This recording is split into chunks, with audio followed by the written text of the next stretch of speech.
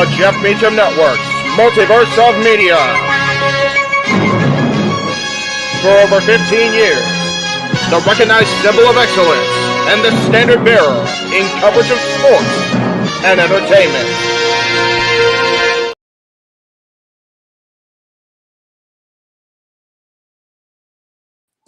Ladies and gentlemen, boys and girls, and yes, I'm sure we'll hear this later, but children of all ages, tonight, the Jeff Meacham Network, Multiverse of Media, is proud, and I mean honored even, to present to you our exclusive coverage of a landmark night in sports, entertainment, professional wrestling, whatever the hell you want to call it. Ladies and gentlemen, this is our coverage of the 30th anniversary of Monday Night Raw.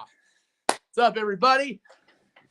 We're doing this like we did 1993, apparently, because Jeff doesn't have his computer with him. It's going to be one of those days. It is what it is, ladies and gentlemen. But in any event, it is all good. We are here. We have the team assembled. Noah and James are here. Gentlemen, we are on the cusp of something that, if you were a fan in 1997, 98, didn't think we'd get here. But here we stand 30 years later, 1,500 or something.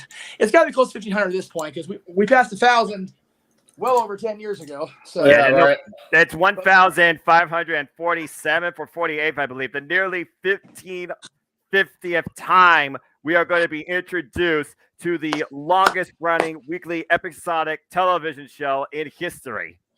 Man, oh man, I had a whole thing planned. I've got the old karaoke style 1990s WWF microphone toy, and now I can't find a microphone to save my life. I was gonna do the whole Vince thing and I just couldn't find it. So it is what it is. That's fair enough. We are literally going raw. No fancy dancy shit tonight, kids. But hey, that's how they started off. James Heber with us for the East Coast feed of Monday Night Raw, which of course runs from 8 p.m. Eastern to 11 p.m. Eastern. And then at the top of the 8 o'clock hour Pacific time, it'll be me with whatever voice I have left after trying to produce this stuff, along with 3,000 other things. And JJ will be joining me for commentary. But gentlemen, before we go live out to, they are in Philly, correct? Or are they in Boston? Where the hell's Raw tonight? They're in Philadelphia, I believe. Philadelphia, I believe. The city of brotherly love, and there won't be any brotherly love tonight. Yes. So it's funny. The LA Kings are actually in Philadelphia too, because our radio color commentator, who is a fitness nut, was actually running the Rocky Steps today. So there is that. Good Lord. As you do when you're in Philly, you run the Rocky Steps when you're in Philadelphia. That's what you do there. But there is a lot on the docket tonight as we go into this. Of course, it is a milestone show, so you will have the presence of the legends of WWE, including the legendary Bella Twins, who are not on this photo, which makes me happy. Ron Simmons, Road Dogg, X-Pac, our buddy X-Pac, a longtime friend of the channel, and the no DQ, what do you call it? Galaxy. That's what I was looking for. Jesus Christ. There you go. Yeah, there you go.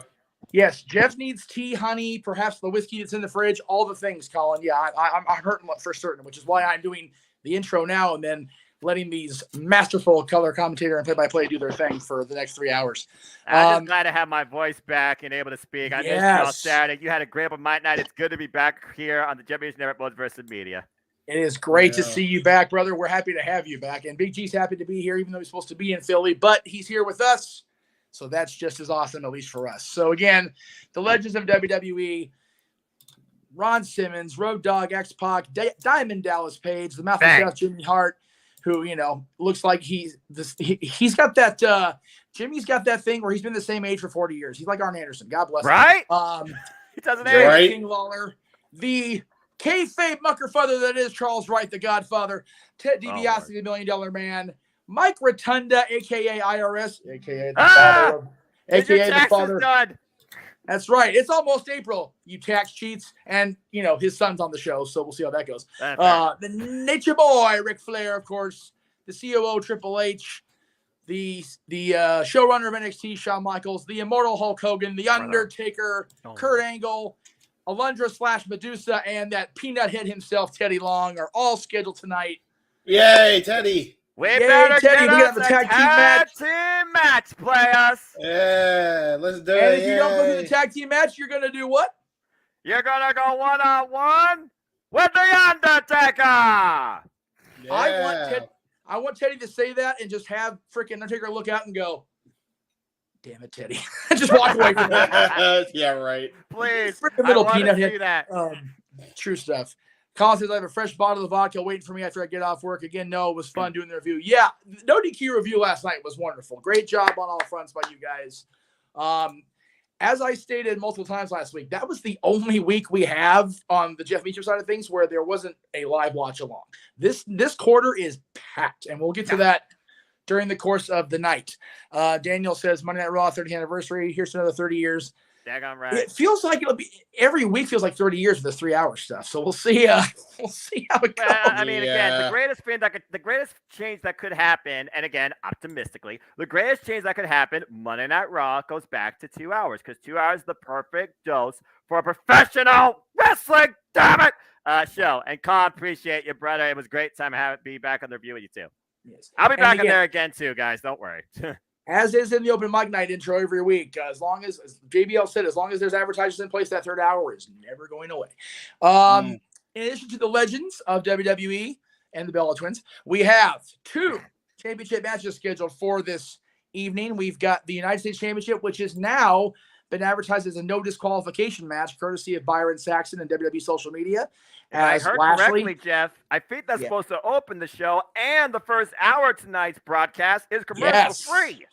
Which means there will be no rest for the weary. Great. Bring it! We do. So Lashley versus Theory, that's one title match. The other title match will feature the Bloodline as the Usos are challenged by the Judgment Day, represented by Khan, Dominic Mysterio, and Damian. God damn, I can't even say the straight face. Fucking Dominic. Anyway, Dominic Mysterio, Damian Priest, accompanied, of course, by Mommy Rhea Ripley and Finn Balor, because, well, we have to do it that way. Okay. And notice, keep note, gentlemen and ladies at home, this is for the Raw Tag Team Championship, not the Undisputed Tag Team Championship. Keep that in mind. Is that a bot by the graphics department? Nay. I think that is a tell of what is to come. So we also have a women's steel cage match. Very rarely we get that on the Monday Night Raw. There is precedent, of course, with the Hall of Famer Lita, the should-be Hall of Famer Victoria. But tonight we get the Battle of the Horsewomen inside that notorious steel cage as Bayley goes one-on-one with Becky Lynch.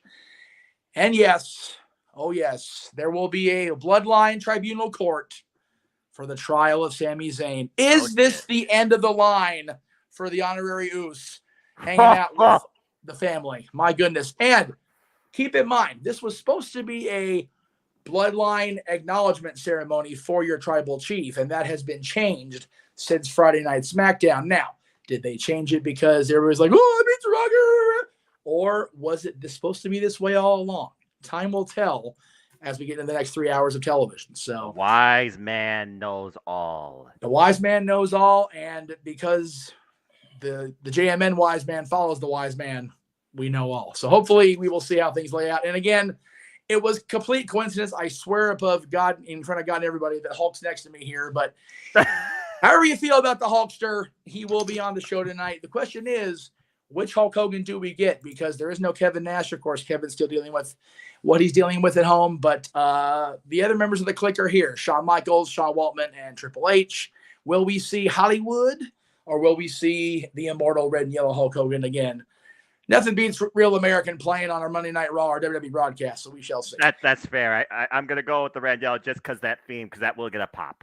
Yes, and again, likely, this match, the cage match between Becky and Bayley will, as James has said multiple times, will be a banger. So, and I can say that because I'm wearing the Boston hat, so I can say banger like that now. There you go. So again, I don't have TV access to it yet. I'm trying to find my Fire Stick remote to fire this bitch up, but I can't find it.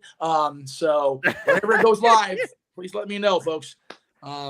Definitely will. We got about 5 minutes. And again, for what they have so far for this legendary edition of Monday Night Raw, this milestone, and this go home to this Saturday's first WWE pay-per-view of 2023, the Royal Rumble. There's a lot to be expected out of tonight. You muted yourself. Bye. Yeah, I realized that. I was trying to find a picture and muted myself so I wouldn't hack people to death on the air here. But yes, and you mentioned the Royal Rumble. Thank you for the plug. I love you for that, brother. I'm just trying to find the bloody. I'm just doing my job. You are doing your job. Yes, and nobody's taking your job. This is in South Park, Colorado. We will have coverage of the Royal Rumble on Saturday, including Jeff Meacham being there because Jeff doesn't work Saturdays apparently anymore. That is what it is. Exactly. But so we've got that coming up this Saturday. That is, as Noah said, the first WWE full-length premium live spectacular of 2023. The first full-length WWE non-NXT show we're covering in 2023 on a watch-along. So again, quarter one is just under a month in, and man, we are keeping on going. We've got this, we've got the Chamber, we've got Vengeance Day, we've got WrestleMania, of course, at the end of the quarter. We've got Hall of Fame and SmackDown. We're not covering SmackDown because we're covering Super Card of Honor, but there's just so much going on from all of the brands. And again, I mentioned to, Noah, as we talked about this, James, you were there for this conversation as well. We got to cover all the brands last year, and we're hitting it again in the first quarter. NWA, AEW, Impact Wrestling, and WWE NXT. I'm here for it, man. I absolutely am. Again, there's a reason why, James, I created the Family ATW about all things wrestling. We've been proud followers of everything in the world of sports entertainment professional wrestling, indifferent, negative, positive, super proactive. We look at all things wrestling, and here across the Championship Multiverse Media, we literally have encompassed that in our watch-alongs and reactions, and I absolutely freaking love it. It's great. Now, question regarding the former multiple-time women's champion. Will we see the emergence of Kana as opposed to Asuka tonight? I'm here for it if they do. My God. I mean, if it's not tonight, I would definitely not rule it out for the Royal Rumble. I mean, the last time we saw Asuka, we saw what happened to her. She still lost out in a match against Rhea Ripley after blasting Dominic in the face with that mist. Yes. Ray, I'm going to ask you to save question like that for open mic night, or if we happen to if that pay-per-view is before Saturday, we'll talk about tomorrow night on Talk Wrestling. This is strictly Monday Night Raw coverage. Yep, tonight we're going to focus on celebrating the red brand that has been the cornerstone of this enterprise known as sports entertainment for the last 30 years. 30 years, though. God daggum, man. I'm 30 damn years old. I literally have been somehow connected to this show my whole daggum life. Yeah, it's crazy to think about, where were you when? I will never forget. This is going to age me a little bit, but I was, 92, 93. I would have third grade, my favorite elementary school year. I was in third grade with at Mitchell Community School, excuse me, and we were had just passed the end of winter, or back then it was Christmas break. Damn it, winter break. Whatever they called it back then, it's some sort of shenanigan name. PC culture is what it is now. But during the break in December and January, that was over. And the first thing that came on was Monday Night Raw, because that was the Monday before Dr. King observance, because it was the 11th, not the 18th. So just crazy how that time has flown, how important the Manhattan Center, of course, has become to all of us wrestling fans over the years. And Philadelphia is such a major wrestling city. The Wells Fargo Center is such a huge historical mark for WrestleManias and moments over the years in WWE and all things wrestling and sports entertainment. So just looking forward to what will unfold before us here as we get to the next 3 hours. And again, don't forget, it's 8 o'clock Eastern and Pacific tonight, because at the end of our coverage of the East Coast feed, JJ will be popping in, and like I said, I'm gonna need the tea, the honey, and all the whiskey things, because damn it, my voice hurts like a motherfucker. So we'll be calling the action. So there you go. And not having been able to see it, I'm just gonna go off their reactions and still be surprised visually. So I'm looking forward to my own screw up making that happen. So I appreciate that. That's good stuff. I'm looking forward to what James does with his classic one-liners and jokes and his color commentary too, because he's got the now and the then on the same night tonight. Yes. And again, James, we know how you feel about the possible redirection of WWE with the return of the head of the evil empire, if you will. But Well, I don't think that's if that was the case. We'll find out on commentary, right? well, Yeah, right. Vince McMahon pops up tonight on Monday Night Raw. You know there's going to be chat about it. Well, but my point I was going to make was we appreciate you being here, regardless of who or what emerges in the next 3 hours. And if this is your WWE JMN Swan Song, we appreciate your contributions, even though the last year, that's crazy. Yeah, I don't know. We'll see what happens. I go. won't say yes or no yet. We'll have to see what happens. As you should, dude. You do you, brother. It's all good. All right, well, the credits are rolling for whatever the hell was on USA. I'm guessing it was NCIS or Law & Order. They're both seem about the same. Law and Order, NCIS, Chicago Fire Law, one of them. Insert crime drama here. They're all good for the record. I can't emphasize watching those enough on reruns or on streaming. So then there you go. As to do the intro. Now. Well, now I haven't seen the intro yet. Here we go. Forever. Well, let me know when you see Forever. Okay. You're good, again, brother. gentlemen, have a wonderful call. Will do, my brother. We are let me know when now, you see Forever.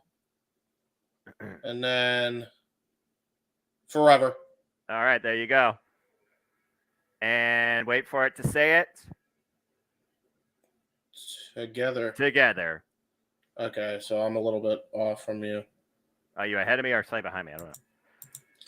Ladies and gentlemen, for the near 1,550th time, we welcome you to Monday Night Raw! And welcome to the Jeff Meacham Network double feature generational commentary special watch along for this milestone episodic event as we kick off with Hulk Hogan in the red and yellow. As Real American blasts out of the arena, I'm, of course, the Superman Noah Foster. With me tonight is my color cohort, representing WWE Productions, James Hebert. And James, it's unbelievable that we come now to this time in 2023. Monday Night Raw still stands as the epitome of weekly episodic television showcasing in wrestling and sports entertainment. Are you ready to go tonight? I'm ready to go. Hulk Hogan speaks now. All the Hulkamaniacs, I'm sure, are out there, brother. Moonlight, I would have you join, but it's not up to me. It's up to the boss man. In this case, that would be Jeff Meacham. And we're already got a loaded staff tonight, so tonight probably won't be good. I'll definitely have you on the next watch party we do. But of course, please, folks, follow Moonlight Mirage and Moonlight. We always appreciate your support. Jesus Christ, I don't want to be up here. Hi. We did say that if people wanted to join in, they were more than welcome as long as they adhered to the fact that Noah's our play-by-play man, James, you are a lead color commentator, and everybody can chime in. I want this to be a group activity for tonight. So okay. let me get the damn link up here. Give me a second here. I could send her the link. I have her on Discord. Oh, no, I mean that's fine. I just want to put it up for everybody anyway. So all right, that works out. Pay-per-views. Boop. All right. If anybody wants to Jimmy Hart, of course. Because Jimmy Hart's attached to Hulk at the hip. As he did. And there's an Eagles plug, of course. That's right, baby. Everybody love is feeling it tonight. Now, piss on the Eagles. Go. Oh God. Go Niners. Anyway. Hashtag, this is not the word that I know of. The Superman knows nothing of this. Oh, I know. You're good, brother. Elizabeth, Raymond, Big G, nothing against your form of TV, man. Appreciate you always. Everybody appreciate you. Lil, thank you so much for tuning in. And yeah, you made it. Gotta get us a little intro here, it looks like. Still cannot freaking believe 30 daggum years. Episode 1 that emanated from the freaking Manhattan Center on USA Network, introduced by Vince McMahon, who was just a broadcaster at the time. And this platform that has transcended globally. You name any nation, you name any potential viewer, everybody has heard the name Monday Night Raw. Wait a minute. Why are they using a remix of Blue Dubby Dee Dubby Die? This is don't question it. That's my song. Don't question it. It's a red brand. Yo, listen up. Here's the story about a weekly show that was just 3 letters. And all day and all night, and everything we see is just raw out here, inside and outside. That's enough. I'm not copyright. Yeah, that's pretty good. That's pretty good. Hey, that's my song, man. If I had my freaking dome light, I'd be raving right now. The countless moments we've seen, the countless celebrities we've seen, the countless matches. There has been nothing but a plethora of limitless what the F's and possibilities of what happened here. Hey, welcome! Hey! How are you? Made it in time for Hulk Hogan, brother. Yeah, you did. You also made it in time with this trip down memory lane to Eiffel 65's blues song. Again, Jeff's like, the colors don't match. What are you doing? I agree. It don't match, man. Yeah, I just saw the green.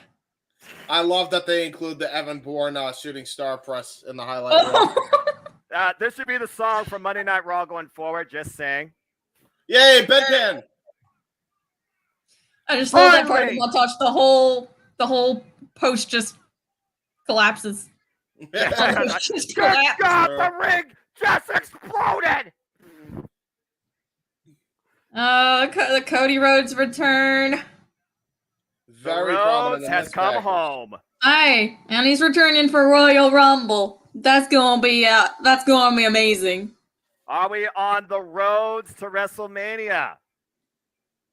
The fact that Shawn and Bret Hart less than 3 months. Oh, that chair. This is. I remember that. Oh, geez, this. Ronda Rousey and Becky Lynch inside the back of a police car. Oh, that knee. Oh, the fireball. Oh, come on. Oh, my gosh, that ride. Oh! I remember that. I thought Kane was dead. Oh, my gosh. And a tribute to Jericho. Raw is Jericho. I'm surprised. Well, now AEW is Jericho. Yeah. I mean, again, Jericho was a mainstay of Monday Night Raw. Yep. Batista quit right here in Toledo, Ohio. Yes, he did. I don't care what anyone says. This should be the theme for Monday Night Raw. Yes, the Zamboni segment. Don't let him in here. Any friggin' beer breath. This already has been my favorite Raw in a long time. Just this intro alone. It reminds us why we still follow this product and our fans to this day. And now we are here as Raw is 30. 30. XXX in the best possible way. Welcome again, everybody, to Monday Triple Night X. Raw. I get to be here to celebrate. Hey, 49ers. Oh, That's right. 49ers are going for the championship for their conference. Well, Against the Eagles next weekend. Where are the Jaguars at? What's on your mind? Jaguars are out. Again, Moonlight. Make sure we let Noah and James do their commentary thing and chime in when necessary. Right. Thank you, love. Appreciate you. Just reaction. I'll be here for a lot of reactions. It's also generational here because these two are a lot more veteran than I am when it comes to wrestling. You know, it's funny you mentioned generations, and I feel like right now everyone's about to acknowledge the most generational talent in the WWE. Because it's time. This is what I'm so nervous about. The trial is opening things, it looks like. Ladies and gentlemen, acknowledge your head of the table and longest reigning of the modern era WWE undisputed Universal Champion, bloodline in tow, Roman Reigns.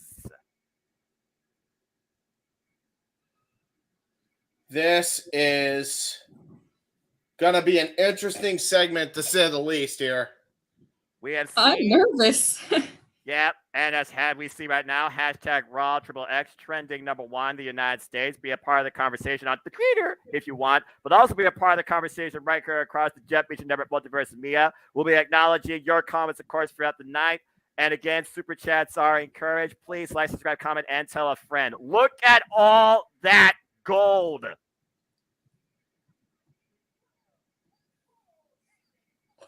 This is interesting. I'm so nervous for Sammy.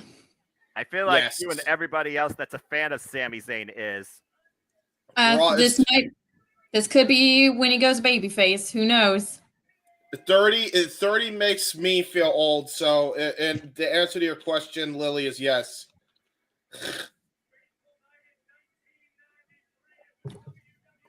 Oh boy.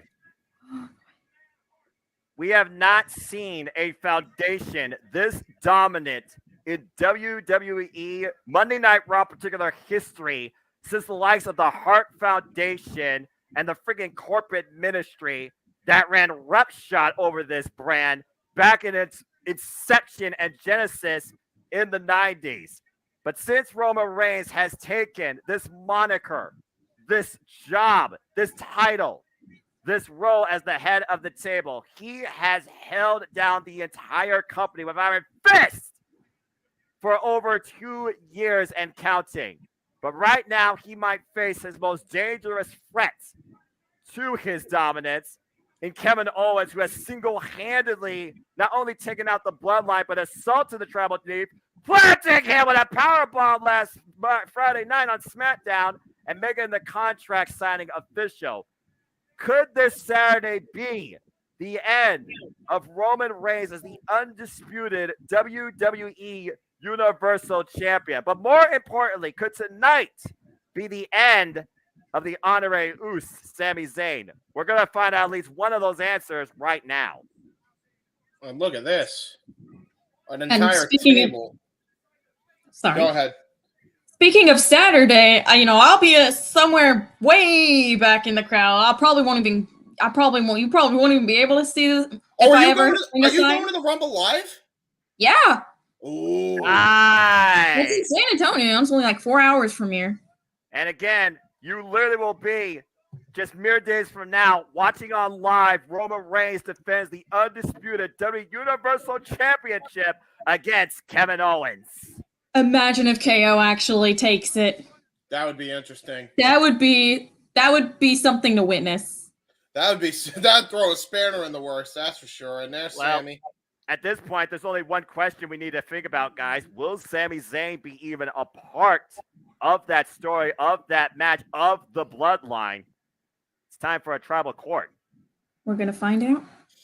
Yeah, this is. Philly is feeling Uzi. And they're chanting. Well, right now they're chanting Sami Zayn. So how Uzi is everybody feeling? Really? He's an honorary Uce. It counts. Hopefully. But he's never been named Sammy Uso. But now let's be quiet as Roman Reigns is about to command the universe.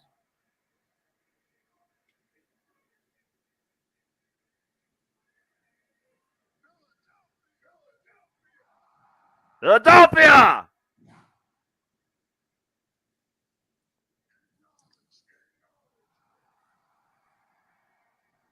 Here we go. I think it's safe to say Philadelphia acknowledges their tribal chief, Roman Reigns. Proudly. I found my computer. Be there shortly. Hey. Hey. All right. Oh, boy. Oh, boy. What does Paul have to say? A lot. Oh, boy. And in Philadelphia, nonetheless, just saying. I do notice that Solo Sikoa is not going to have a seat microphone here. And it looks like the head of ECW is going to be speaking. And gentlemen of the jury, my name is Paul Heyman. Look how Paul Heyman's shaking.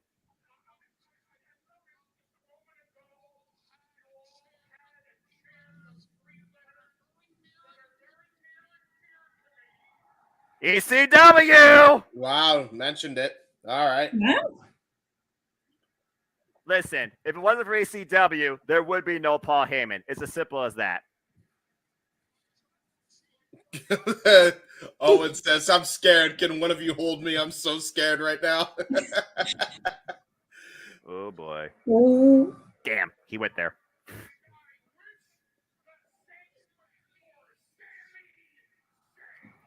Well, there you go. True intentions be known.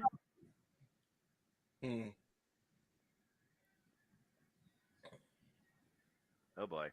Ooh. Well, we're about to find out. boy. That stare from the Usos is not looking pretty. Remember that one point we thought that Jey Uso was going to rip Sami Zayn's head off? He might get the chance I to do remember tonight. that. We're about to see.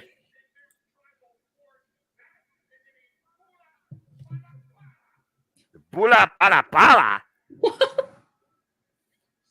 What does that mean? Oh. Judas. Betrayer.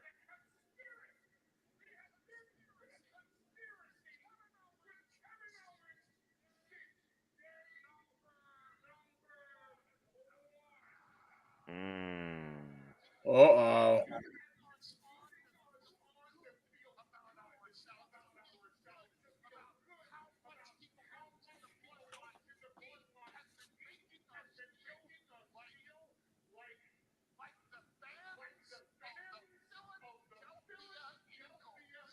There's the sports burn. There it is. I knew it. Philadelphia Eagles burn. And before they win the Super Bowl this year. Well, I mean, hey, they got a better chance of the Dallas Cowboys. Sorry. Yeah. Yeah, you're sorry. Yeah. Yeah. Damn. There. Damn, Heyman. Dang. Now that's heat. Acknowledge that. This is uncomfortable already. Acknowledge that.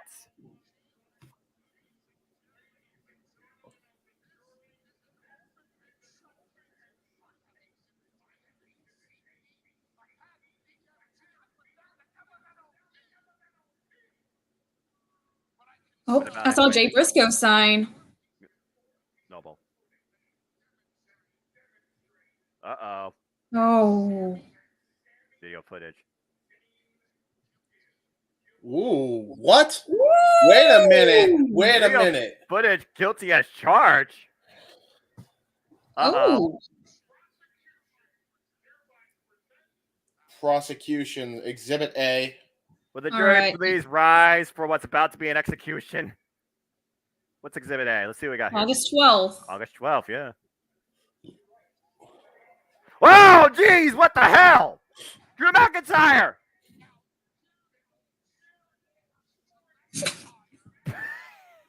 Smart ass.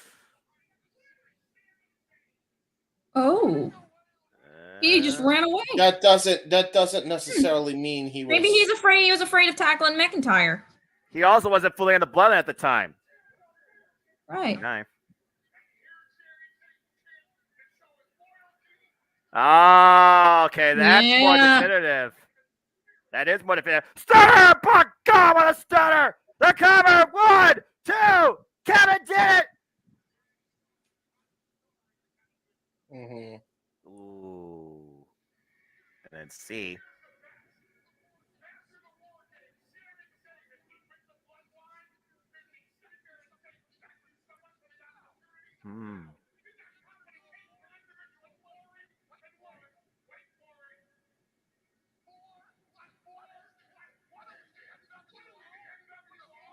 Oh!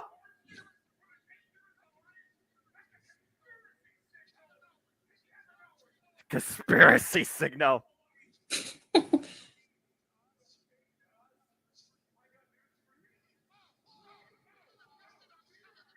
Well, he didn't mean to, though. Oh, he touched his tribal chief. Look at Paul Heyman's face during that. Salt?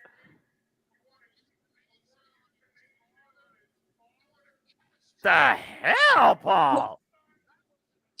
This is uncomfortable. Yeah, this is just a cult now. This ain't a family. This is a goddamn cult. I can't believe I'm saying this, but Joe Gacy's group is less of a cult right now than the Bloodline. Dude, Bray Wyatt's Wyatt family feels less of a cult right now. I never considered Bray Wyatt's family a cult, to be honest with you. I consider it a following. Still.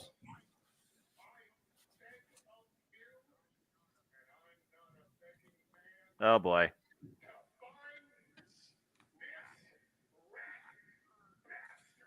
Damn.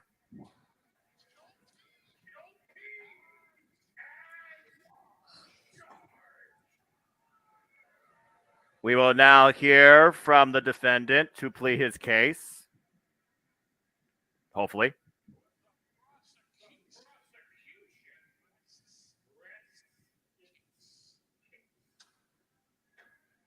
Well, this Damn. has gotten interesting.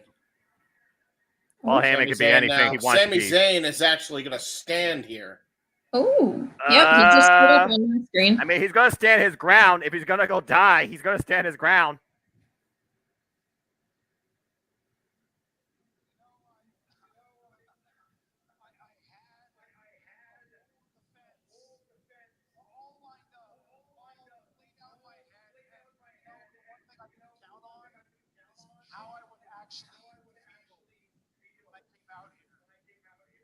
Mm.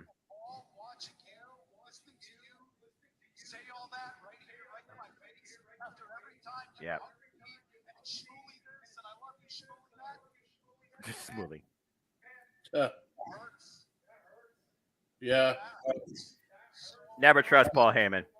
As much as we can, kids, make sure the TVs are turned down so we're not getting dinged later. Yeah, true. Thank you. Yep. I'm sorry to be a pain in the ass. I know. I'm sorry. I hope it's not coming from my mic. It might be. So just don't. If it is, just I can't turn it down any lower. Yeah, You can mute your mic during the segment if you want, Moonline. We can talk afterwards if that helps. Yeah. All right, let me do that. You're good. Yeah. Again, you two could be a mother bugger. Oh God, yeah, and very much so. All right, almost in place. Almost done.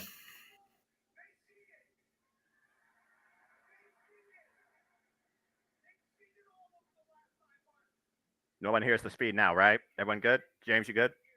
Yeah, I'm good. Okay, we're good then.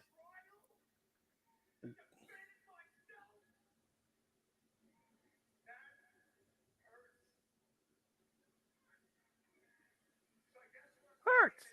It hurts.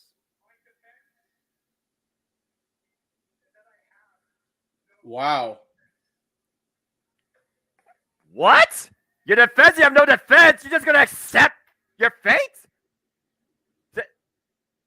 Well, now Roman's about to speak. The hell?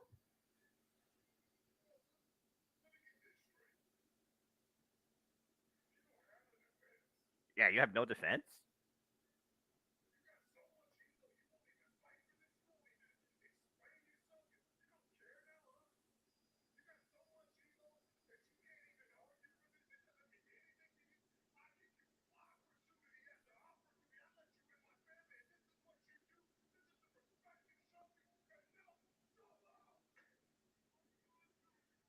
Uh-oh. He called Solo, the enforcer. Well, hold on. What is this going to be? Not done yet. He said he had no defense. Looks like Solo's going to... Wait a minute! Wait a goddamn minute! Wait, what the hell? Jey Uso! Of all people! Jey Uso blocking the execution? Are you kidding me? Blocked the Samoan spike. Hold up. Jey Uso was the first person I thought that would be happy to rip the head off Sami Zayn.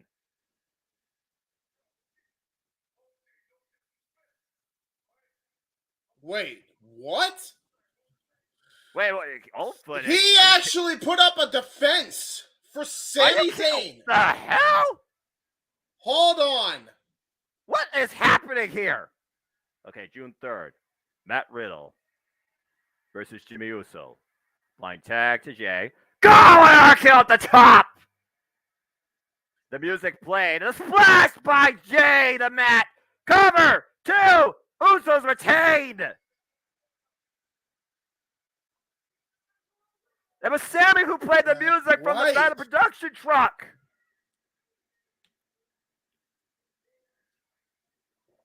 All right. And then August 19th, 2020. Oh, good Lord, getting tossed by Drew McIntyre. I remember this. This was the go home to Clash of the Castle.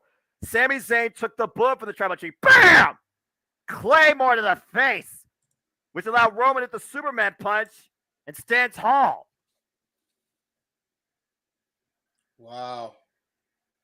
This is very polarizing, Exhibit C. It was McIntyre who came down to the ring September 9th, 2022, attacked Solo Sikoa, who cost him the title. Oh, and Sami Zayn took the bullet. Exhibit Yeah, D. he did. It was December 9th, 2022. The 1D by the Usos to the Brawley Brutes cover. Sheamus tried to come into play to break it up. Sami denied it. Wow. All this footage has proven that Sami Zayn is loyal to the bloodline. And hang on, Exhibit E. It was at War Games that the stunner on the Tribal Chief by Kevin Owens. Kevin with the pin too. Sami Zayn grabbed the ref's hand to prevent the decision.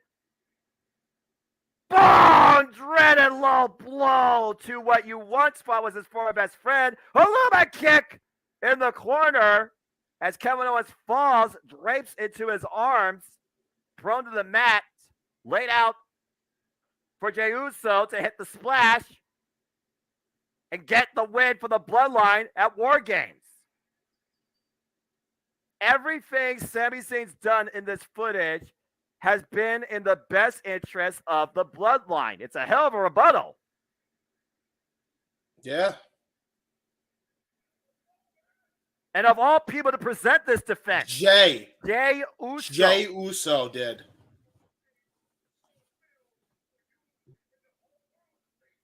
So I guess this comes down to who does Roman Reigns trust more, the wise man or his own flesh and blood?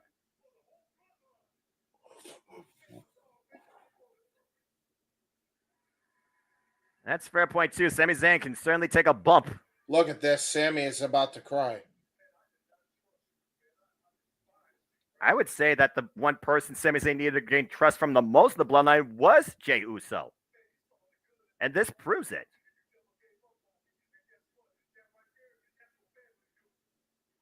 Damn. Wow.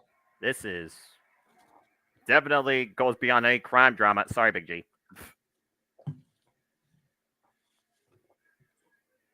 And look.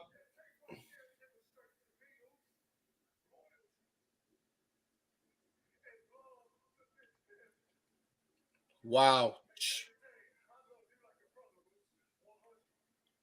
And Paul Heyman can't believe he just said that. Wow. Wow.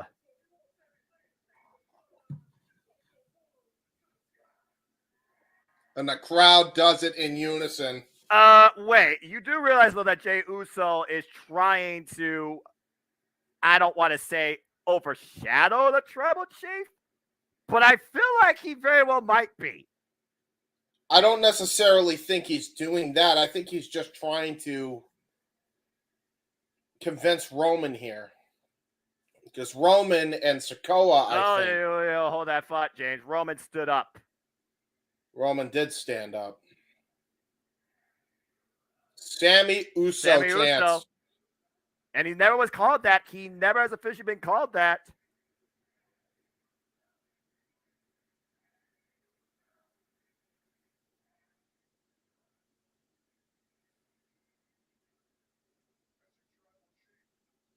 Okay. What is he going to say?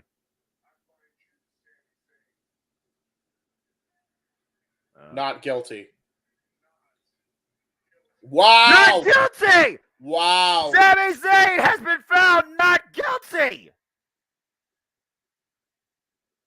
Look at this, man. Even Sikoa. Oh, caveat. For now.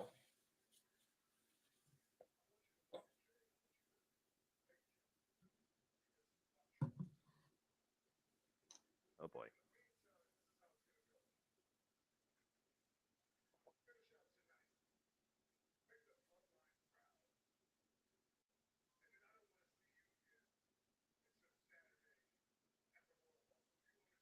Oh, boy.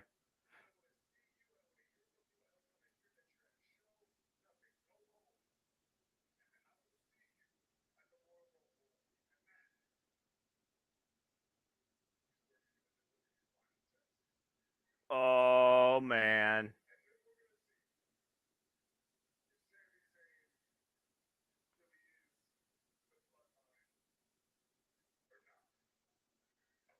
Sami Zayn has been given 6 days of reprieve.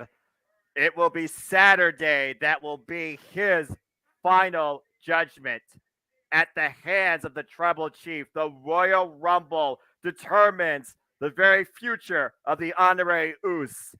Saved tonight by Jey Uso. That's long-term storytelling right there. Are we only delaying the inevitable?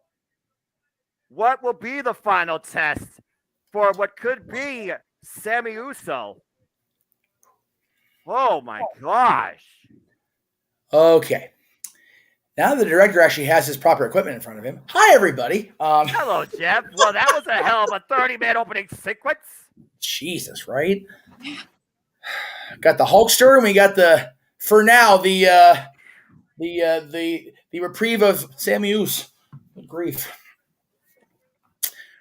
So Moonlight, Royal Rumble.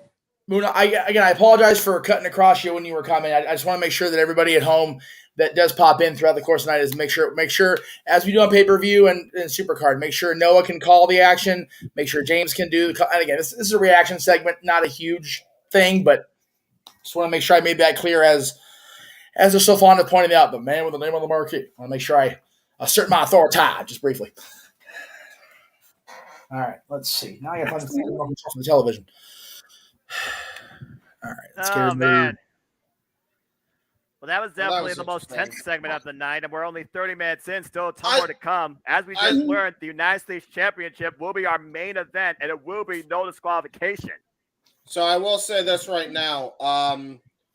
I stand by my statement. I don't go back on it. I think Roman has treated this bloodline family like it's a cult, not an actual family. Right. I think Jey Uso has shown way more family spirits than when it comes to Roman. And I think that honestly might be a bad thing when it comes to the tag team titles. Because they're about to be defending next, I believe, because the Judgment Day are coming out now. All right. How about the final test come Saturday? It looks like Judgment awaits the Bloodline right now. Raw Tag Team Championships are on the line. Moonlight, what do you think? Now that I put my thing, do you think it's more of a cult or more of a family? Oh, yeah. I mean, Roman Reigns and Paul Heyman are treating this thing like, and Solo Sikoa even, had him in there. I feel like it's mostly, like you said, it's mostly Jey Uso he's gone from absolutely despising the Honorary Uso to wanting to stand up for him, invite him into family. And I think that could be a deciding factor. I think come on Saturday, that cult versus family mindset. I think this is also needs to be brought up, and maybe you guys can stop me if I'm out of line when it comes to how the bloodline is right now. All right, but go for it, man. For me, I think Sami Zayn, the reason why Jey Uso's connected with him so much when he didn't want to initially is because don't forget. Jey Uso was in the exact same spot that Sami was when he was trying to get a part of the bloodline. James, literally on a comment I put out from Lisa. That's a good call. Synergy is a beautiful thing. I love it. I love it. You both are playing. We both said the same thing.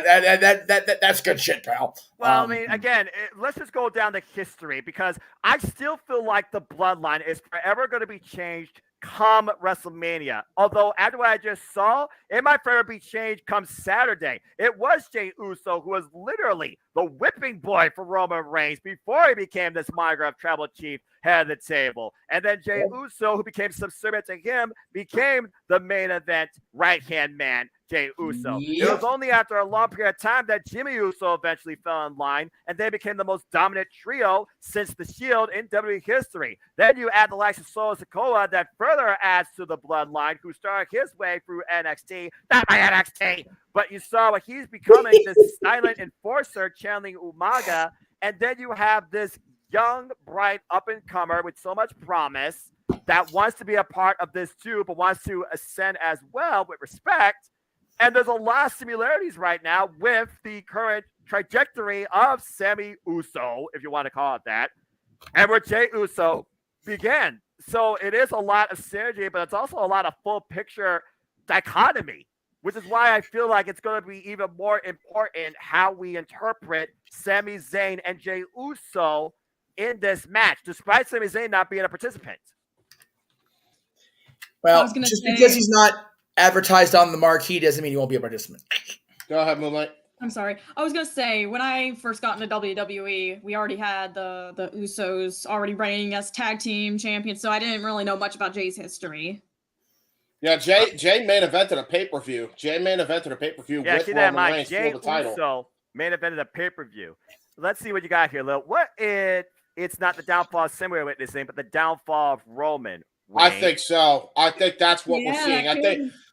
I think Roman's true colors showed in that very segment. Bell rings were underway. Damian Priest tries to go for a clothesline, Noah. Yeah, I noticed that as well. But again, you got to think about the dichotomy. The fact, yes, this match is for the Raw Tag Team Championships, but we still have to look at the bloodline and how not only what we just saw, but how this match might be affected by the suicide dive. Damian Priest was out of the way. It's one of those things where I feel like Roman Reigns right now may not feel like he's fully in control. Yeah. And might feel like there's a threat to him. What an uppercut there. Good Lord. Jesus Christ, what a pounce by Damian Priest. Dominic Mysterio providing the distraction. Damian Priest just shoulder checks Jey Uso on top of the table. Tag to Dominic. And let's keep in mind, James, this is just for the Raw Tag Team Championships. Dominic over the top. We've seen the growth and change in Dominic's attitude under the influence of Rhea Ripley, particularly since Clash of the Castle. Yeah, and you notice, too, he's actually look at the replay here, his honorary Uncle Eddie there with the helio over the top rope. Now he's just channeling that aggression, that Latino heat aggression we've seen over the years. Tag. He also says that he's better than Eddie Guerrero. And of course, we know later tonight we'll see who's better with two of the horsewomen of our NXT as Becky Lynch takes on Bayley inside a steel cage. A rivalry that some can reflect maybe the likes of Lita Victoria. Ice back elbow strike there. Jump elbow strike by Damian Priest. Cover, hooks the leg, and 2 counts on Jimmy Uso. Yeah, one of the things... Go ahead, Jeff. No, please, James, go ahead. I was going to say, one of the things that I feel like Jimmy and Jay both have to look out for when it comes to Damian Priest in the ring is his striking ability. This is one of those rare instances where the Usos are actually more in with the issues as far as striking goes. Usually they have the upper hand, but tonight Damian Priest got that edge. I got to consider this as well. Paul Heyman was bound and determined to set Sami Zayn up for a public execution. Is it Paul Heyman that maybe is more in control right now, the direction of the bloodline, than Roman Reigns at this point? Yeah. By the way, Moonlight, you could join us on the call, by the way, unless you're out of Oh, gosh, what a clothesline. Great clothesline. So I just realized I'm broadcasting a no DQ and didn't mean to, so hopefully Aaron doesn't kill me. Oh, good Lord. Uh-oh. Whoopsie. All right, boss. I think it's what, James, when you were talking earlier on the channels, I think I clicked Aaron's instead of Greg's. That was 100% my bad. Oh, okay. Shoot. Well, I'm going to go ahead and nix this off there now. That way I don't get any. I'm sorry. I take it back. I'm on the no DQ Twitter. I'm good. Okay, that's okay. Small drop there by Jey Uso. Rhea Ripley, state of panic right now. Jay, of course, biggest energy. Jay and Sammy, biggest energy. Oh, man. Here. So much heat going for Judgment Day after we just had The that. cover, 2. Oh, Did you see that hip check, by the way, Moonlight? As far as yeah, I was watching the match since the beginning. All right, cool. I remember seeing Damian Priest Moonlight just coming in against Jimmy. Yeah, no Okay, kidding. cool. Earlier. Oh, That coming was is the Gurry. brutal. Moonlight, do me a favor. Turn your mic output down. You're coming across very heavy. Let's see. Do you have Audacity, Moonlight? Oh, I can change the volume. Damian Here. Priest looking for something heaven. Counter. You got it. I had done that, but it didn't. Oh, double choke slam by the Usos. That might do it. Cover, hooks the leg to retain, and Damian Priest gets the shoulder up again. That was close, and they had him up high too, by the way, for that. Moonlight 1, 2, 3. Oh, I'm Moonlight just gonna check. test again. Just make sure, like when I Perfect. yell. You're good. You're good now. Thank you. Awesome. Perfect.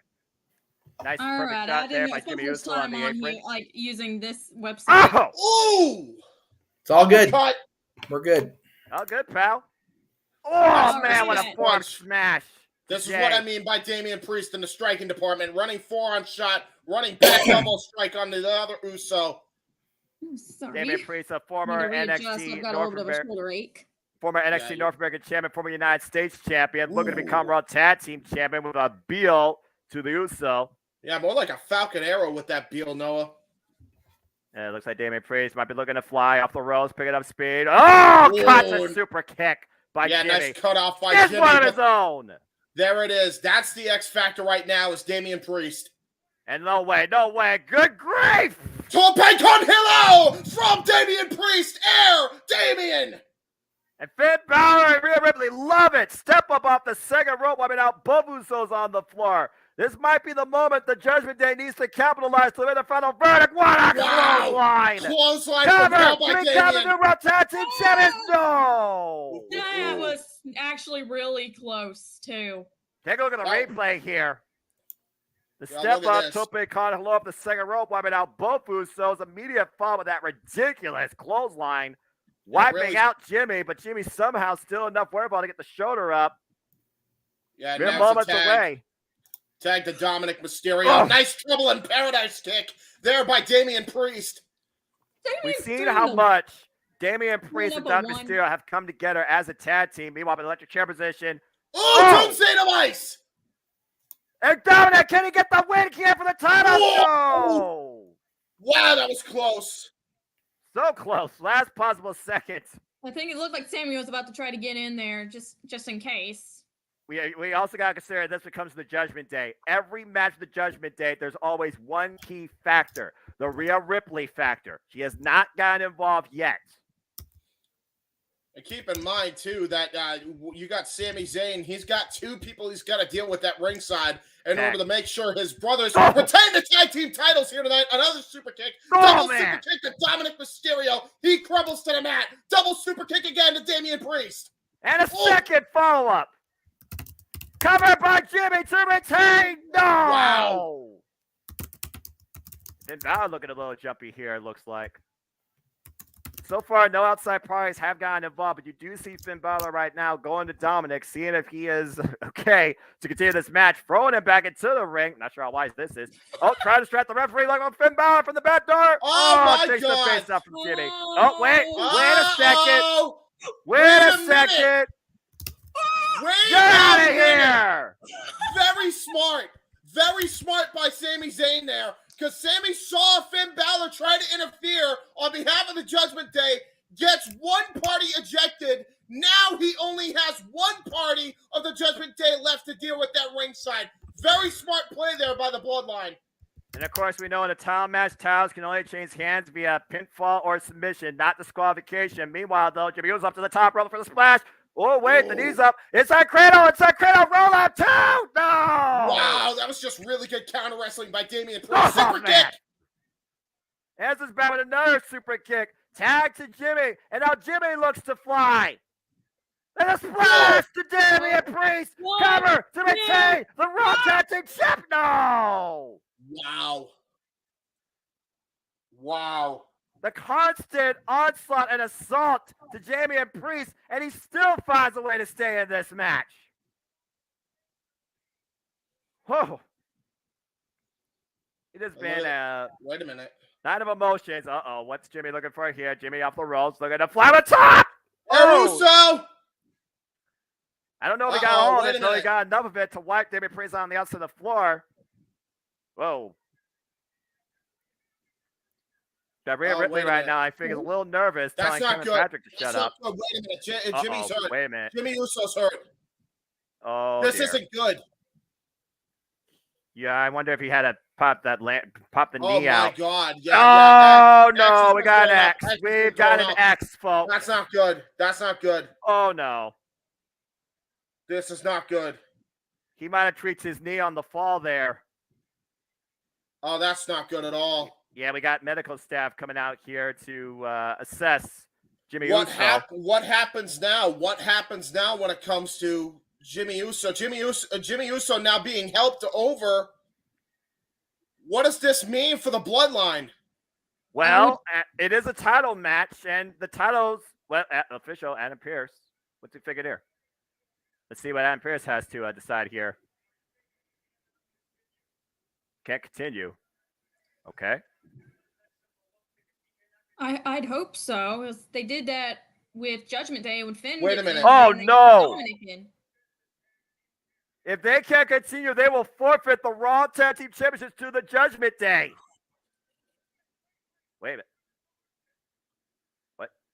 Oh my God, Sammy's Sammy. going to substitute in. You don't, Sammy.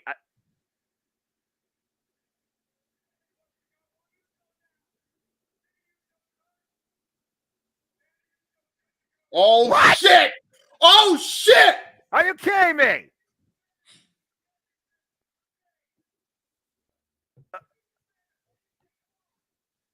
The Roman watching out from backstage. And Paul Jimmy Heyman said, flex. Jimmy shaking his head, giving the approval. Make it official. Make it official, Adam. I say do it.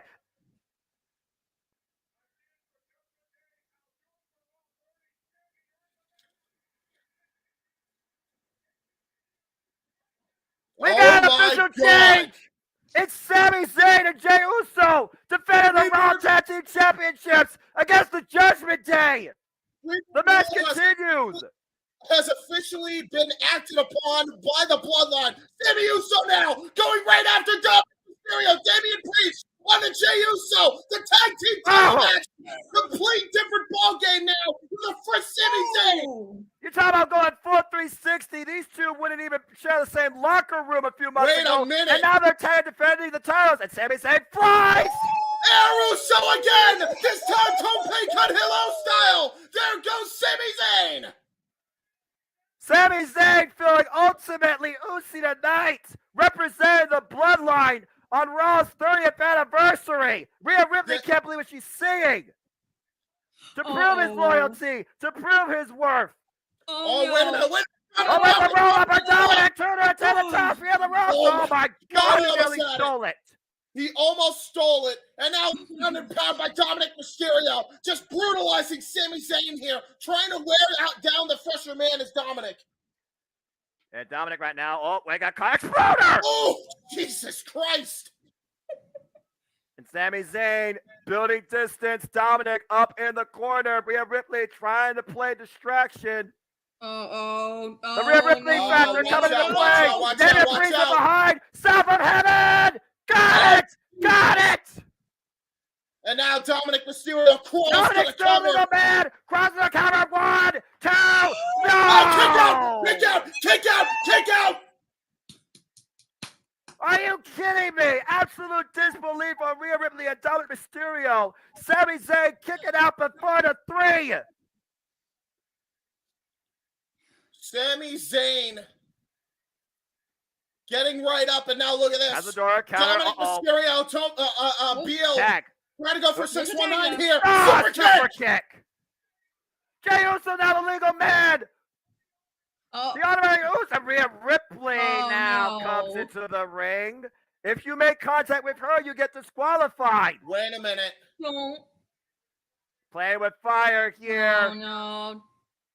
And now Rhea's been the X factor because Sami Zayn Dominic can't help now. Oh no!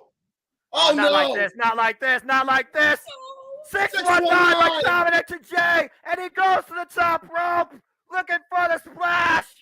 He got it! Oh my God, no! Cover! Turn crowd new round tag. Yes! Oh, Sami saves it! Possible second. Breaks up the decision. The match continues. Damian Priest though back in though. Rock Sami Zayn in the corner, but a forearm. Sami Zayn though. Oh! Priest shoulder Really first smart. into the steel ring post. I must add the two legal men are Dominic Mysterio and Jey Uso. And meanwhile, Dominic wait, Jey up on the shoulders. Oh. No, wait, out the back door. Well, tag. That blind tag. Oh, great tag. Great blind tag by Sami Super Zayn. kick. Super kick. And he's calling it. Jey Uso bringing Dominic up the ropes. The 1D! The 1D! Cover the man! Cover the man! For the cover! Sami 1, Zayn! 2, What's up for the Bloodline? Championship! Wow. Sami Zayn taking the place of a fallen Uso. leads the Bloodline once again to victory. And the Bloodline still hold both the SmackDown and Raw Tag Team Championships. A lot more eventful of a title match than I was expecting it to be, honestly. But Roman's you did pissed. hear Roman Reigns' rebuttal. He doesn't want to see him till Saturday. What is the final test for Sami Zayn? But as far as tonight, consider this trial a pass for Sami Uso. What a match. And what a twist.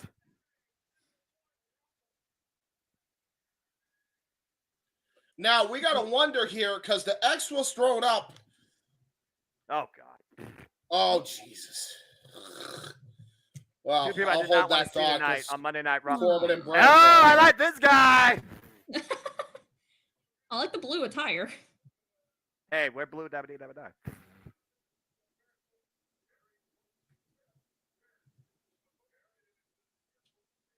That poker game. Godfather hosting a poker game. He's not on the list. We're not talking about the list of Jericho. You mean that kayfabe and mucker feather Charles, right? APA! Ron Simmons. Damn! Row. Oh, I love this guy. The countless moments of Raw that just had me made by the shirt. Oh, this guy.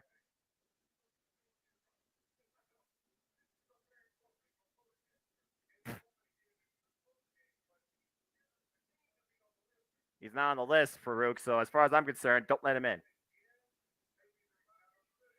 He's not on the list. Money does talk when it comes to the APA. They need beer money. Well, we're not talking James Storm and Bobby Roode, but No. I think, a couple $100,000 is enough of an entry fee. Wouldn't mind having beer money on the roster, though, not going to lie. Yeah, that's true. There we go. We got APA. Well, APA coming into the APA office. Well, I mean, when you went to the APA, what speaks to the APA? Drinking and money. That's right. They need beer money, and some other talent in wrestling world like Virgil, they need other kinds of money, and that's okay. Lord. Oh my Lord, what's going on here? The ultimate poker night. You got Akira Tozawa and DDP. Again. Oh, there you go. Dallas is at a place there like a sore thumb now. Mr. Live 1999. Yes. Becky Lynch getting her nose busted in 2018. Owen Hart. Oh, man. And Bret Hart. Stutter! My God, what a stutter. Oh, China and Eddie. 2015, better off forgotten. 2021, Big E finally claimed the WWE Championship. So short-lived. Yeah, it's funny you say finally, like that was like some expected thing. I never saw that for E. I really did, but I'm glad he got it. What the hell? What's LA Knight doing on Monday Night Raw? We got LA Knight now. Oh, what? Well, let me talk to you. We gotta let him talk. I know he's got something planned for Saturday, that Pitch Black match. But what's he doing I'm gonna on have a Raw? Pitch Black Mountain Dew by my side that Saturday. Yeah.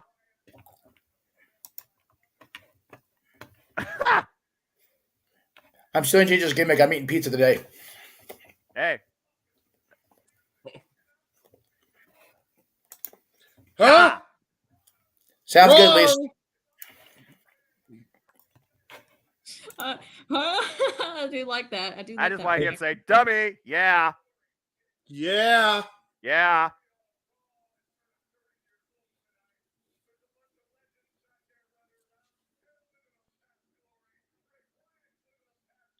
Damn.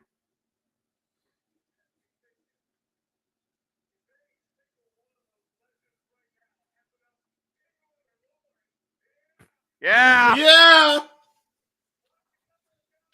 Oh. Wait a minute.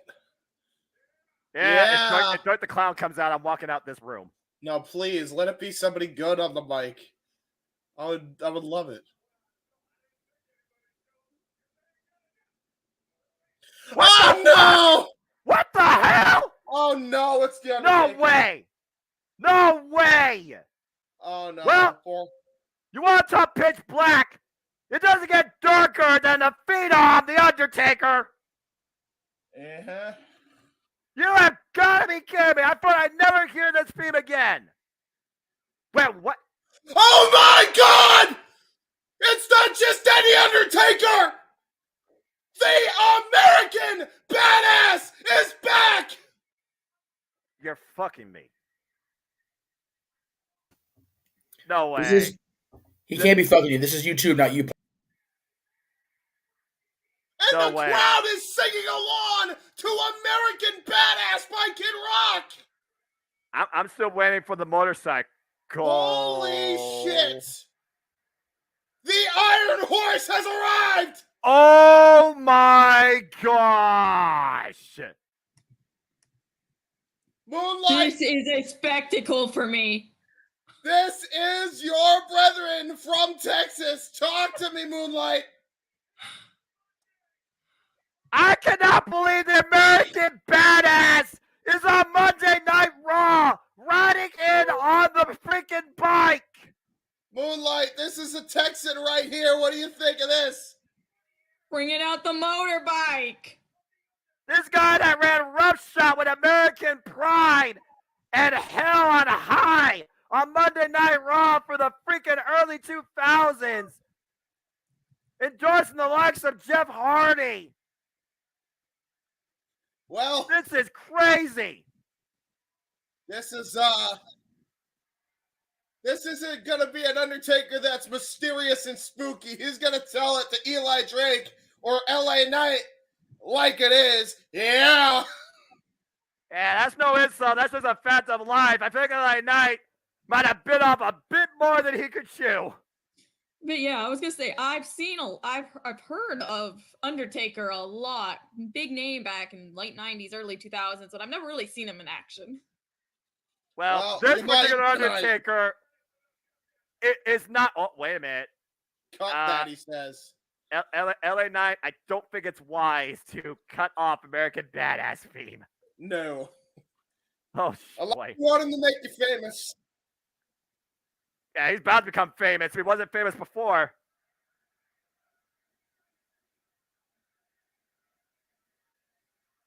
Freaking Undertaker. American Badass.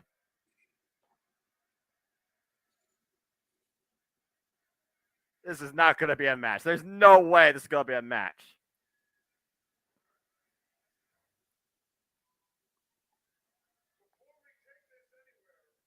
All right.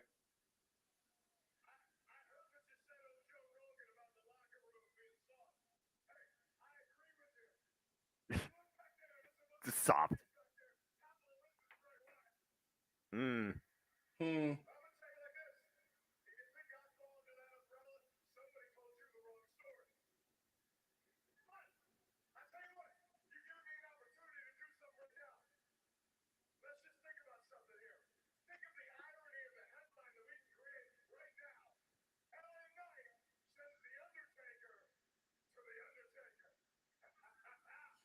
Oh, You boy. don't Yeah. joke around with the American Badass LA Knight.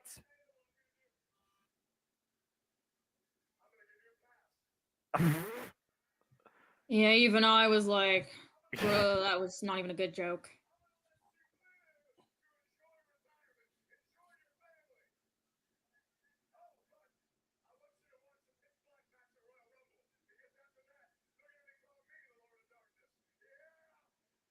Yeah.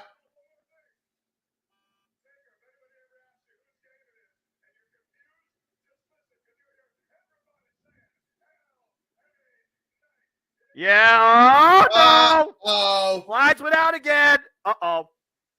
Wait. Can't see any. Uh-oh. Shit. Bray Wyatt now. Ask for not whom this theme tolls. The fireflies are out. The lantern is there. And hello! Hey, look, it's Bray Wyatt. Well, it's not pitch black, but there certainly is a dark blue aura in the arena tonight, as LA Knight is stuck between a former Eater of Worlds and the past American Badass brought to the night. Well, now he doesn't have a choice. Because either he's got to fight Bray Wyatt right now, or he's got to fight The Undertaker right now. I'm about to say, Jace, he does have a choice. It's like, which one do you take? Which one is the less fearful? Which one's the less dangerous? Oh.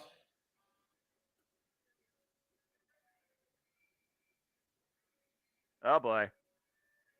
Well, LA Knight, you picked the wrong night. Uh-oh. Wait a minute. Oh! Undertaker, You got cut the Kuzo! throat! You got Kuzo! Oh, no.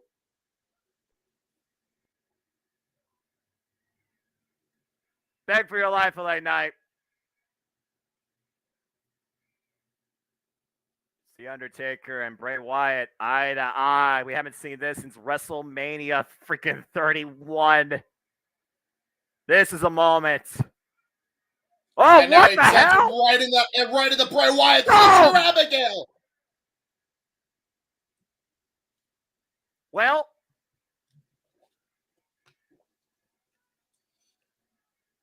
I'm not sure that was just, common lines drawn or respect. And now look at this. Undertaker.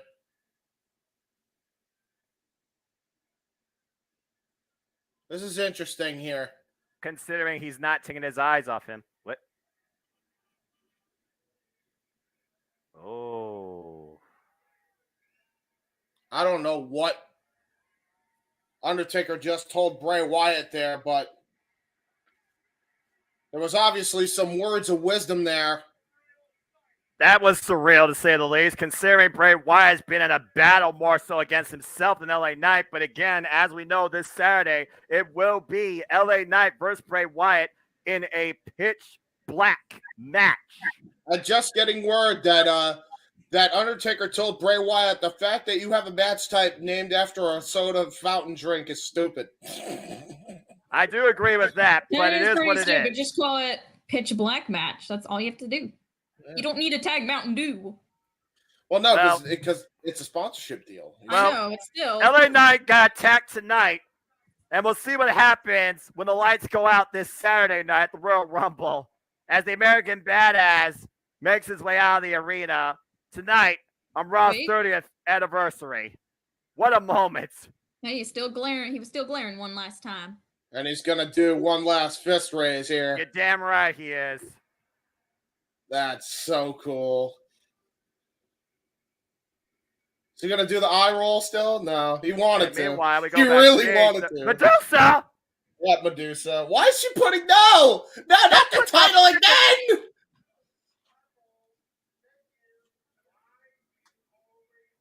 They're freaking Otis and Chad Gable and DDP while Johnny Gargano, Kaz Ray, and Popcorn in the background with Dexter Lumis shining an axe. Uh-oh. DDP. That's a dangerous thing. Ooh. See, I'm not a gambling man. I'm a simple man, all right? I'm conservative with my money. Whoa. And Medusa just won. Nope. Not yet. Wait. Wait.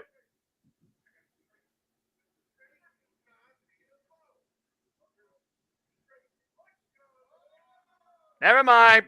Bang. Well, that's how you cut. I'm not. Oh, steel cage is coming down. Well, women's legend to the women of then to the women of now, as the steel cage descends upon the ring. It's time to find out who's the better of the two, as both these incredible athletes will be locked inside the confines of this structure.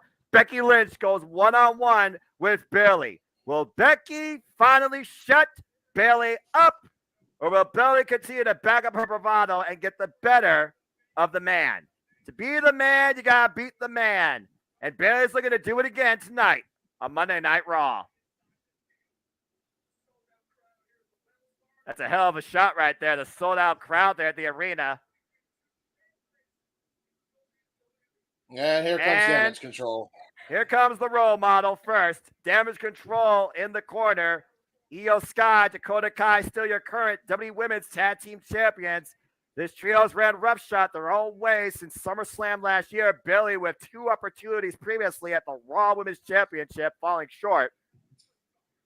But it doesn't matter. I do need to go to the restroom. I'll be back in a bit. Yeah, well, you got perfect time because coming up next, when we come back from commercial, it's Bailey versus Becky Lynch. There we go. All right, picture in picture. So, folks, how you enjoyed the first hour so far? Not just this watch along, but of this show. This has been definitely a memorable event, to say the least.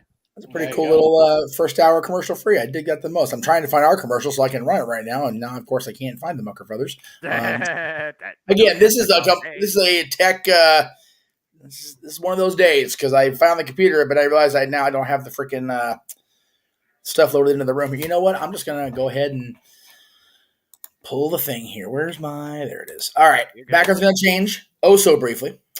All right. Hey, it's yellow. They call it mellow yellow, and it's not in here either. What the hell did it go? Oh, you know what's on JJ? Oh, that's why.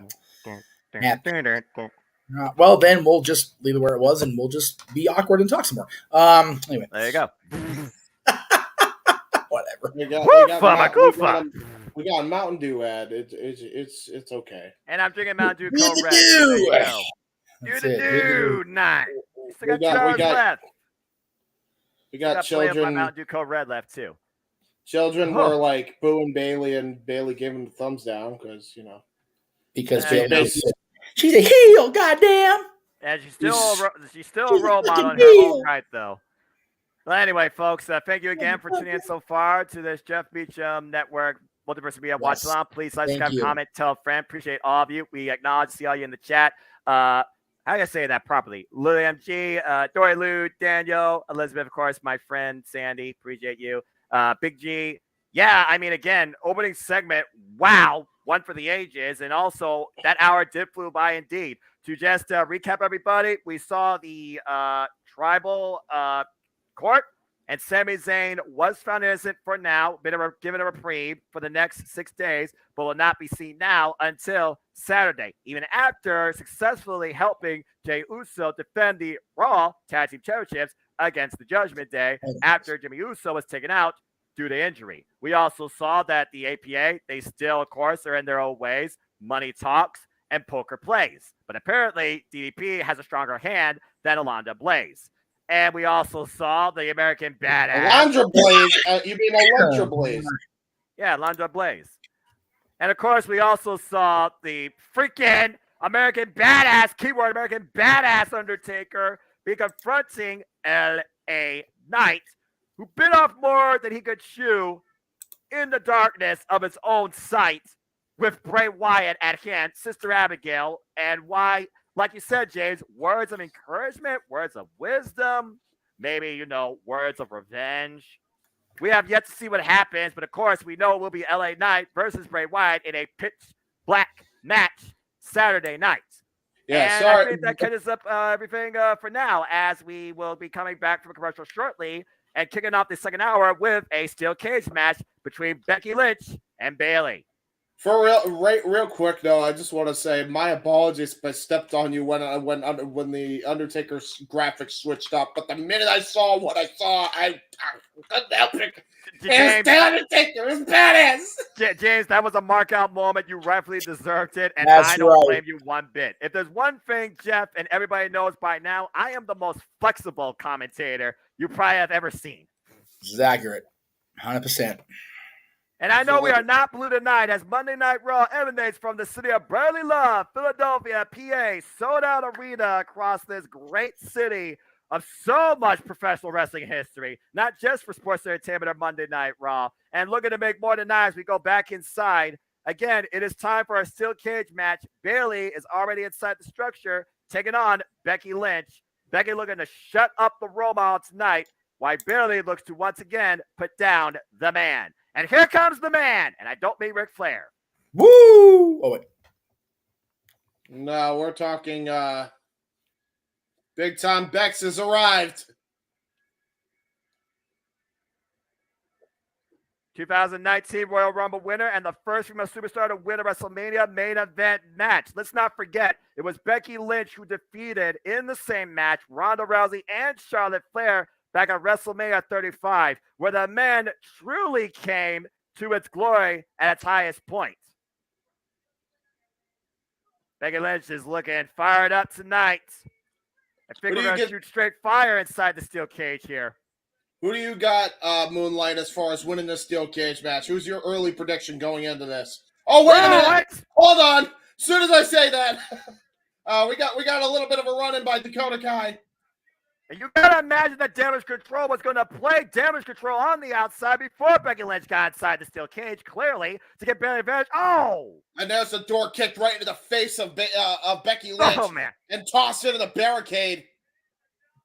And it's a downright brawl right now. The match has not officially begun until both participants are locked inside the steel cage. Dakota Kai, steel chain in hand, wrapped around her fist. Uh-oh. Oh, body shot. God. Right to the solar plexus of Becky Lynch. And Becky Lynch might need her own Rocky Balboa story tonight to survive this onslaught. Yeah, I was about to say, Moonlight, you may speak now. Who do you got? Because I don't know. We might already have our answer, but go on regardless. That's what I was going to say. I was about to be like, at first I was going to be like, I can trust the man on this. She's been on a rampage since she's come back. Oh! Well, right now the Damage Control is on a rampage. Come in and I'm like, oh dear, it's gonna be really cool if the man can do this. Guys, Damage Control, all three members are locked inside the steel cage with Becky Lynch. There is no referee. The match has not yet begun, and there's no way out except over the top. And Adam Pearce is looking to finally unlock the thing. Someone get a damn key! Get them bolt cutters. We got referees. We got panic. Oh, and a moonsault assist. This is not a match. This is an example of what Damage Control is all about. And Adam Pearce is furious right now. Yeah, Adam Pearce is not a happy camper right now. Got bolt cutters finally. Again, this was supposed to be a steel cage match. Instead, it's all inside the steel cage. Oh, what a net breaker. Jesus, triple neck breaker. Becky Lynch honestly might not even be able to compete here tonight and defend the title. And meanwhile, Dakota Kai, Bayley, and Io Sky ascending to the top of the structure as we have officials and referees checking on the status. Becky Lynch, this match might not even happen. Yeah, this is not good. The very foul, disrespectful display tonight. Yeah, and look at this. Becky Lynch now squirming here. Again, it was Bayley who was goaded into this, though, after that war of words last week. So do we even have a steel cage match tonight? At this point, I feel like it's up in the air, James. Becky Lynch is not in a good state. This was just a planned assault. Pretty much. Consider the plan carried out. Well, Becky still to come, of course, our main event. It will be Bobby Lashley, who won that six-pack number one contenders match last week, going back after the United States Championship against Austin Theory, and it will be no disqualification. Anything goes. I gotta tell you, Bayley and Damage Control just became the biggest sales in my eyes. That just cost us a steel cage match that could have been one for the ages. I'm very disappointed. Yeah, now we're on a complete commercial, so it makes me wonder what they're going to do. Are we going to get the match later tonight? Are they going to run this back and maybe reset to be a different type of match, the Royal Rumble? I mean, there's options and ways to do this, but tonight, yeah, there was a different motive tonight, clearly, for Bayley. Jeff, you're fine. What we're going to do on a commercial break is run a commercial. We'll be right back. All right.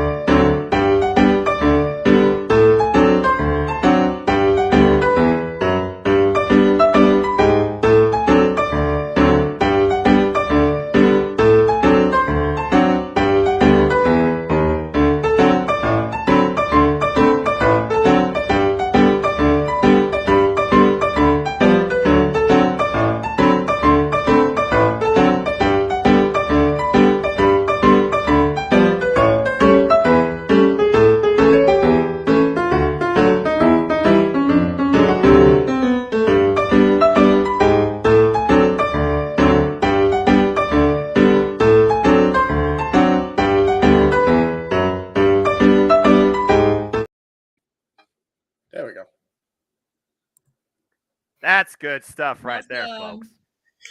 And again, JD did mention this on, I think it was open mic night. I don't know for sure. But he will be running. He actually already ran. No, I take that back. He did not run it because he was feeling under the weather.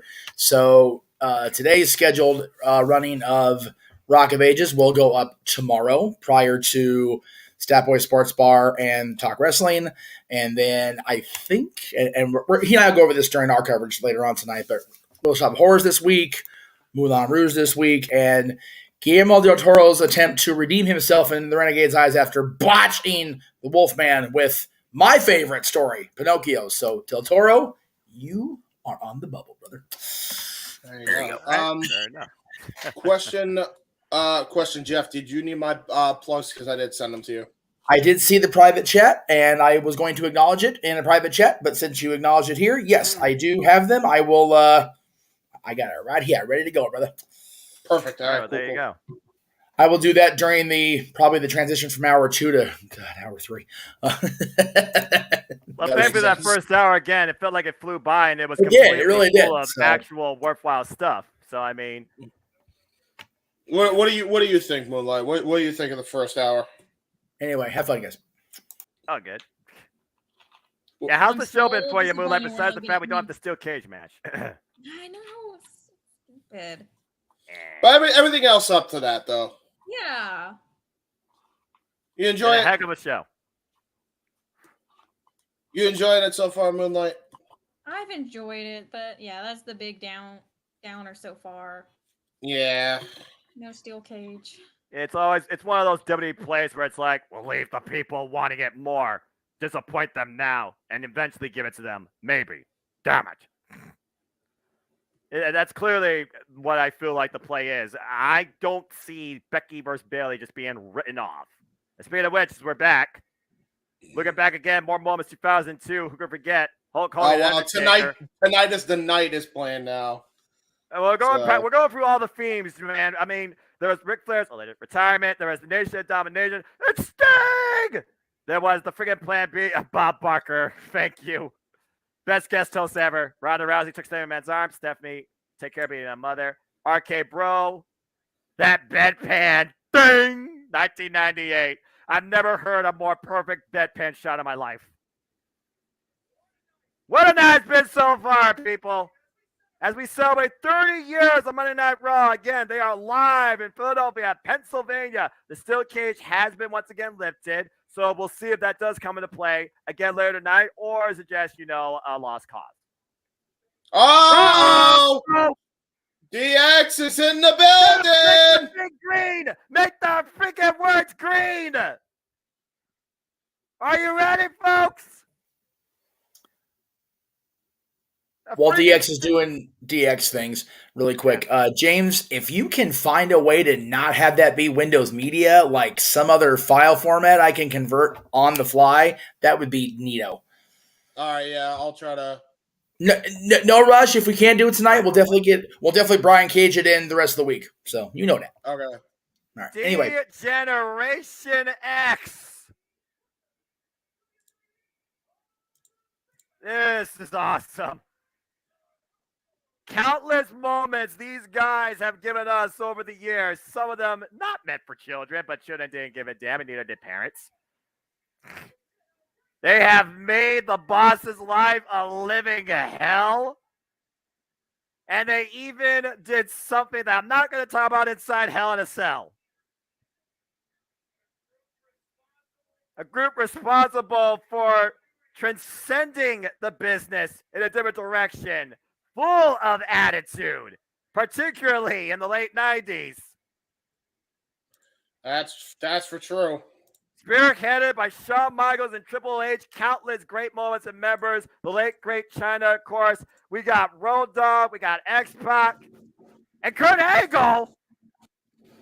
Wait a second. Well, why is Kurt Angle here? Where was Kurt Angle made a member of DX? What's happening here? Is Kurt Angle playing the role of badass Billy Gunn? Oh, please tell me he's going to screw up the 2 words. Oh, no. It's true. He's going to say it's true, right?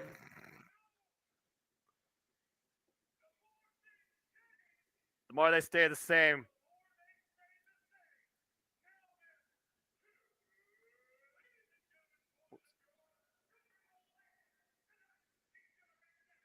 Road Dogg still knows how to deliver that quote. Tag team champions of the world.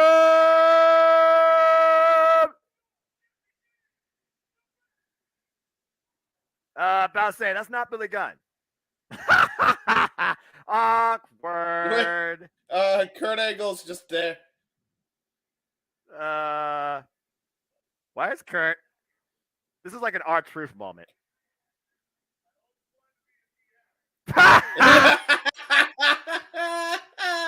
Oh no! He's taking it off! He's got the DX shirt on! He's got the shirt! He's got the shirt! Wait! Oh, I thought he was about to take his pants off, Shawn Michaels style. Oh God, no! This is not 1998. Let's not do that. A test. A test. DX has a test. Are you ready? Are you ready?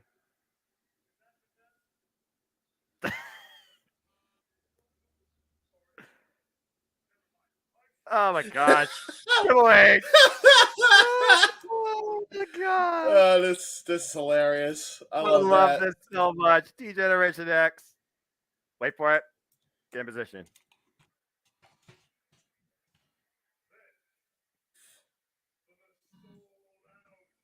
It's in attendance. Yes. There we go. Yes. Do it, man. Including us, right here on the Championship Motion for the Media. Ooh.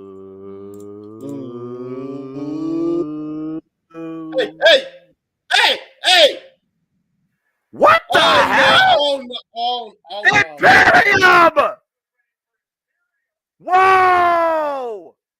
Walter, Damian Eichner, and Marcel Bartel giving him a smackdown. Just interrupted DX. You're talking about the absolute definition of no nonsense, where they believe the mat is sacred. The Intercontinental Champion and Imperium have just invaded Raw's 30th anniversary and stopped the DX celebration dead in its tracks. I've never seen Walter smile, and I don't think he's smiling right now. Uh-oh. No, this he's man pissed. But again, I mean, oh boy.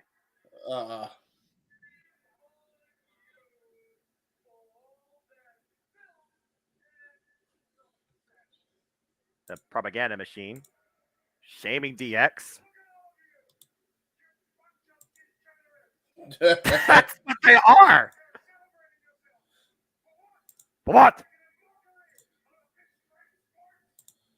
Do not mock the sport of professional wrestling.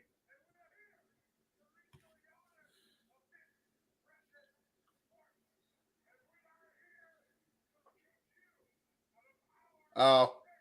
Ooh. Oops. Okay, so can I guess I could cancel my rendering of MP4 then. Triple H has a pacemaker. He can't take a chop from Walter. He'll die on contact. Although I wish I could see this match.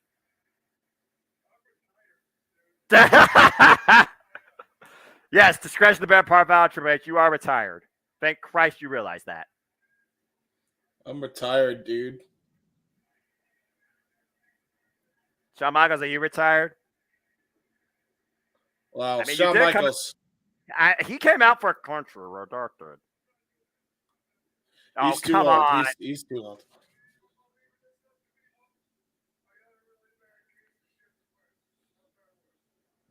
He's got shin splints. Okay, what about Road Dogg? About to say, Road Dogg, you want to get who wants to chop in DX? Stay over there, Butterbean, he says. Jesus. I think Butterbean would last longer against Walter than he would.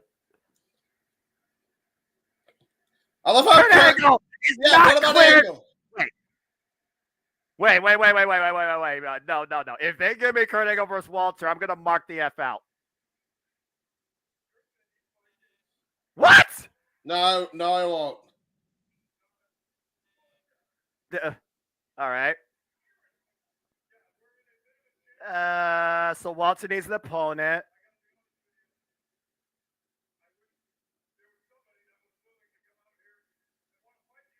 Yeah, who wants to fight them? What the hell? Oh no! Oh, the honorary member of DX. They may have tried to make us forget, but they're not doing it tonight. Get it, James, because he is a visionary. He is a revolutionary. He may not be a degenerate, but he is the maniacal messiah. He is Seth freaking Rollins. Well, Seth Rollins looking to burn it down on Raw's 30th anniversary and might be out here to challenge Walter of Imperium. for the And IC it would not title be a too. first ever match. It was during Monday Night Raw in the UK. Walter's debut on Monday Night Raw when Imperium first invaded. Seth freaking Rollins was the guy to challenge him.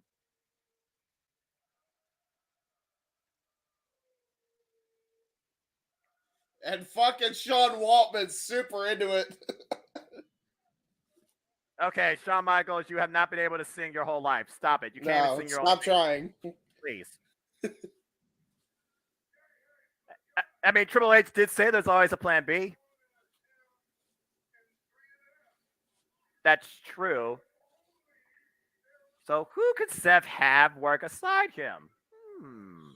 A team. Well, I know one team that wants. Oh. Well, if you want to have a party, Well, you might as well bring the red Solo cups to it. The Street Profits, yeah. and they're wearing the same colors. Nobody cares. Ain't no man want nobody here. James, oh my God, stop! You're embarrassing yourself. Hey. James, McAfee. I don't have a red Solo cup, thankfully. Let's go. I want the smoke. Well, the crowd definitely wants the smoke, and they're feeling it. Tune that boy sports bar off for further drunken reveries. With red Solo cups included. Hey, if I had the budget for that, we can get some to Mikey and Zach and everybody tomorrow. That's good shit, pal. What were you saying, Moonlight? Go ahead. Yeah, sorry. That's I got. There you go. Gatorade. Well, you can pour it into the red Solo cup. You never know. If I We got one. we want the smoke, except no smoke. Don't smoke, and I don't like secondhand smoke. So don't smoke. It's bad for your lungs. A public service announcement courtesy of James Hebert. Don't There you smoke, go. folks. The more you smoke. know. Hashtag truth. Don't smoke. It's bad for you. Triple H the head of creative. Come on now.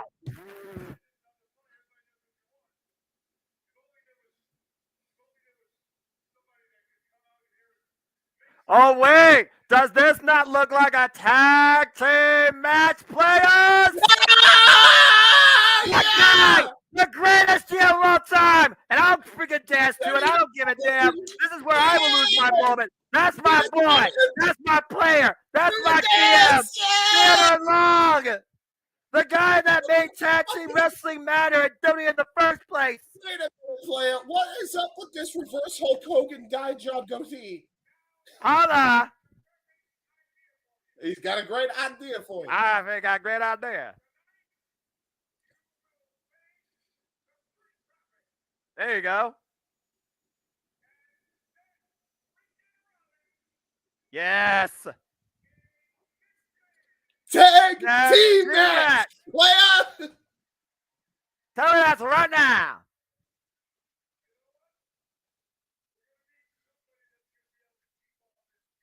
Oh gosh, what are you doing? Oh no. Special guest referee?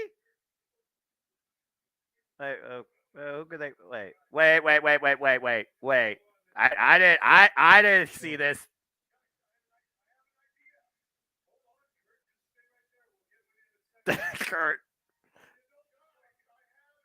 Kurt has an idea. Let's hear him. He's got a freaking ref shirt underneath him. Oh my God! Oh What my the God! world? Red, white, and blue ref shirt. Philadelphia 76ers, if you need a referee for your basketball game, I think Kurt Angle has you covered.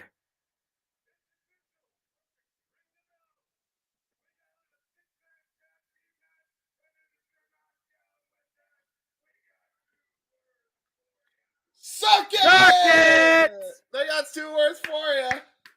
Wow, what a moment! What an official moment! D-Generation X celebrates 30 years, gets confirmed by Imperium, and Kurt Angle's the special guest referee. It's 6-man tag team action, and it's next. Well, this is all right. This is an interesting show so far. I'm having a blast. And I got a holla. There you go, It's a blast. I gotta take another break. I gotta refresh myself. I don't blame you. Refresh yourself. That was a hell of a segment. You need the refresher. No worries. We can enjoy your refreshments and everything else in the lobby as we run this commercial break right here on the Jeff Meacham Network.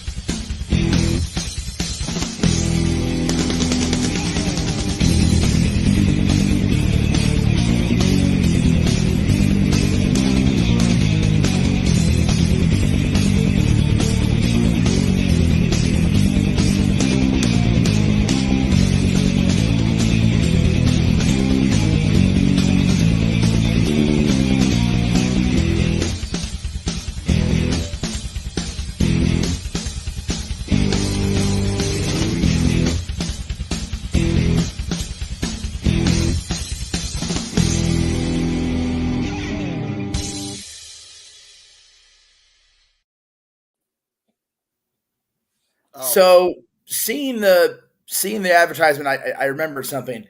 If I'm at NXT, cool. If I'm not at NXT and I'm not going to WrestleMania, my ass sleeping in. So you won't find me on that coverage. What is sleep?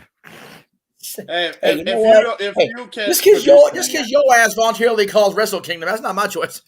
Hey man, I'm committed to the sacredness of this sport. Committed is the word, brother. We all should be committed after this year, after this quarter. Christ. And also for the record, since we're not going to be covering anything going forward with this, we want to wish the character of the great Muto well in his retirement, and then very soon Keiji Muto, of course, in his official retirement overall, because we're getting close.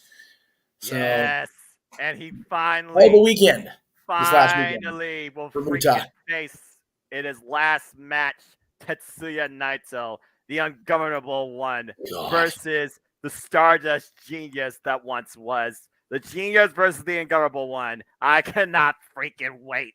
It is going to be, and again, I said this when Sean retired, so clearly I'm full shit. But I really feel like Keiji Muto is going to be the one that actually sticks. And here's why I believe that in my heart of hearts. I can't believe in my soul because I'm a ginger. I don't have a soul. I firmly believe that Muto waited until this point. That way he knew that if he tried a comeback, he'd be so old and beat to piss. They'd be like, yeah, I'm going to kill myself if I do this. So he planned ahead. He spaced out his matches in recent years. And he's like, all right, I know what I can do. A man has to know his limits. And I think Muto does. So I'm hoping that's right. Yeah, well, again, we'll see soon enough. And again, I know Elizabeth was talking about earlier. So again, I'm definitely looking forward to that show next month. But I'm looking forward to what's about to happen right now as we go back to ring. Your 76ers special guest referee / enforcer, Kurt Angle. This is a 6-man tag team match. Players put by Teddy Long, Imperium's Gunther. I will say the names for once. Ludwig Kaiser and Jeremy K. Lawler. Jeremy K. Lawler is now a part of the commentary booth, at least for this match. Well, I guess you had a little bit of the king tonight when it comes to Raw 30th anniversary. Bell Rays were underway as screw new names. Seth Rollins and the Street Profits take on Walter, Fabian Eichner, and Marcel Bartel Imperium. I agree. Oh man, that's gonna be good to call later for me, voice or not. You hear the choir of the Messiah, loud and proud. We've got a condom of time to kick things off here. Again, the agility and the power of Fabian Eichner is something to behold, and he has been one of the most unique athletes I've ever seen since NXT UK. The things this guy can do on the mat and off the mat is something special. This guy has been impressing me since 205 Live when he appeared. The Cruiserweight Classic, since he was a part of that, who actually went down to 205 just to compete in that division at the time it was around. I'm pretty sure he's not 205 right now, but it doesn't look like he's lost a single step. And it looks like Jared the King Lawler hasn't lost a single pound as he still wears that old school getup. Damn! Coming out of the street with the Lawler digs. Holy Christ, dude. Hey, a freaking celebrity ain't the only one that can dig Jared the King Lawler, all right? I'm sure JR had his times a moment too, just like Seth just had his moment there with that clothesline. That's right. He just had a great three hit combo there.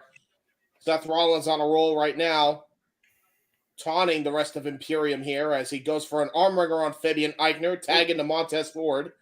The Montez Ford, we're talking about Rocky, we're talking about basketball, we're talking about everything that makes Philadelphia what it is. Yeah. Yeah, especially them cheating ass Eagles robbed me of a WrestleMania moment with my friends, you pieces of shit. Go Niners! Anyway. I mean, that's one thing. That's one factor, but another factor is, of course, time and money. But I digress. Nice drop kick again. Covered by Crew. Now, I am convinced the Eagles are co-booking WrestleMania specifically to screw me. It has nothing to do with money for the city or, creating jobs. It has everything to do with screwing Jeff Meacham out of his 40th birthday celebration with his friends. That is why they did it. They are anti-Cowboys. They're anti-me.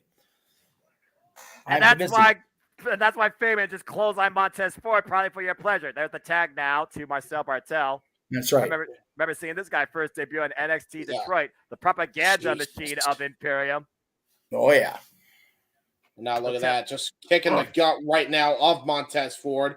This is what Imperium does so well. Cut off the ring halfway. Make sure you keep the opponent in their corner, wear them down, and make sure you have the weakened man at your disposal to pick apart. And let's not forget, we'll see who the strongest is in our main event tonight as Austin Theory defends the United States Championship in a no-disqualification match against the almighty Bobby Lashley, tagged now to Angela Dawkins. And again, we thank everybody at home for watching right now. Don't forget, coming up at the top of the 8 o'clock p.m. Pacific. Go ahead. We will be doing this all over again with JJ and I. God help us. So, there you go. There you go. And this week is just getting started again, folks. Live this Saturday. It's the Royal Rumble. Stay tuned for coverage.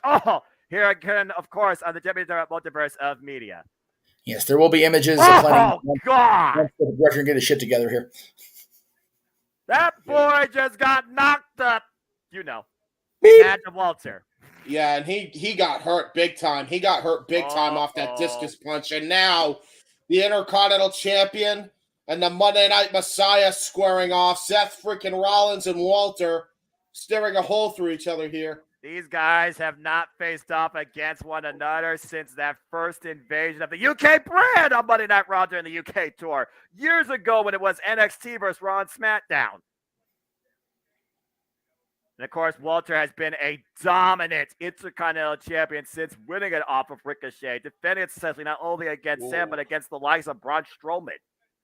Yeah, and look at that. Rollins knows he has to out-wrestle Walter the best way he can, and against Walter, that's not easy. Headbutt to the shoulder. Oh, God! Jesus Christ!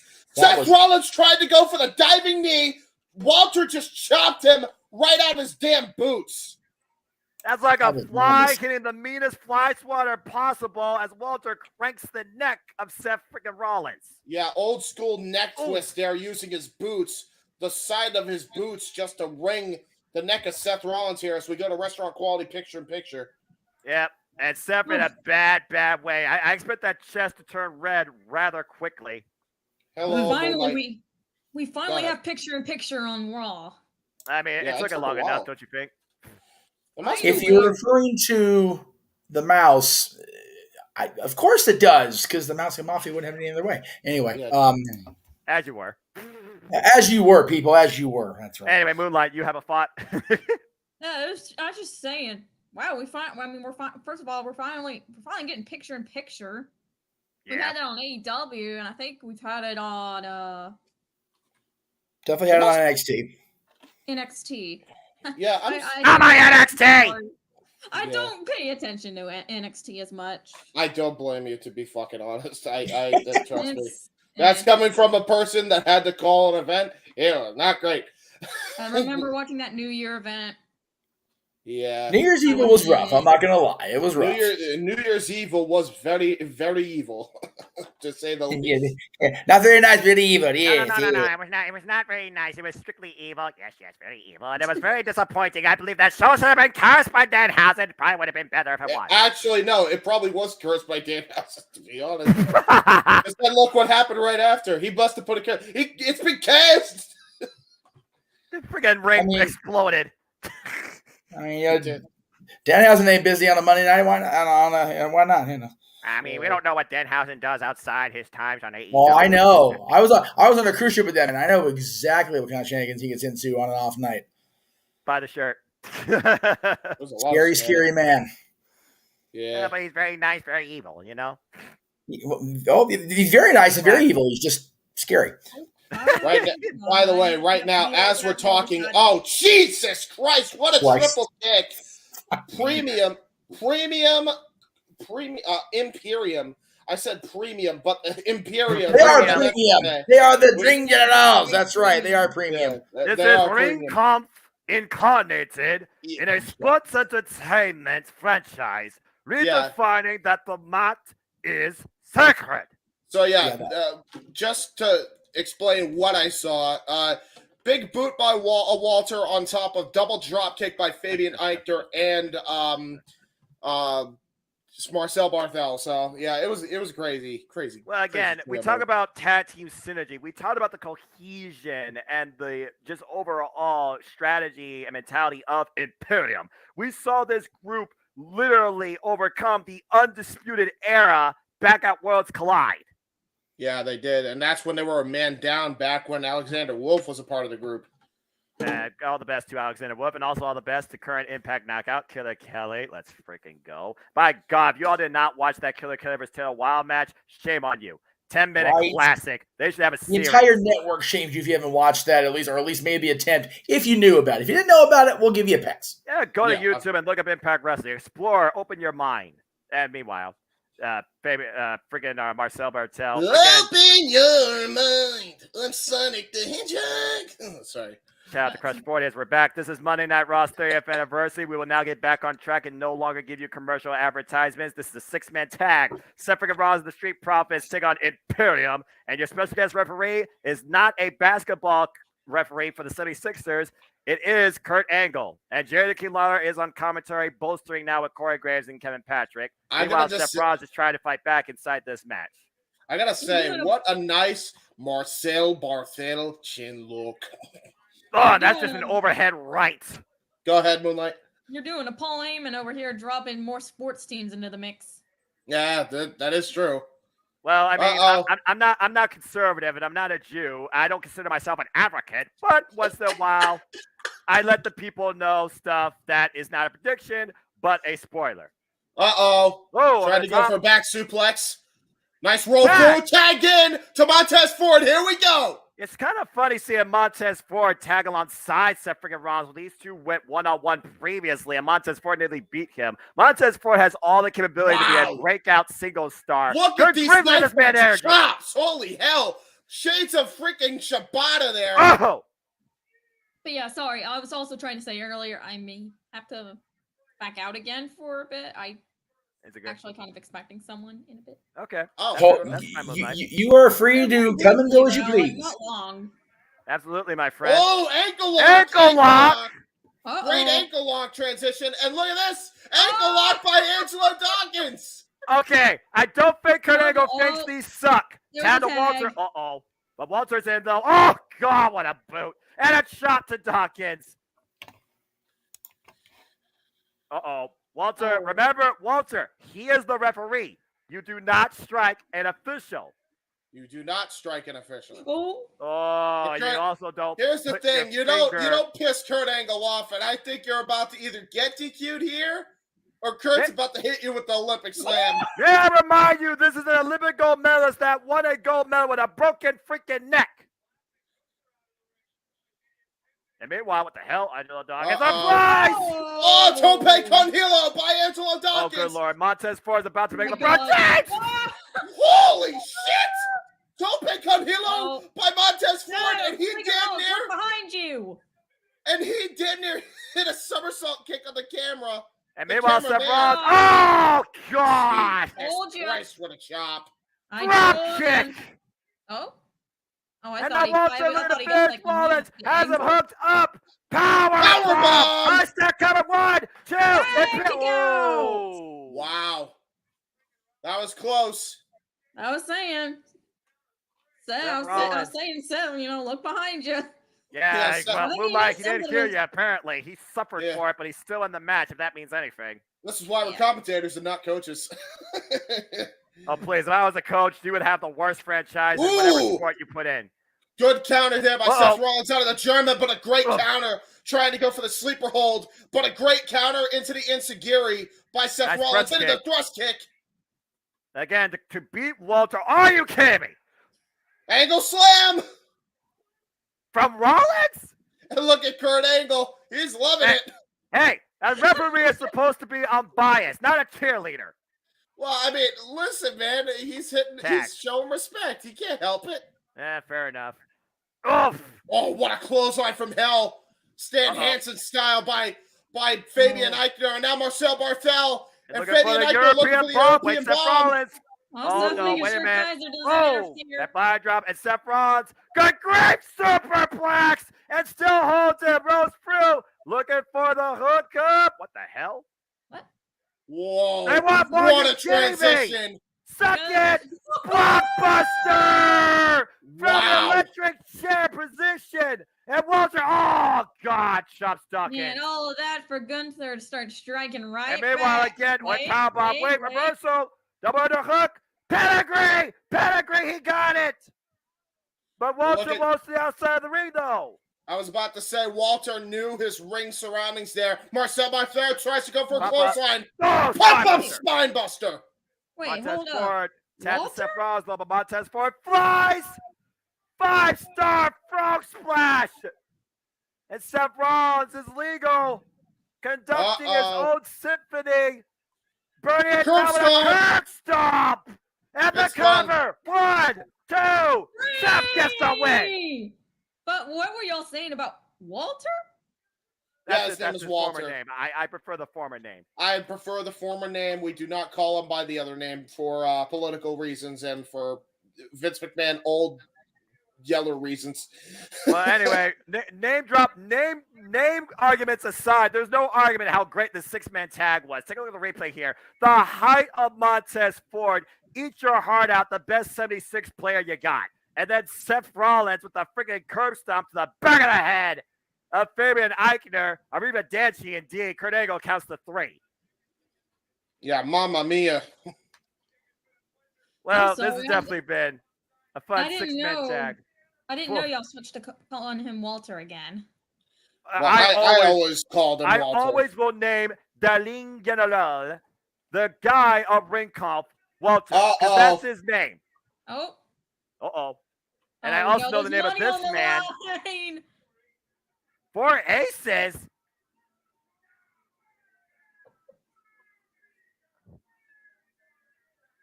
That's a lot of money. Well, I guess Barry Corbin's wrong and JBL are walking out a richer man. I guess so. Wait. Oh, wait. Nope. Do your taxes, people. Do your taxes. Oh shit! Busted. Yep. What Pay the out. hell? Hey! Maybe, Hey! this is a lesson just for all tossed you it in. people out there. My fellow What Americans, the remember. fuck? My fellow Hey! Americans, remember to do your taxes because everybody's got a price. Hey, they got $100 bill. Dude, Uh-oh, wait a minute. Say it! Say it! Say it!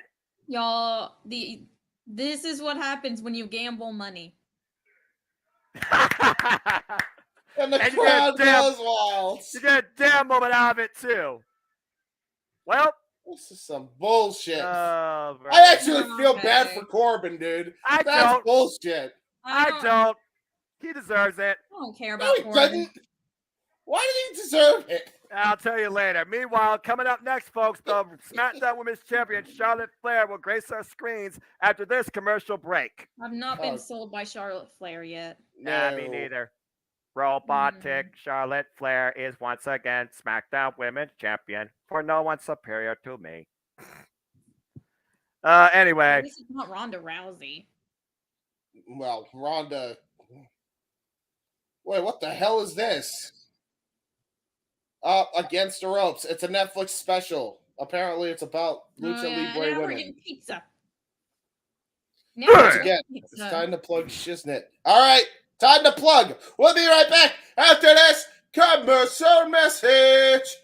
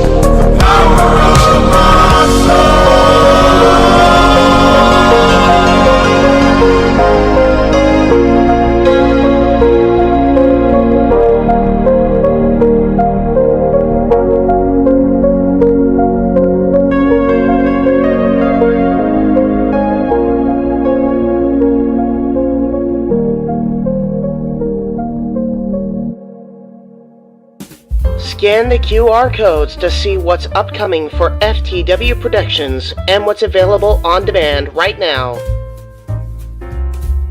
Button Master Stable Wars entire playlist. AEW Grand Slam Rampage and Dynamite Watch Party. Shared Experiences by Mistress Audio and J. Hebert Side 95. Survivor Series 10-year retrospective. The J. Hebert Side of Things, Episode 3. Star Wars Jedi Fallen Order Let's Play Series. Watch-alongs for Halloween Havoc 97 and Fully Loaded 2000. All of A Simple Man's Brand Simply Predicting panels. Both episodes of The Don DeMarco Show. AEW Spark, WWE Aftershock, and Retro Wrestling Review Series. The entirety of the NASCAR Thunder 2004 Let's Play Series. All of AEW's watch parties the last 4 weeks. Wrestle Kingdom 17 coverage in conjunction with the Jeff Meacham Network. A Simple Take. Both episodes available now. Super Mario Bros. Z voice acting. Breaking news.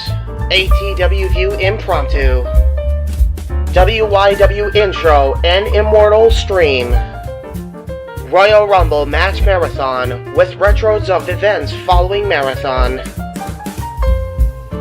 Plugs have concluded. On to the video. There we go. And welcome back, folks, to our continued coverage of Monday Night Raw. Raw is 30 tonight. We are celebrating Raw's 30th anniversary. And don't forget, this weekend, we have Royal Rumble. Our special guest here tonight, who's definitely not blue, but having a great time, will be there front and center to enjoy the Royal Rumble in full from the Alamo Dome this weekend. Moonlight Mirage, hope you have a wonderful time. And, of course, here across the Championship Network, Multiverse Media, we will give you live play-by-play reaction and coverage for the Royal Rumble as we go backstage to the lovely Kathy Kelly. Uh-oh, with Bobby Lashley.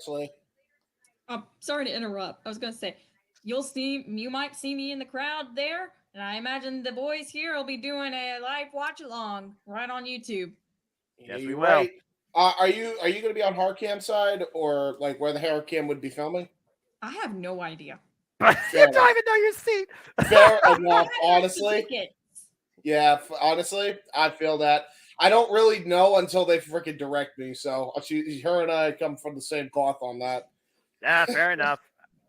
I respect both y'all's take on that. Man, the Bobby Lashley is just beyond human levels of jacked. Uh-oh. Oh. Oh, boy. Oh, boy. Wait a minute. The business about to pick up here when we left off.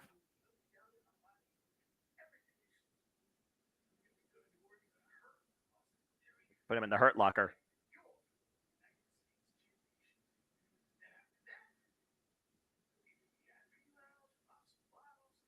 MVP trying to renew a previous business arrangement.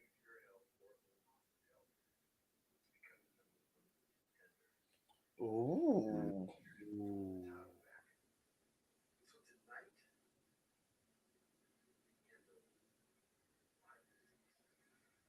All right.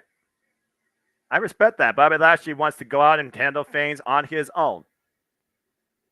But I can't help but think under no disqualification. What? On a no disqualification. Oh, we got Ric Flair coming back. I was say, you heard that woo, right? That could only mean one thing. I'm scared. Please don't wrestle again. Please. Ladies and gentlemen, I give you the 16-time and 2-time Hall of Famer World Champion, the Nature Boy, Ric Flair. What is this outfit? Dude, when you have as much money as Ric Flair does, you can wear whatever the hell you want. It still looks bizarre to me, honestly. I was about to say, it doesn't I be feel no like the yellow needs to be like a blue or a red or something, not a yellow. He picked yellow. Not in profile, baby. The only way it can. See, this is what happens when you're told by Versace that this shit looks good. It don't look good. It looks so dumb. You realize, though, in France, this is more of a normality and probably something that is approved as superiority. Yeah, probably. I don't know. The fashion capital of the world. Italy, France, Paris, you know. I like the chain around his neck. Oh, yeah. No. He's introducing Charlotte. Yes, he is. Nice. Generation to generation.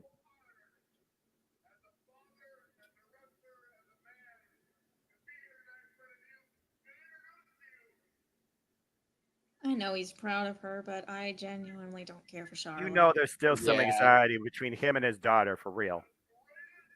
Mm-hmm. To be Ric Flair's daughter is anxiety enough, I imagine.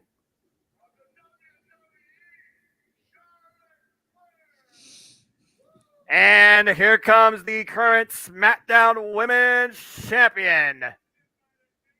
Introduced by the Nature Boy himself.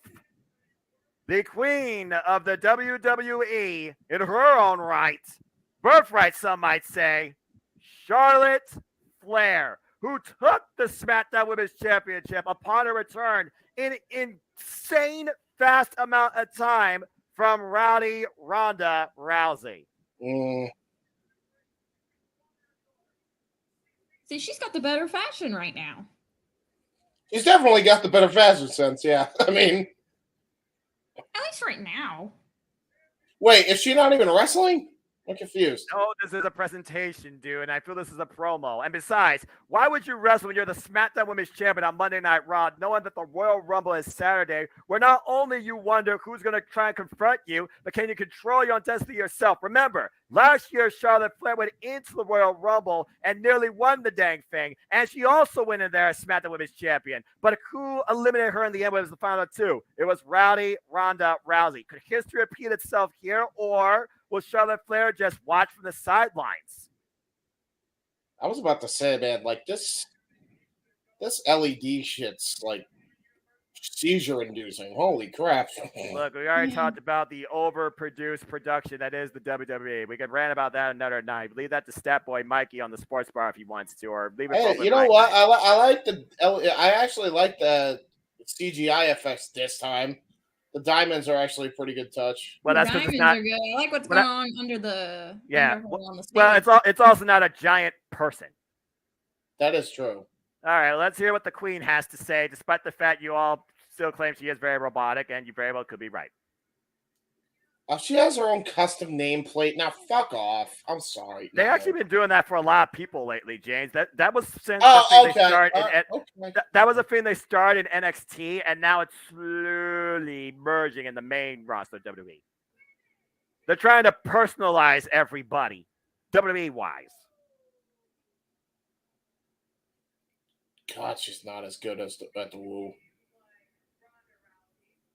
Yep, there's that name again. Jesus. Nikki and Brie Bella. Name drop. Nope, that Jeff ain't gonna like that.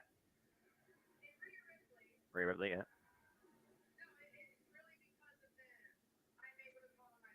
Oh, she's acknowledging the past. Respect. Oh. Women's athlete. I appreciate the fact you said women are not diva.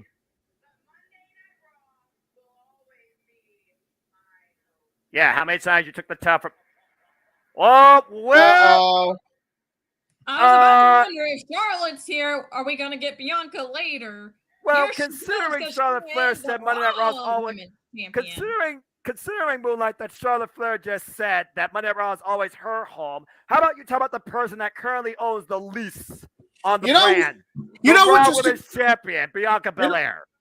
Hold that thought. You know what just occurred to me? Yes. We never got a resolution between Bianca and Charlotte, ever. You are correct. We have not seen that happen yet. And that happened, what, 2020, early 2020? Yes, and James, you are currently looking at both the women in question right now, both as champions on the Raw 30th anniversary. Let your mind explode. Yeah. Shit's about to pop off. Big time. The EST versus probably the BEST in WWE, women's wrestling history. The Raw and SmackDown Women's Champion in the ring at the same time, Belair and Flair, and this is not Survivor Series.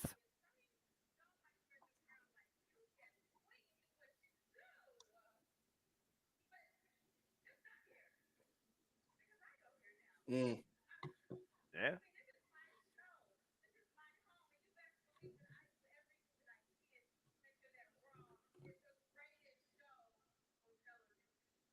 Not gonna lie, it's been a great show tonight. It's been a great show tonight, but because it's 30th anniversary. Oh God, what the hell? Well, what the fuck? Sonya Deville? How many times you lost to both these women already? And you're not an official.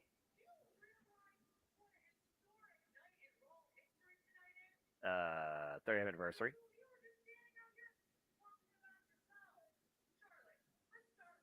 Oh boy.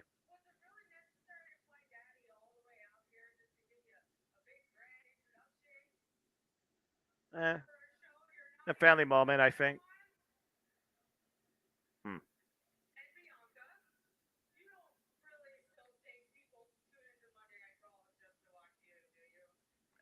She's part of the biggest reason. I gotta be honest. She is the leading factor of the women's division.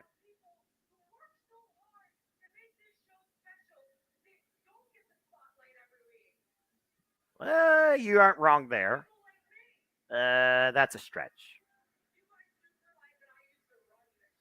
And keyword used to. You're no longer an authority figure. Hey, what about someone like Shayna Baszler, someone who needs some spotlight? Don't get me started on that, Moonlight. I'll rant about that during the commercial break, but you guarantee you that. Oh. Ooh. Deep shot. Right. All right, what the heck? It's Sonya Deville whipping party.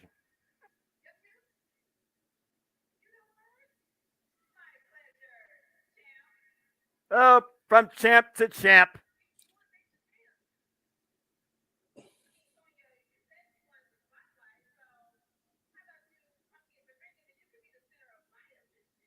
Damn.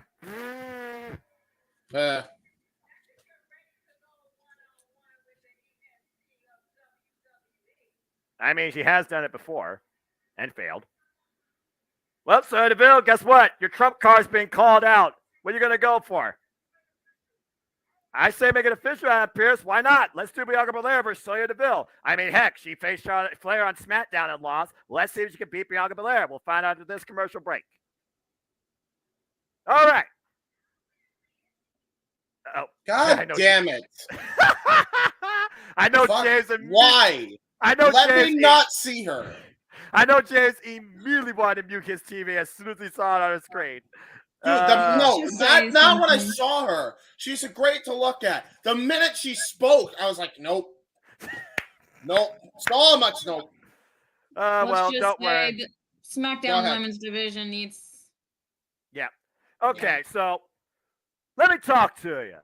You got SmackDown Women's Division, right? You got 7 women on that show. You got the robotic Charlotte Flair. You have Ronda Rousey, who was the former reigning champion. And then you have basically her second, which is Shayna Baszler, who not only is more than capable than Ronda Rousey, she also can be more dominant. She also is more deserving to be the champion. And you're telling me you gave her countless opportunities to show her incredible, undefeated, unbreakable nature, and you couldn't follow up on it. That is missed opportunity. And once again, WWE, you proved to me that you do not care about your entire roster. You cannot build stars. You do not fully care about your women's division in WWE. I can't even name half the damn women you got on your freaking SmackDown women's roster because you don't showcase them and you don't give them the damn respect they deserve. Who you got in catering? You got Shotzi, you got Xia Li, you got Raquel Rodriguez, who I guess is going to be the Royal Rumble, probably the most predominant female freaking person you have there. You got the person with Maxine, male models, whatever, go to a freaking fashion show in Paris. I don't give a damn. You got Aaliyah, who you gave a great chance to the Royal Rumble. Where the hell's she been? MMI, injury? I don't know. Who do you got besides Sonya Deville that right now you're basically juggling more between each shows than the freaking bloodline? If you want to truly reset the SmackDown Women's division, give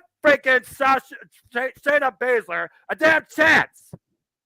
I'm down for it. More personality, better gimmick overall. She's got to be the standout. She's got to be the standout. I mean, they're pushing Charlotte, Raquel, Ronda, and even Sonya, who have like no personalities. Sonya Deville is WWE's whipping What about girl. Xia Li? Yeah. She, what was it, last month or so, she did interference. And then they never followed up on that.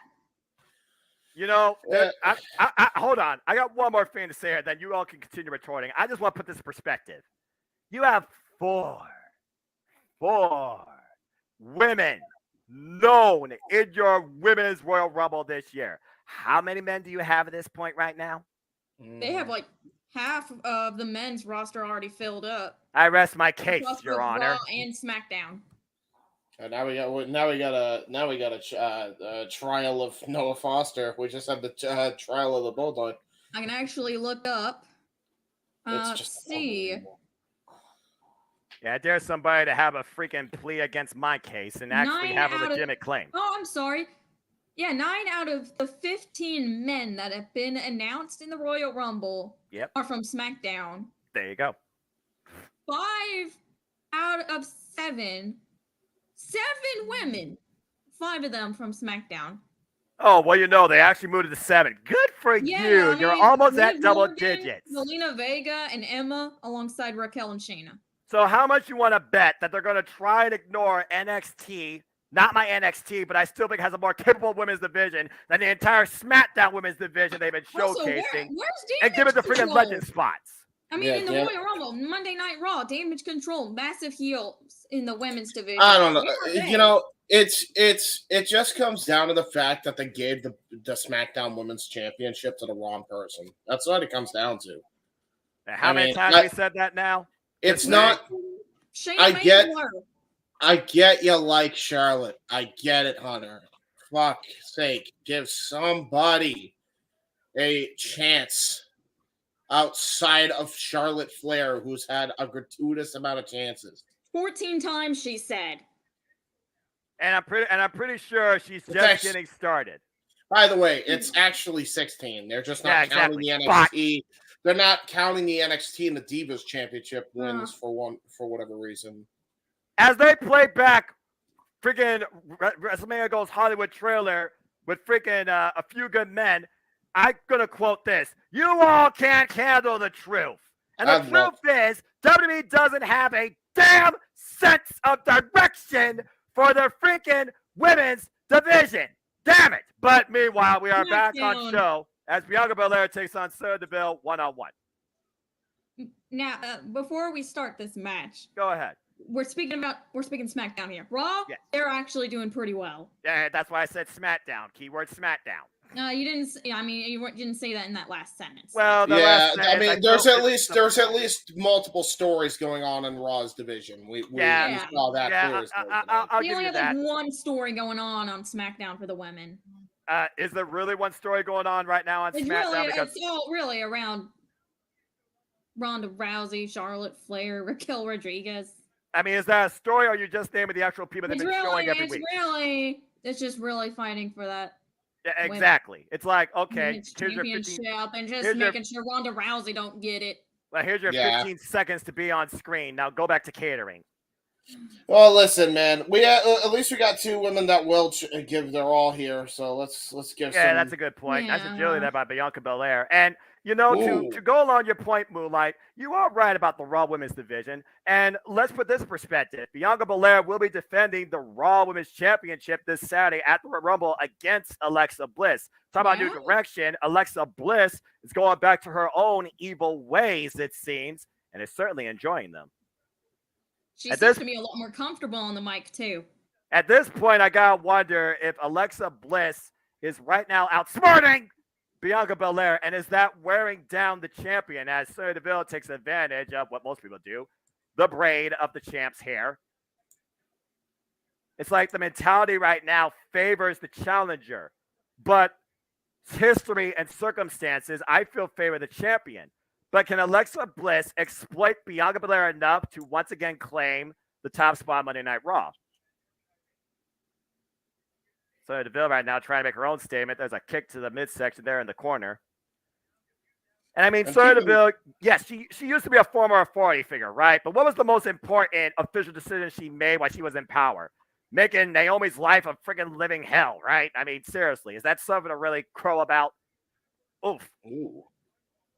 There's a nice slide there. The roll-up, cover, 2, and Sonya gets the shoulder up.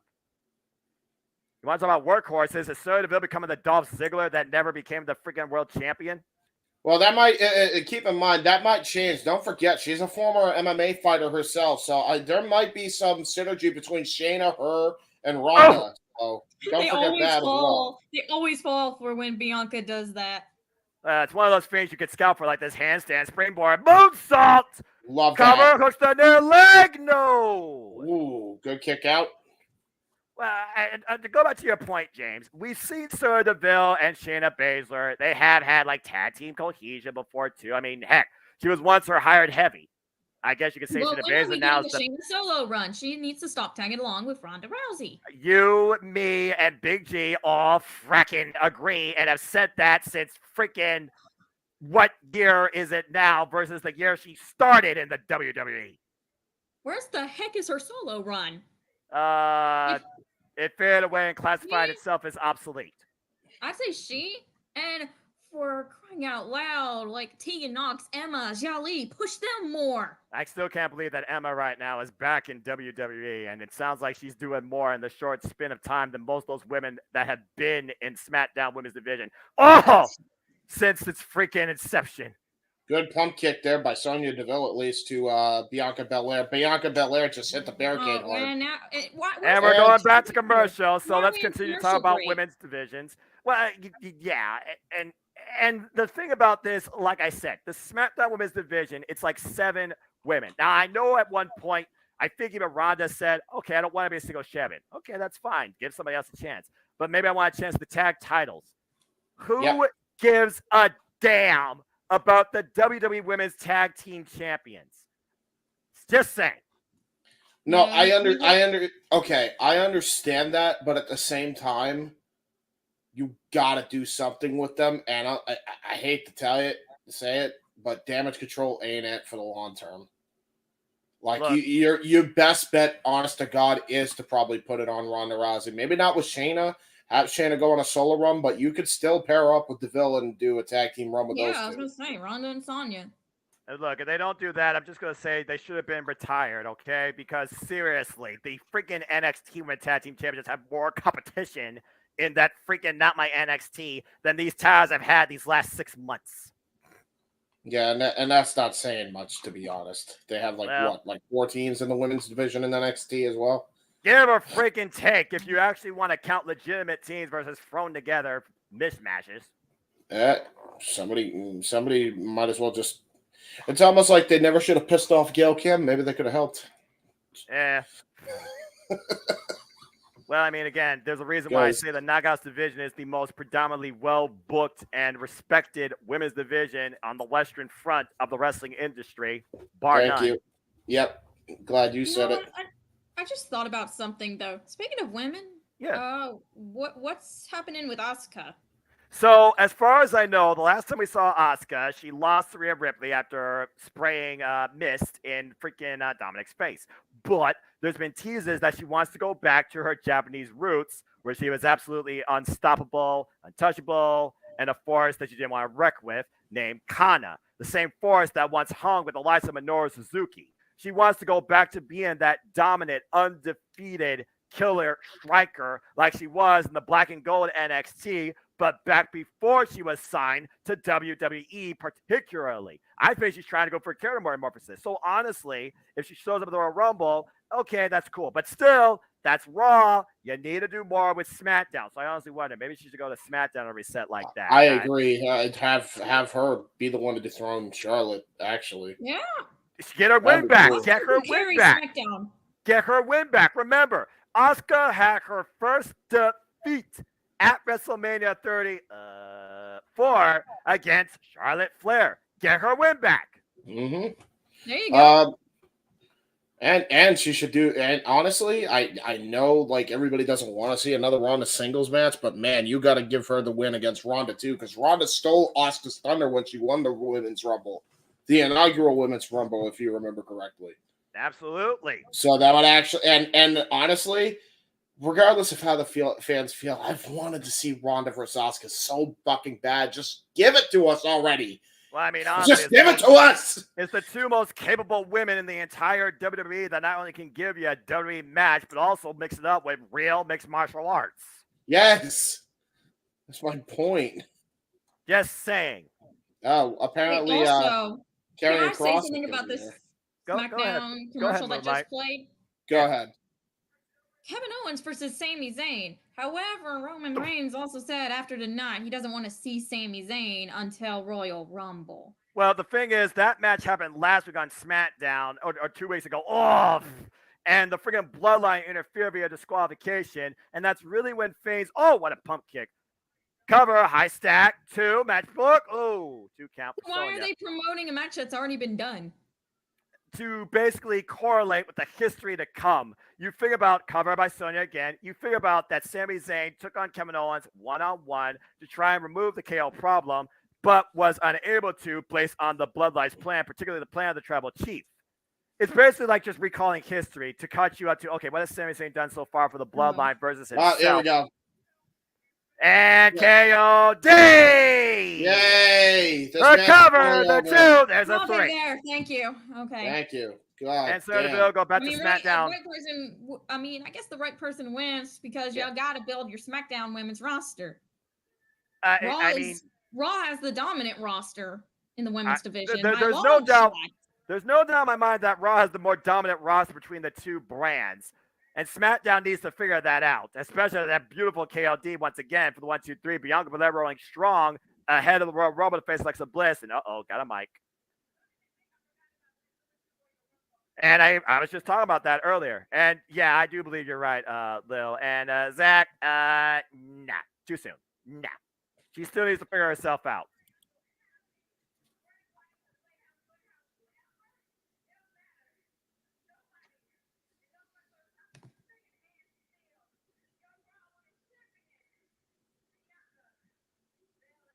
Why the Velcro stuck to your brain. My God. Oh, my God. No.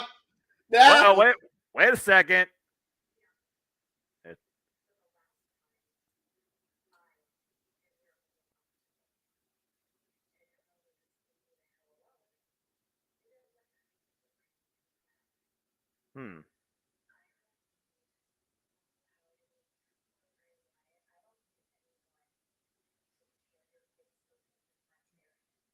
Now, I wonder if Bliss is actually telling herself that.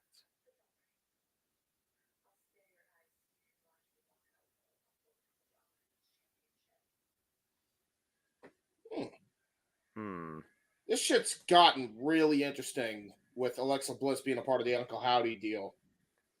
And I gotta wonder, will we see Uncle Howdy during the Women's Championship match? Again, is Bianca Belair fearing Alexa Bliss? Is she the obstacle she can't overcome? Because right now, Alexa Bliss, I feel right now she has the champion's trump card when it comes to the mind games. She's in her head. Well, again, as we talk about people that might have a mental edge going into the Royal Rumble, I feel it's safe to say nobody right now has more momentum going for them into this match than the American Nightmare, Cody Rhodes. Come on, Cody. Get the dub. Don't call it a comeback. Some people are saying they should have made Cody Rhodes be a surprise entrant, but I'm just glad to know that he's made a You know what? No, because you know what? Doing surprise entrance only works for so long. I think that in this case, you're gonna have surprises anyway in the Rumble. You want this to be advertised because Cody is like their biggest babyface right now. They have to promote this heavily. And also that he's been on his road to recovery.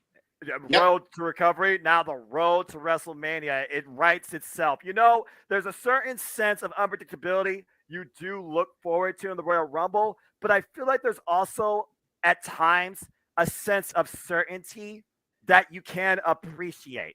And I feel right now one of the most certain things to think about is Cody Rhodes as a first ballot pick to win the men's Royal Rumble. Dude, after what he has done for the company, for the business, for himself. The fact that he was able to wrestle with that. Exactly. Oh, yeah, I remember that too. For 30 plus minutes. Oh, God. Seth freaking Rollins. Worse and worse. Like, and Cody Rhodes. Redness just spreading over his arm, too. Yeah. As his motto says, do the work.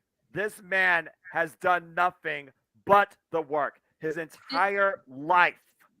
And now more than ever, I feel that all of that is finally going to culminate in something he has dreamed about. And that is doing something in the name of his father, bringing home the WWE World Heavyweight Universal, insert blame brain adjective here, championship. Because that's what he came back for. Ooh. There, sorry, I needed to put a little comment there. Absolutely. So I wouldn't interrupt. No, you're absolutely fine. And again, Lily MJ completely agrees with me. I mean, again, if not now, when, if ever, for Cody? Yeah. People, this is it. The road to recovery, I feel, is just the first chapter in the road to victory. And the next chapter culminates this Saturday in the men's Royal Rumble match, where American Nightmare will be WrestleMania bound.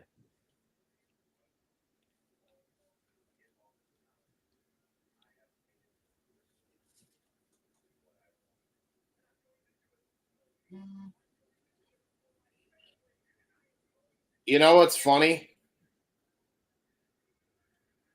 Cody Rhodes is the champion WWE needs for the future.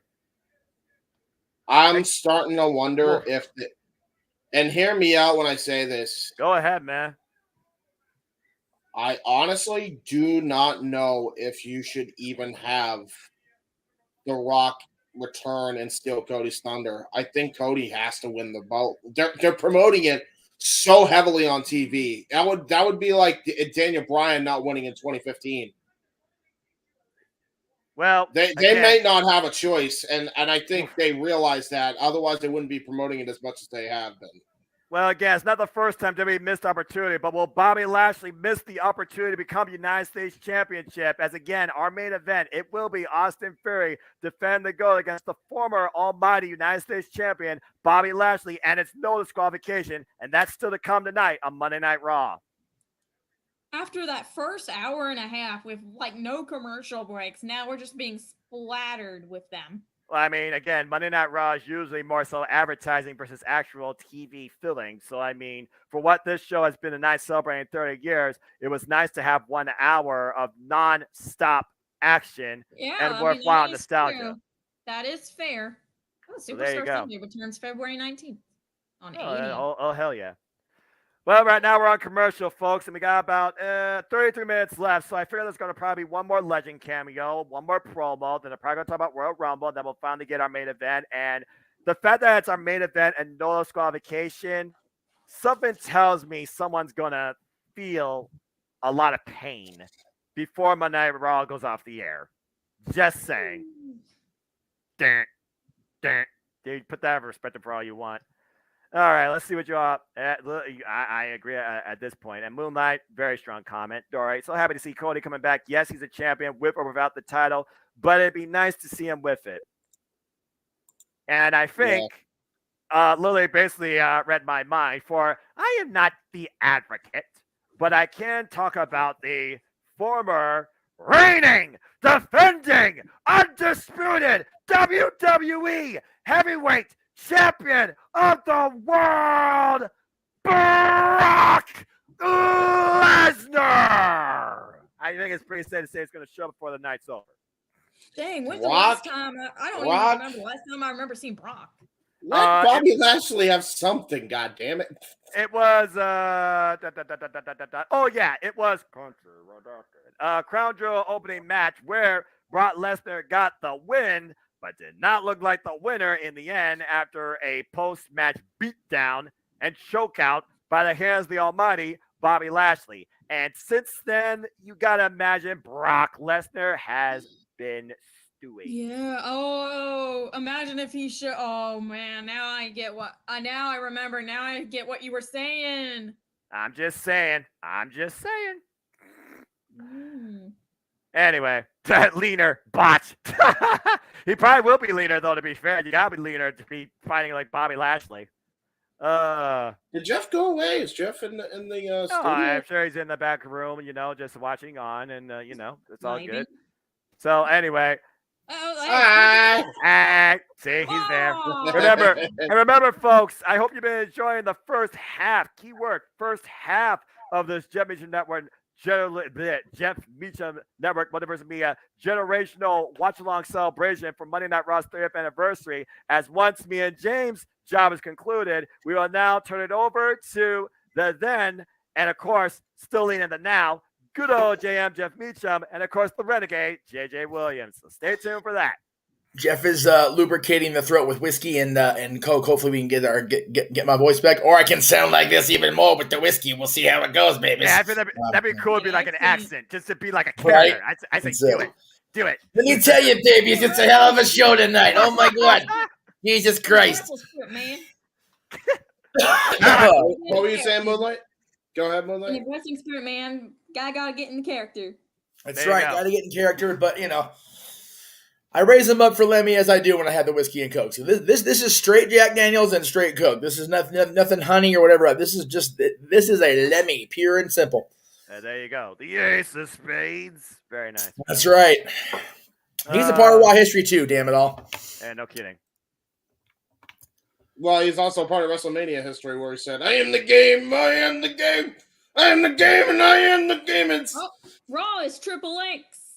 And speaking of Wow. Rock, we would get the Rock concert in 2003. Mike Tyson in 1998 joining DX. The Brothers of Destruction reunited in 2018.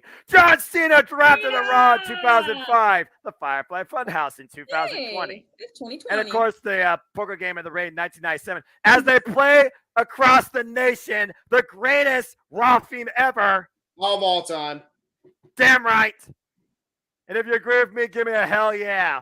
Oh, hell yeah.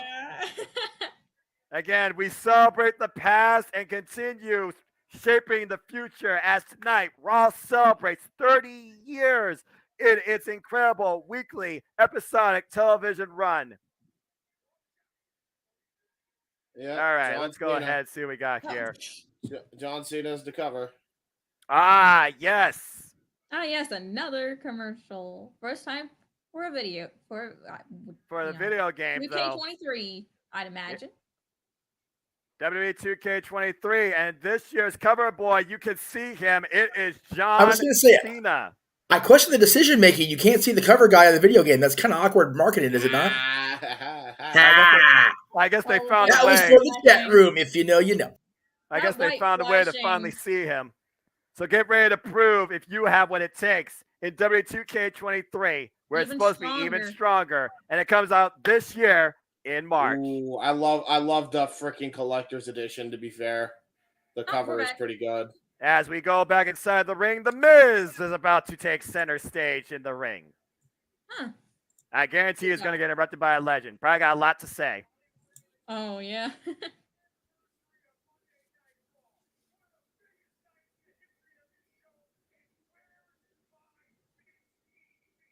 Oh, that's right. I wasn't even booked for tonight. Oh, good Lord.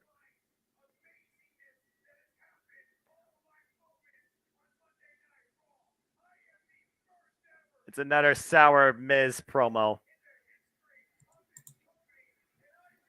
Well, Wait. What other people are standing up and cheering for?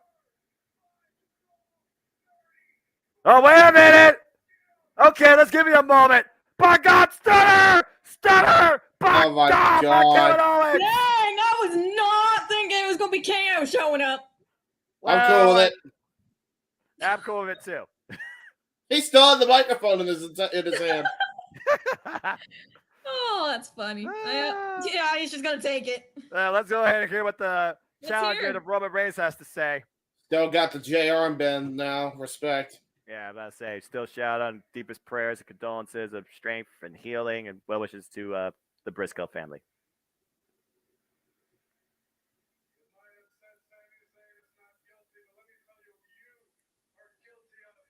Ooh.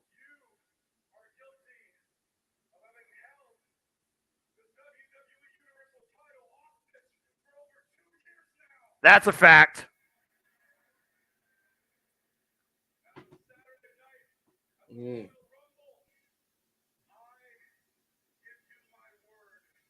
He gives the word. He gives everybody in this building and everybody watching at home my word that I will do everything I can to change that and take that title and give everybody a champion they can be proud of. Kevin Owens deserves to be champion again, and also Kevin Owens deserves to be the face of Monday Night Raw. And I guarantee I'm down for that.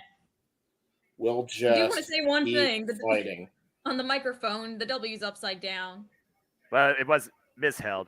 Yeah, it was misheld. That's how that's always the way. So Kevin Miz Owens. says he's going to fight with every last fiber of his being. Oh, wait or a minute. die Look, this is back up trying. on his feet. Why not? Stunner! Again! Get back on his feet. Well, he was on his feet. Kevin Owens will always keep fighting and is looking to fight harder than he has ever in his life to claim the WWE Undisputed Universal Championship this Saturday night at the Royal Rumble against Roman Reigns. And finally Oof. become that face of Raw I hope. that he absolutely deserves to be.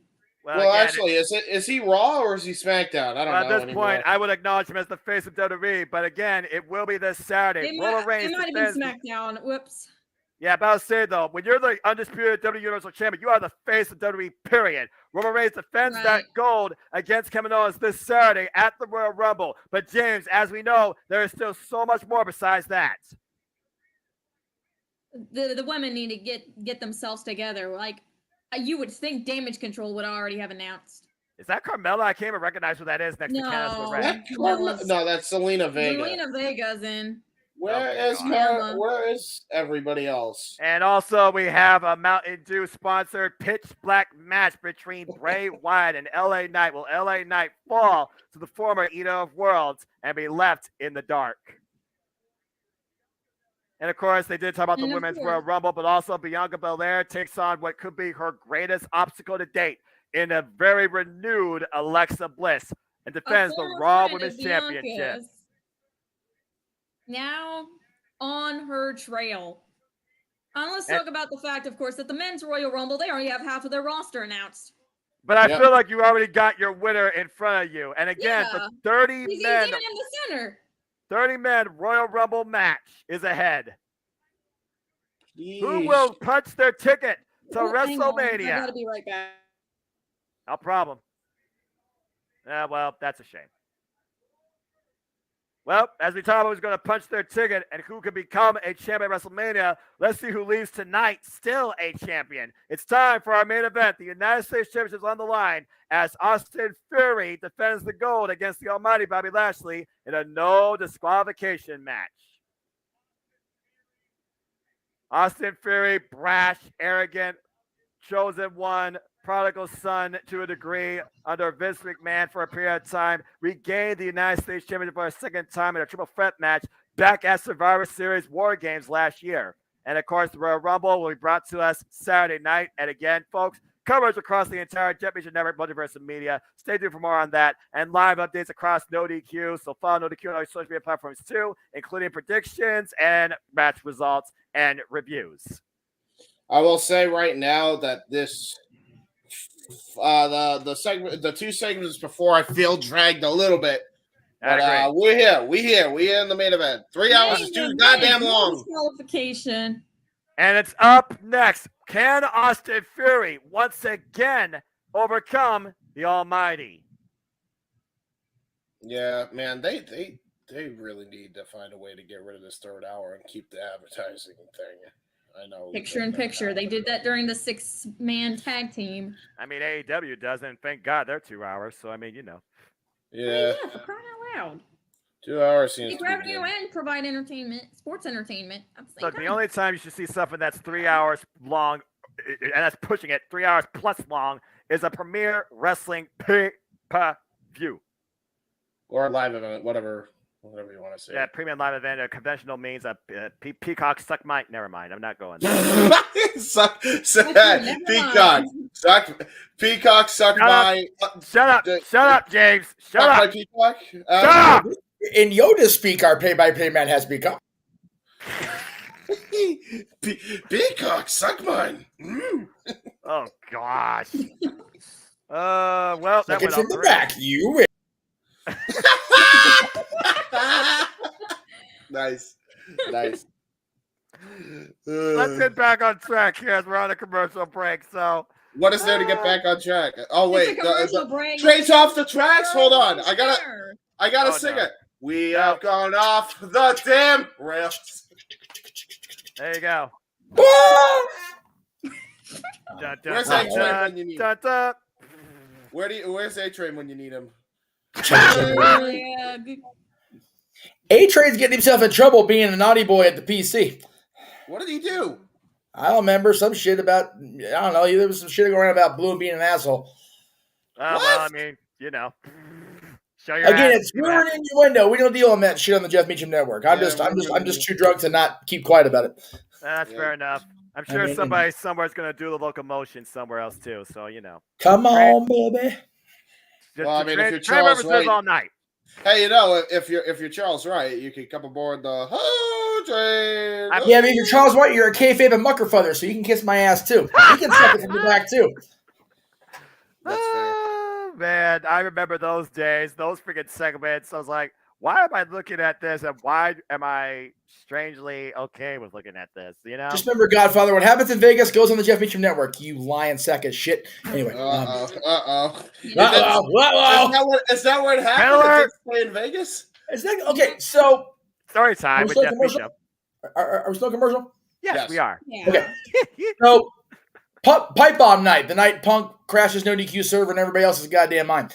Yes. We call over to Cheetahs because we want to go over there and kill the ungodly amount of time we have before Raw starts. Go over to the club, give the girls a little business, and maybe get Charles on the podcast. Just do the professional thing, and maybe get a little synergy back and forth. Not that he needs a goddamn promotion from the Dazzling Always in Wrestling because he's Charles fucking Wright with the Cheetah Girls, but fair enough. He tells me, dog, I'm really not into wrestling anymore. I'm not doing that thing anymore, but I appreciate the offer. And maybe when you guys back in town, we can do a little club something. Mucker Feathers at Raw that night. Suck it from the back, Charles. Oh. Liar. Liar. He got caught red-handed. Red-handed in the cookie jar, except he owns the cookie jar, so he's not really caught. It is what it is. Fair enough. But yeah, so anybody that's ever asked me about bringing Charles Wright, the Godfather, on the podcast, never.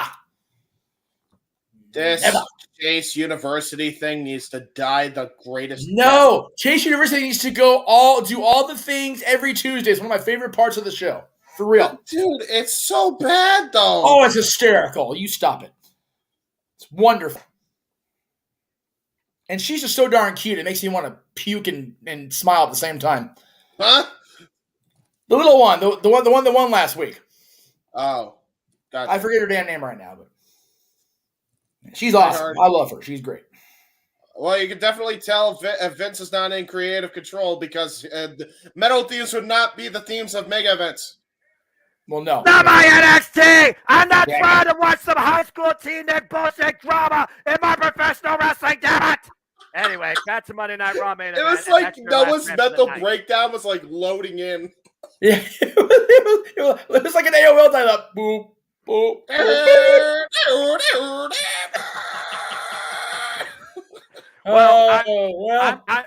Well, anyway, the guy that always seems ready and loaded.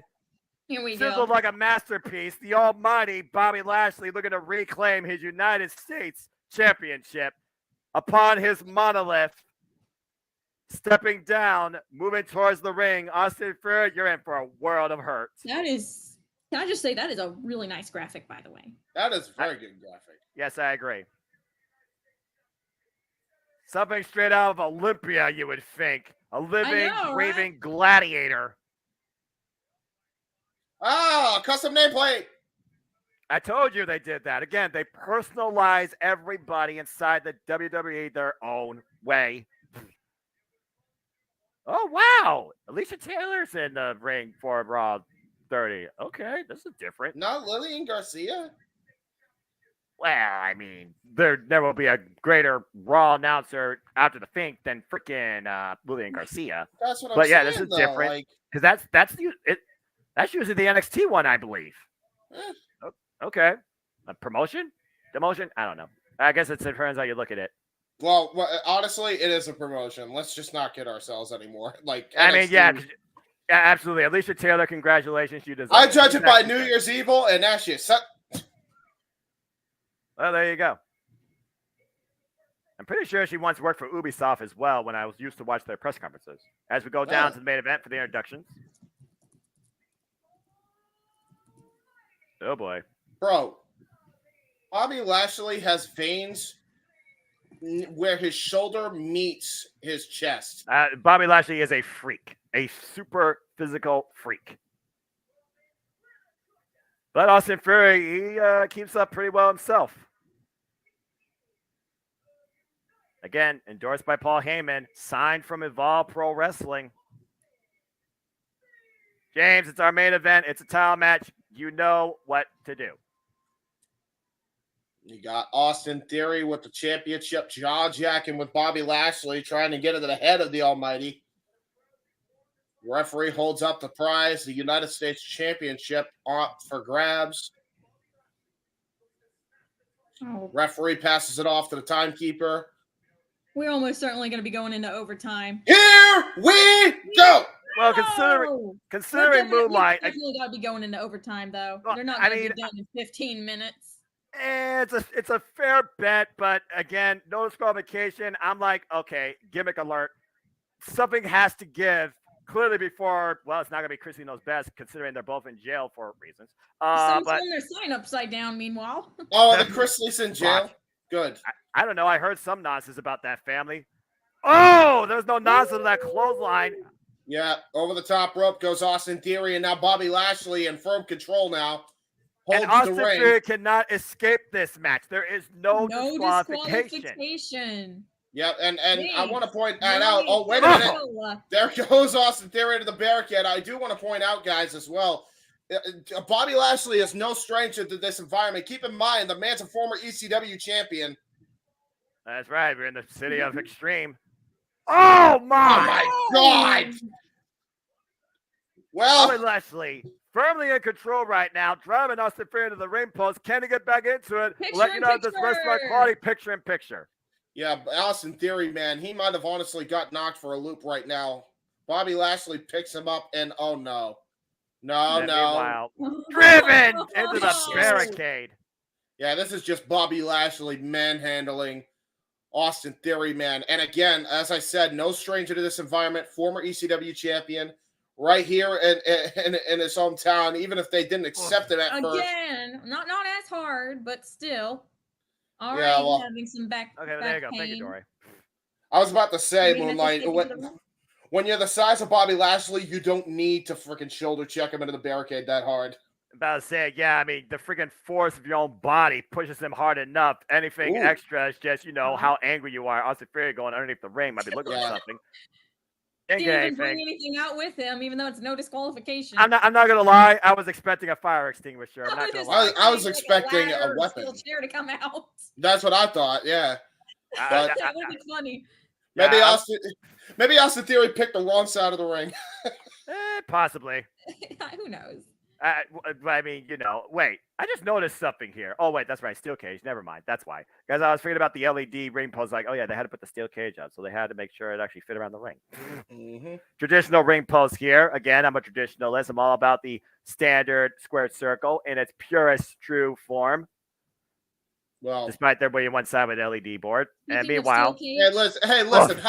How come while we're on a commercial break, as Bobby Lashley's hitting elbows on Austin Theory, how come you like squares being circles with the ring, but you don't like it for burgers? I find this offensive. I'm not having this conversation tonight. This isn't We're having this damn conversation because This isn't art. You This called isn't that a art. square circle. You couldn't Hey. call the burger at Wendy's a square circle. while y'all are arguing, I think Lashley's about to try to pull out some kind of steel chair or something. This is That's not Damn, Guy it's like, Fieri's Diner Drives and Dives. This is Monday Night Raw, damn it. Stay on topic. All right, fine. Thank you. Meanwhile, I agree with you, Moonlight. And meanwhile, Bobby Lashley. Again, how furious is Bobby Lashley? Remember, it was Bobby Lashley and Austin Theory who first had fallout with this title last year at Money in the Bank when Austin Theory became the freaking United States champion. Oh, God. Oh my gosh, a scorpion death drop style neck breaker there by Bobby Lashley. That's probably like the first actual wrestling move of the match that Bobby Lashley has hit this entire time. Everything else, Bobby Lashley has just like utilized his power. Well, I mean, in a no disqualification, I mean, what do? Do you wrestle or do you just fight? Yes. Discretion, the better part of valor. Imagination is a better road to victory. Yeah, Bobby Lashley, though, got taken out with a knee strike earlier on by Austin Theory. Now Austin Theory trying to take control. Well, as soon as I say that, got an elbow right to the back of the head. Had a little buffering. Looked like Theory failed to pull the table out. Now, wait, Moonlight, are you figuring he failed, or are you figuring that maybe he changed his mind? How many times have we seen in these type of matches, particularly a table, the weapon be your own demise after that neck breaker in the ring? And welcome back, everybody, to Monday Night Raw. This is Raw's 30th anniversary. This is our main event, no disqualification match for the United States Championship. Austin Theory defending against the almighty Bobby Lashley. And also, he was confronted earlier tonight by MVP. Bobby Lashley suddenly said, I'm going to take care of my business tonight by myself. Which is a fair statement to make. But considering the past history with those two, meanwhile, the rope for a drop kick. There's that drop kick. We've seen Austin Theory hit that drop kick before. And trying to hook him up. Ooh. Just may do it. Oh! Oh! Fisherman Buster Ushigoroshi. Nice Ushigoroshi for a 2 count, but not enough there. I thought I was going to go for a Fisherman Buster there for a moment, honestly. Take a look at the replay here. Yeah, and notice, Noah, after this Fisherman Ushigoroshi. Ugh. That was we saw the right to the eyes there. Well, we saw the Ushigoroshi also, Noah, and he was targeting that head with mounted punches, and now we got Theory with a steel chair bringing it into the ring. Yeah, opted. Uh-oh. No, let's not do that. Steel chair. Right to the back, too. Oh, no. You know, I honestly wonder sometimes if being a more physically built big man makes a steel chair impact any softer. Oh, no. Uh-oh. Whoa, my! Woo. Well, I mean, he ain't on the apron for what it's worth. Oof. And meanwhile, Bobby Lashley picking up speed, going off the ropes, the other side of the ring, and clubbing shot. Yeah, just a forearm shot right to the head of Austin Theory, drops him to the outside of the ring. Again, he sees the chair. Oof. And meanwhile, wait, James, hold that. Oh, my God. Oh, my God. Yeah, I think my stream's a little ahead. I think he hit head first on the apron, Moonlight. You very well could be right. Like I said previously. Right now, Theory's looking maybe to grab a table. He's pulling out a table now. So pause it on your end, Moonlight. The second guess himself. There's the table coming out of play. And now the table is brought out. He's leaning it on the apron. Uh-oh. Or no. Again, it looks like I don't know. Ring.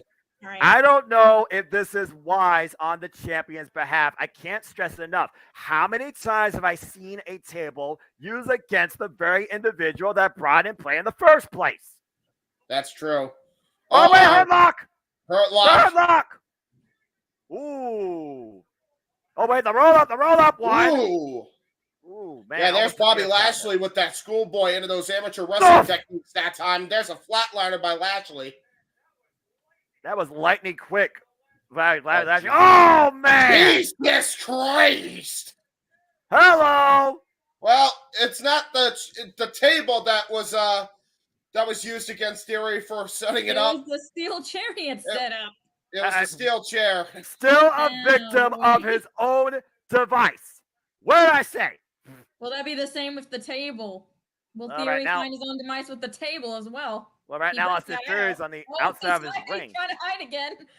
No, Moonlight, I think it's safe to say that. Oh, wait. Yep, there you go. And now trying to pull him out again. There's the fire extinguisher. Yeah, well, you called it earlier, Noah. That had to come into play at some point. Come on. And Austin Theory driven Bobby Lashley head first, shoulder first into the steel ring steps. As they go again to restaurant quality, picture in picture. With 5 minutes left. That was a bad hit to Bobby Lashley, by the way. Yeah, that's a way you can press your neck with stuff like that. And Theory just recklessly threw Bobby Lashley into those steps with no regard. That's how much retaining the title means to this guy. Well, I mean, again, in a freaking no DQ environment, reckless abandonment is probably encouraged. You do what you have to do to survive to come out as champion. So for the record, the show, if the links are the same on both coasts, the show that was before Raw tonight was SVU from Law & Order. Yeah, there you go. Because that's what's on right now as I get ready to have Raw go live here in a few minutes. Yeah, probably going to be a few minutes extra because I do not see this thing ending in 5 minutes. I think, Moonlight, you're on point here. This is going to run to an overtime. Yeah. It has to. They got 2 tables set up. Theory set them both up. You just want... back with the... Okay. You just want to see some exploding wood. And meanwhile, Bobby Lashley is getting extinguished by Austin Theory. Well, I mean, we ain't overnight yet. Noah, calm down now. What are you talking about? Someone's going to go through a table. Oh, shit. Damn it, James, you freaking idiots. Hey, you didn't say it that time at first. All right, Jeff, go ahead. Clip that shit. No, don't click that. I refuse that to be clicked. Damn it. I wasn't even paying attention, honestly. I was paying He said exploding wood. That's all. That's all you need to know. Yeah, I moving heard on. exploding wood, and that was about it. And taken out of context once again. Yes. And meanwhile, whoa, almost ran through the table. Hey, listen, if it happens... Context is king, and James is our court jester with the clipping. So there you go. Yeah, fair enough. I'm the dork, the clown of this stream. Oh, gosh. Now, Theory over here making sure that his table setup is not his demise. Yeah, but you're not Matt Bourne. You're at least Steve Lombardi, but then again, he's from Brooklyn, so maybe not with the Boston thing. Maybe not. You're Ray Apollo, damn it all. There you go. Sure. Why not? You know what? Whatever. Maybe I could be the Boston Brawler. You never know. Hey, you know what? Steve did that once as a Brooklyn Brawler. He came out in Brooklyn and dressed as Boston. Like, damn, Steve's healing it up tonight. Shit. So now I know what James is going as for Halloween this year. That's right. And thing is, dropkick. When you wear the red sock, you gotta make sure you wear out like completely tattered and beat to shit like Lombardi did.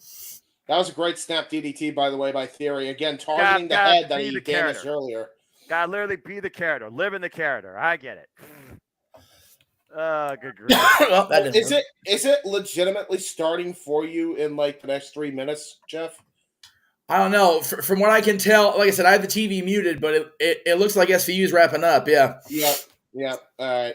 Well, it looks like we're gonna have to go right off the air the minute the show ends for us, so that way JJ and Jeff can call the action. Are you guys watching it live on a stream as far as a streaming network, or are you watching on basic cable? We're watching it on Sling, but I think it's the same time regardless. So. Well, no, because what I'm saying is usually Hulu and Sling and all these streaming things tend to link up better than just if you're watching on like basic cable. So we should be okay. And we're back. Yeah, and again, we'll find a moment as we're back. Meanwhile, Bobby Lashley, oh man, superplex to Austin Theory, bringing him hard inside the ring. Again, folks, this is our main event of Raw's 30th anniversary and what's been a crazy show, to say the least, to a degree. Austin Theory defended the United States Championship against the almighty Bobby Lashley, and this is a no disqualification as he was brought in the hard way down on the mat with a superplex. I figured I'd go ahead and say this. As soon as there's a submission or pinfall that happens, I'm going to actually have to leave. All right, yeah, that's fine. That's fair enough, Moonlight. And then you'll have your little after show, right? Well, I mean, again, it's not going to be much. Meanwhile, up on the shoulder. Judas effect by Bobby Lashley. Oh, driven down hard face first. Almost went head first to that table up in the corner. And let me say, Moonlight, been an absolute pleasure. I definitely looking forward to doing this again with you. And meanwhile, Bobby Lashley looking for the spear. What an up kick. And Fury connects. Bobby looking for a count down. Wait the table. The Bobby Lashley hurt lock again. Mule kick. Low blow. And it's 100% legal. And meanwhile, Bobby Lashley. Go, man! Jesus Christ, what a pop-up spine buster. And Austin Theory. Wait a second! Uh-oh! What the hell? The beast is arrived! Yes! I caught it! No! He's back! You were right! The beast incarnate! Bobby Lashley! Oh, man! Bobby Lashley's worst nightmare is about to come true again. Brock Lesnar is in the building. And it's Cowboy Brock. So we're dealing with batshit crazy Brock tonight. So I'm going to pause Hulu on my end. That way JJ and I can watch at the same time. That makes sense. And Brock Lesnar, he is wasting no time. Bobby Lashley has got Bobby up on the shoulders. And F5. He can intervene. Again, there's no disqualification. Wait. Bobby Lashley, though. Austin Theory up on the shoulders now. What the hell? Brock Lesnar has an issue with a down. Austin Theory. He's on top of Bobby, too. Austin Theory retains. Well, Damn it. Austin Theory retains the belt. Way to finish it too. What the hell was that for, That's a Brock pretty Lesnar? good- As that's Raw a goes pretty off funny- the air, I'm the Superman Noah Foster for James Keeper. This has been Raw's 3rd anniversary. Thank you for tuning in to this generational commentary for the first half. This has been extremely entertaining. Wow. Gentlemen, I thank you all. So, JJ, if you're watching the green room, I'm going to pause when it gets to the end of Then Now Forever. That way we can sync up, sir. I don't know where you're at watching on your end, but Right. gentlemen and lady, I appreciate it very much, and we will we'll catch you tomorrow for those of you that'll be there and beyond the rest of the week. Thank you so much. Appreciate it, guys. There you go. Absolutely. Good night, folks. Good night, folks. And I'm pausing after together for JJ. Good night, guys. Thank you.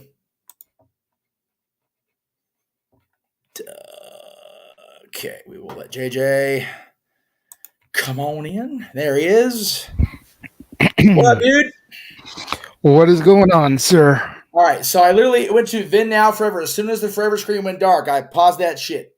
Same here. As soon as they Ready? got done doing the together. Yeah, together. Sorry, whatever the hell the last word is. I don't know. Whatever. But You know what? before we hit play, Yes. in honor of tonight, in Uh-huh. honor of Raw is 30, Yes, sir. I have one thing that I have to say before we get started. Well, if you're going to do a Raw-centric thing, let me do my thing real quick, because I promised a particular viewer I would do this.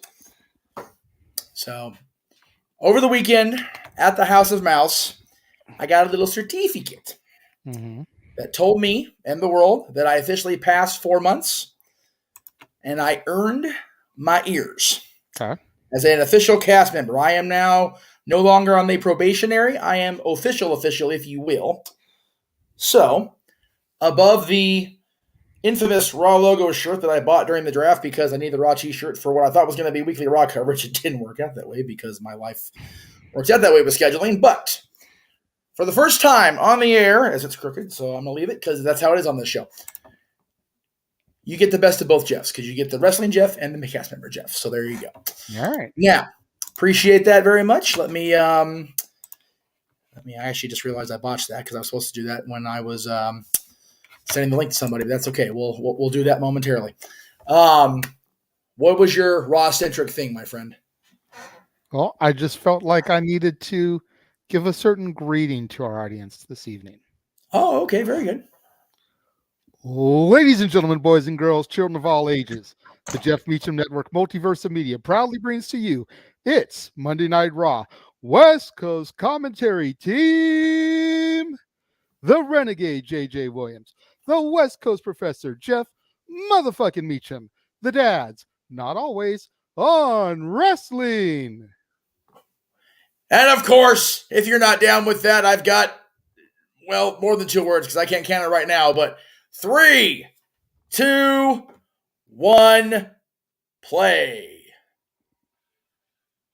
And we see the arena in that damn WrestleMania stealing bastard city, Pennsylvania, Philadelphia. Oh, because Real American. Why not? You know. Here we go.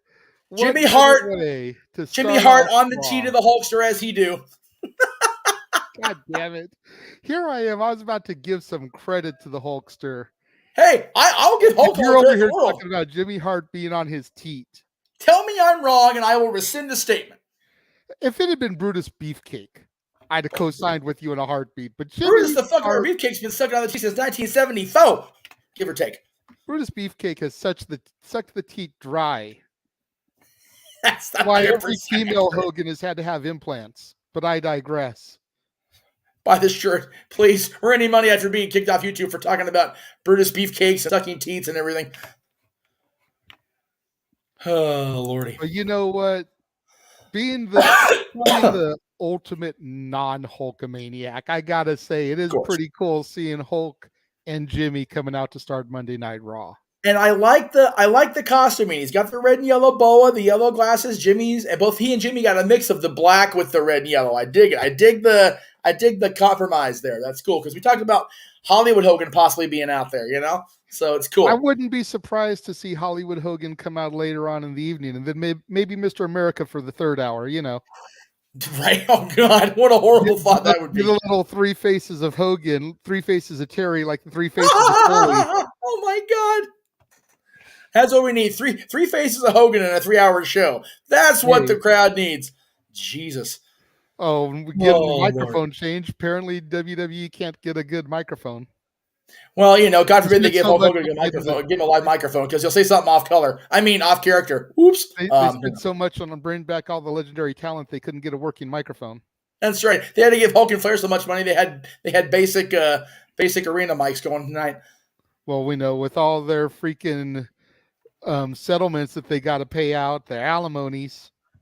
Hey, Hogan's only got 2, and I'm pretty sure he's all paid in full, especially with the first crazy bitch. But I digress. No, I don't, because I can't stand Linda's guts. Anyway, it is what it is. Catherine, thank you very much for the DX Open comment. Appreciate it. Yes, Catherine. Kat, I'm so glad you're along with us for this crazy shit ride we're about to take. Oh, my God. And now we're there it is in that head center, baby. Yep. Man, oh, man. Listen to Vince. God. 1993 and before Vinnie Mac is just not the same Vinnie Mac we know now, unfortunately. It's sad. Yeah. But it's crazy how much Raw is. I mean, not really crazy. It's been 30 friggin' years, but it's crazy. All the pyro that Jeff can't do anymore because his ears are too sensitive. And to think that I've been along for the ride for the most part for 25 years. Yeah, I was going to say, this is your 25th.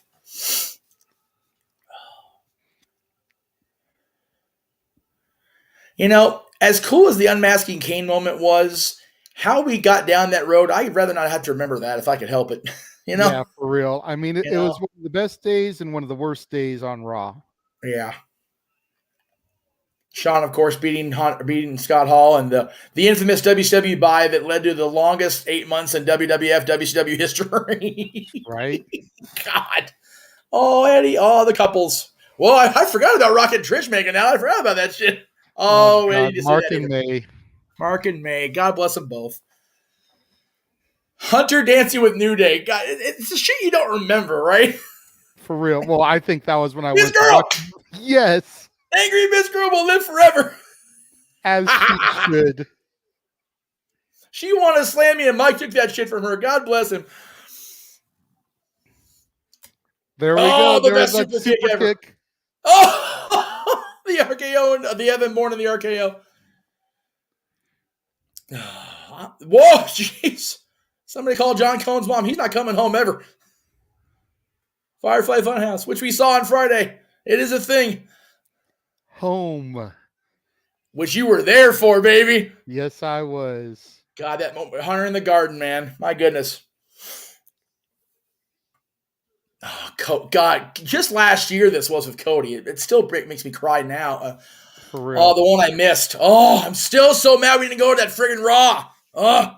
I watched that live on TV, man. That was one of the greatest Raws ever. The Warrior Raw. That was cool. Yes. This was Brett emotional. and Sean. Oh, Plan B. Oh. I watched the Plan B thing back today. I forgot about the guy in the crowd. You could hear him. No. Oh, gee. Police car fight. Oh, why are they highlighting the Alexa Bliss Randy Orton thing that literally killed everybody in that story's career for a moment? Everybody. Speaking of killing things, there's Braun killing cars. Put that on Alexa Bliss, though, because she was doing everything she could to keep that thing going with Bray being gone. Oh, God, the Rock concert. Good Christ. Which time, Dave? Which time? Anyway, we wish you had never come back, Dave. That's right. Everybody popping for Lesnar when he came in 2012. 2 years later, like, God, go away already. Except for Jeff. I wasn't popping for Lesnar. You kidding me? Shit. I think the only time Jeff popped for Lesnar was when he defeated freaking Rocky in 2002. Accurate. I was on that go home Rock train. Absolutely. Hey, there's a live pyro. We're live in Philly again, that traitorous city. Damn them. Go 49ers. Yeah, I said it out loud. I mean it too. All right, gotta get Paybo. Gotta actually be the guy. All right, here we go. Raw is live from the Wells Fargo Center in Philadelphia, PA. Man, such an historic building, Jay. Love the graphics with the old school freaking tape deck. That's good shit. That is. We've both worked in that environment, man. And the multiple different Raw logos going throughout the televisions there. From what they were saying, they're having the Raw music throughout the night. And speaking of music that defines WWE, at least now, we shall acknowledge, because they're going to open up with the tribal court, the trial of Sami Zayn. My goodness. They're not wasting any time with this one. I'm surprised they're starting off with this. I'm surprised they're not saving this for at least the start of the second hour, kind of build the suspense. Well, I guess they want to let us all know where Sami Zayn. And look at this, as everybody walks out, everybody is laid, which, is what it is, except Sami. Mm-hmm. Everybody's wearing the red tribal lay, except the honorary, maybe not anymore, Oos. They really should have reconsidered having the Triple X be the 30 thing. I get it, but damn it. I know. First they've got the Boehner brothers on SmackDown, then they got Raw as Triple X. Seriously. I don't know who came up with that originally, but hearing Denise Salcedo's little teeny voice say Banger Brothers just freaking popped me Friday so bad I was laughing my ass off. I'm not going to lie. I love Denise, but goddamn it, that was funnier than shit. When she says that out loud, I'm sitting there trying to type a comment. I'm like, fuck. She's like, this big. It's a little voice. It's funny. This is not funny. This is serious shit. Yeah. This is pissed off like he's not been pissed off in 2 years, Roman pissed off. This KO problem has got out of hand. And Lord knows you and I both know about a Kevin Owens problem. Oh, son of a bitch. So much of the whiskey cutting through the damn phlegm. That explains it. You've had a little bit to drink tonight. Hey, I got nothing in this damn house except the emergency, which has become pretty much filtered down at this point because I've had so damn much of it trying to get through this cough. It's either a whiskey or try to sit here and do 3 hours every 20 seconds. It is what it is. You suck it up and you do the thing for the team. There we go. That's it. It's so funny to me to watch Adam Pearce bail like there's a freaking bomb scare out of the ring because Scrap Daddy had been like, yeah, what? It's just funny to me to see that shit. So let me go ahead and get the graphic back up since we are actually calling this shit. Oh, that didn't work. Let's try that again. I need this one. Thank you. Oh, and don't worry, we're not going to talk about any exploding wood or anything on the show tonight. That was Noah's gimmick, and it's going to be clipped for Open Mic Night at the end of the year because Noah using the phrase "exploding wood" and not realizing what he said till he said it is classic Open Mic Night goal. Right? I mean, that's as good as when we were calling the match the last. I want to say it was New Year's Evil, and he was talking about someone coming in from behind. It was like, whoa! It was like, oh, whoa! Fingers and belts are up, Catherine. That's right. As they should be.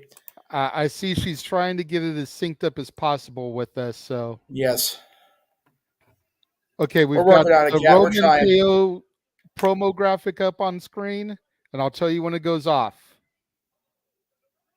Off. Yeah, I'm just a split second ahead of you, so I'm going to leave it as is since I'm doing play-by-play anyway. There you go. Again, it's very telling. Sammy's kind of off to himself here, and the entire bloodline on screen, because we're not getting the entire bloodline like we were originally advertised, but the bloodline that's been on TV every week is all in the ring and either on the opposite side of the table or close to it. And Philly's feeling loosey, man. They're chanting for Sammy, and Roman doesn't like it. Of course not. He doesn't like the spotlight being taken away from him. He is the head of the table, the tribal chief, for a reason.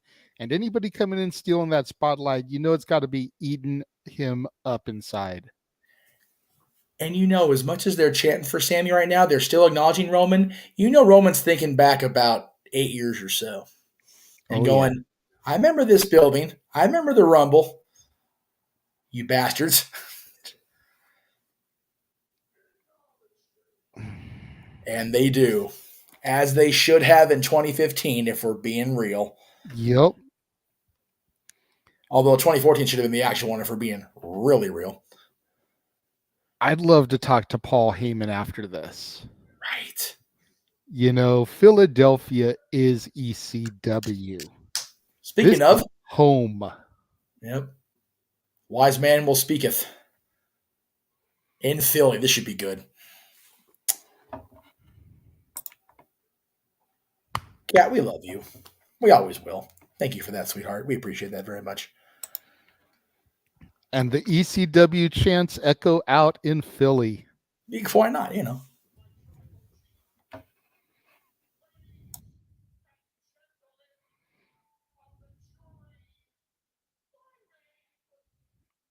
Of the jury. Damn it, Paul.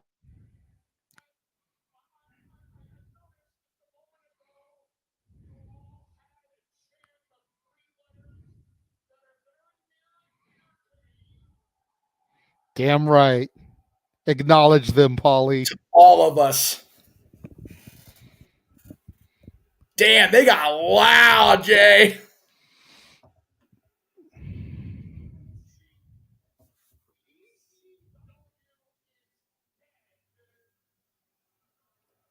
Oh, Paulie going for the cheap heel heat.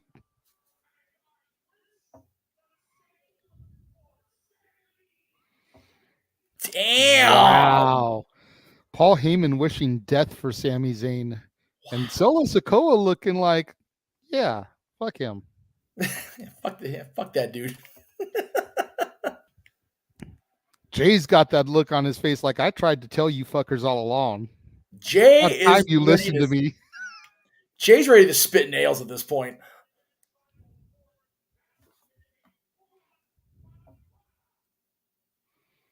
You said what? Exactly. Yeah. A Judas. Judas. I'm sorry, go ahead.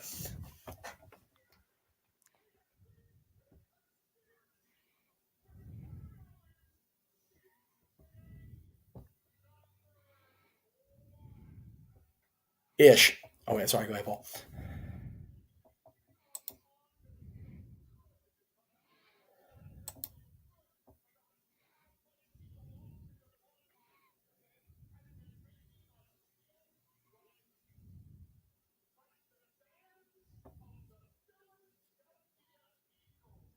Uh-oh. More cheap heel heat going after their football team. I am buying a Paul Heyman shirt tonight.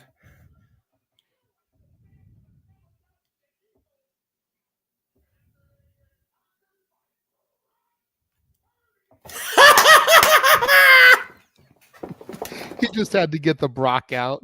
Damn right he did. I am forever and now a Paul Heyman guy. Like I wasn't before, but I sure should am now. The only one who still looks a little bit hesitant with everything is Jimmy. Because you know he's been the one that's been down with Sammy from day one. But Jimmy's also throwing it up because he freaking talked about the Niners, and that's Uso hometown right there, San Francisco, baby.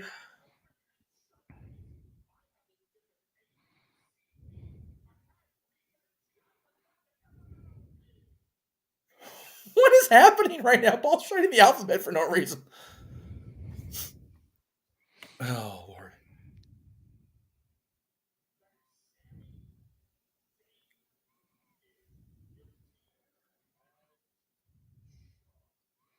Man. Guilty as charged, former ECW pay-per-view. Another little cheap pop there for ECW. Before Taz became a commentator and a fat one, not very good. You know. Right, Paul? And prosecution Exhibit A. Let me see what we got here.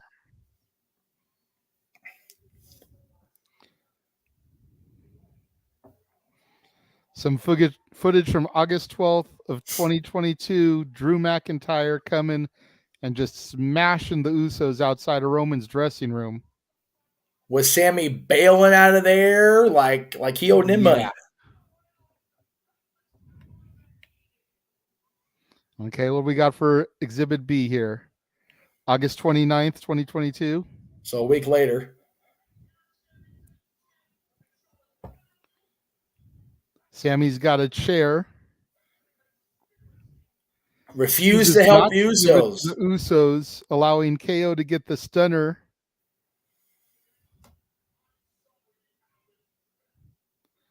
Okay, Exhibit C. Rattling this stuff off here. War Games.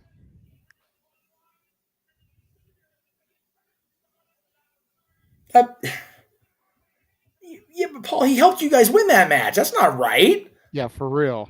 Like he owned KO in that cage, man. Let's not front here, folks.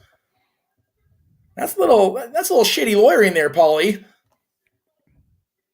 And then Exhibit D.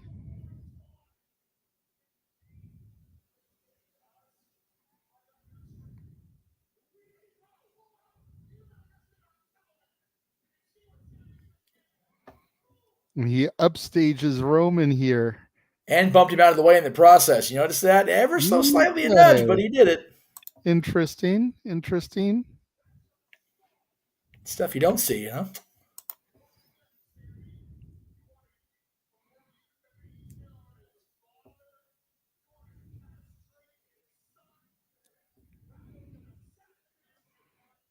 Wow. Okay, an assassination attempt, maybe assassination of character. Right? So Roman's sitting there, and he's like giving Sammy to fuckface, but inside he's just going, "Don't laugh, you're on camera, don't laugh, because Paul's being too funny, but don't laugh." For real, because we've seen Sammy break Roman way too many times as it is. Right, but Paul's the one making it break right now because Paul's just going full lawyer mode, like, and Paul knows about the lawyers, dealing with the people of ECW. Yeah. Not for nothing, sidebar. Those belts are ginormous. Look how much of those belts are covering Paul. Those things are huge.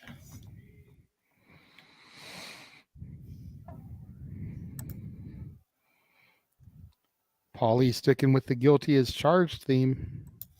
He's determined to get that pay-per-view over on the network.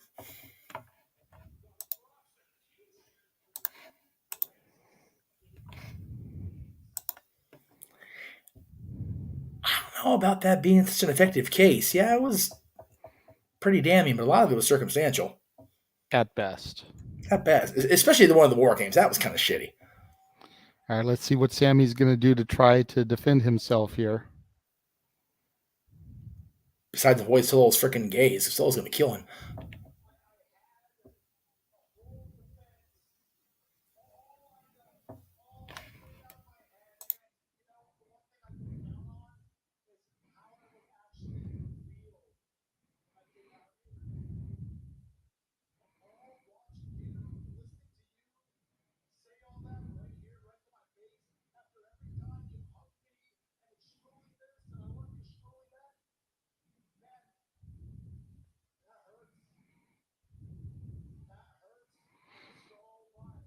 Sammy talking about how much Paulie's double talk hurts. Well, Sammy's a very sensitive dude. You don't come from a background having a kindred spirit raise an orphanage. He's a sensitive brother.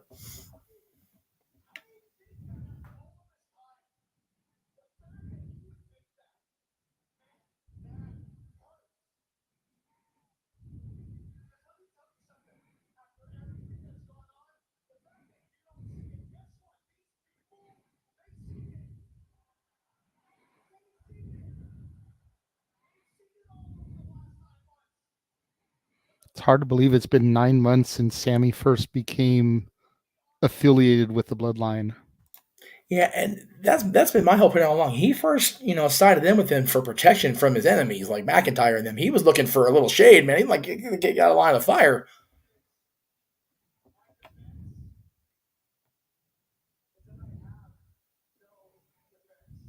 What? Wow. Why is he punking out? Roman's confused.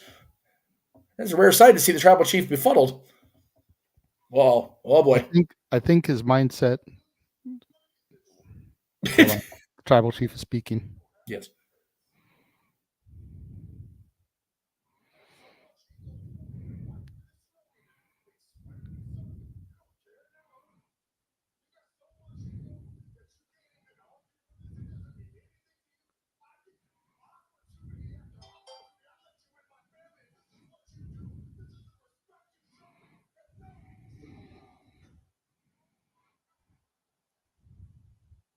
Roman calling for Solo Sikoa because he feels like Sammy not fighting is disrespectful to all the opportunities that the tribal chief has bestowed upon the honorary Uso. Oh man, they're gonna execute him on live television here, dude. Oh my god. What? Jey Uso with the save. Look at this shit.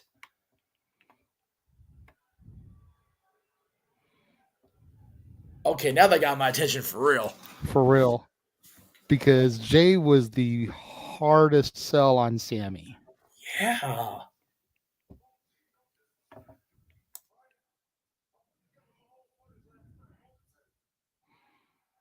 Oh, Jey Uso coming to Sammy's defense. Defense Exhibit A. Yeah, I like this. Good twist. June 3rd, 2022. Blind tag, see that? Blind tag to help the Usos retain the tag titles, or I think maybe it's when they won the SmackDown tag, or when one of the Raw tag titles became undisputed. Yeah, Roman's music hit.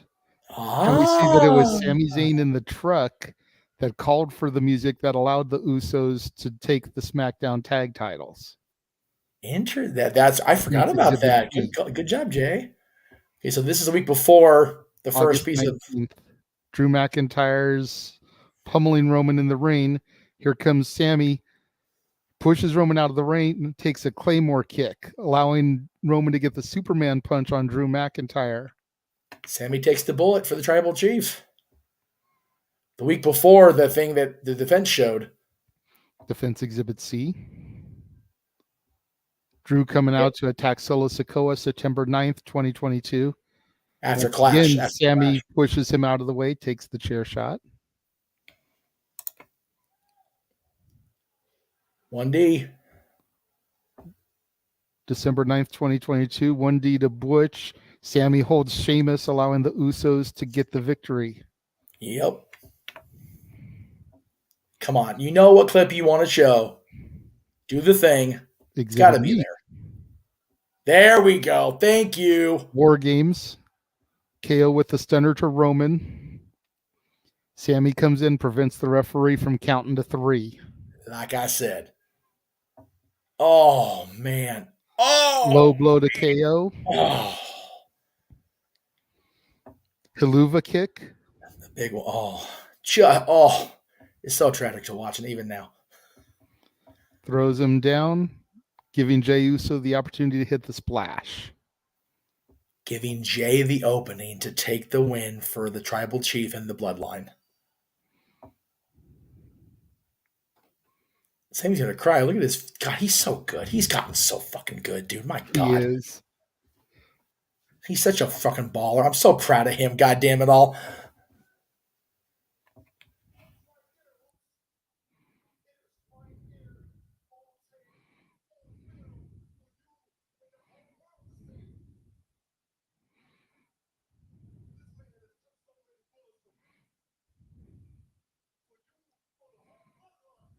It's true. Jay talking about how Sammy's basically bulletproof, taking all kinds of shots for the bloodline. Sammy finally has a smile on his face. And just remember who was the tribal chief's bitch before Sammy started taking all the heat. It was Jay, man. Mm-hmm.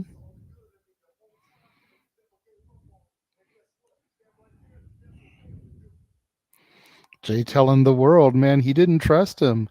But Sammy saw the good inside of him and brought it out.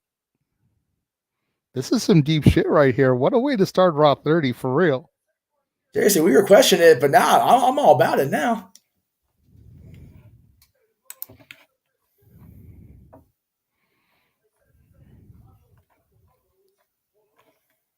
Damn. Who would have thought that 6 months ago we would hear Jey Uso saying, "I love you like a brother"?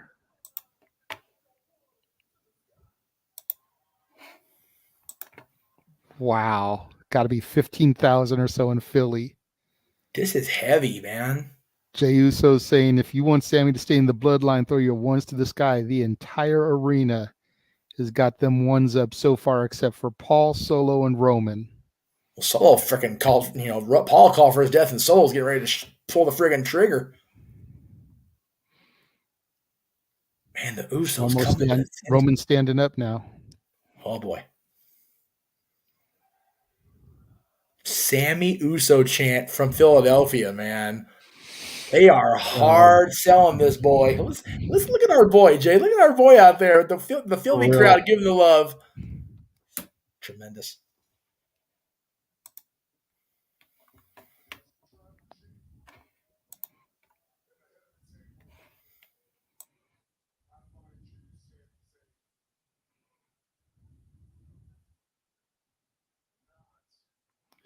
As your tribal chief and the head of the table, I find you, Sami Zayn, not guilty. Thank God. Thank God. For now. Oh. Uh-oh. It's provisional. Of course.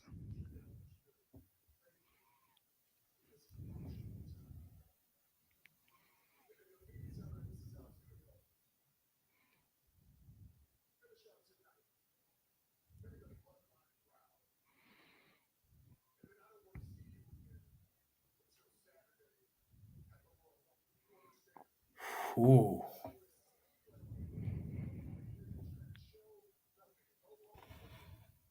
Man.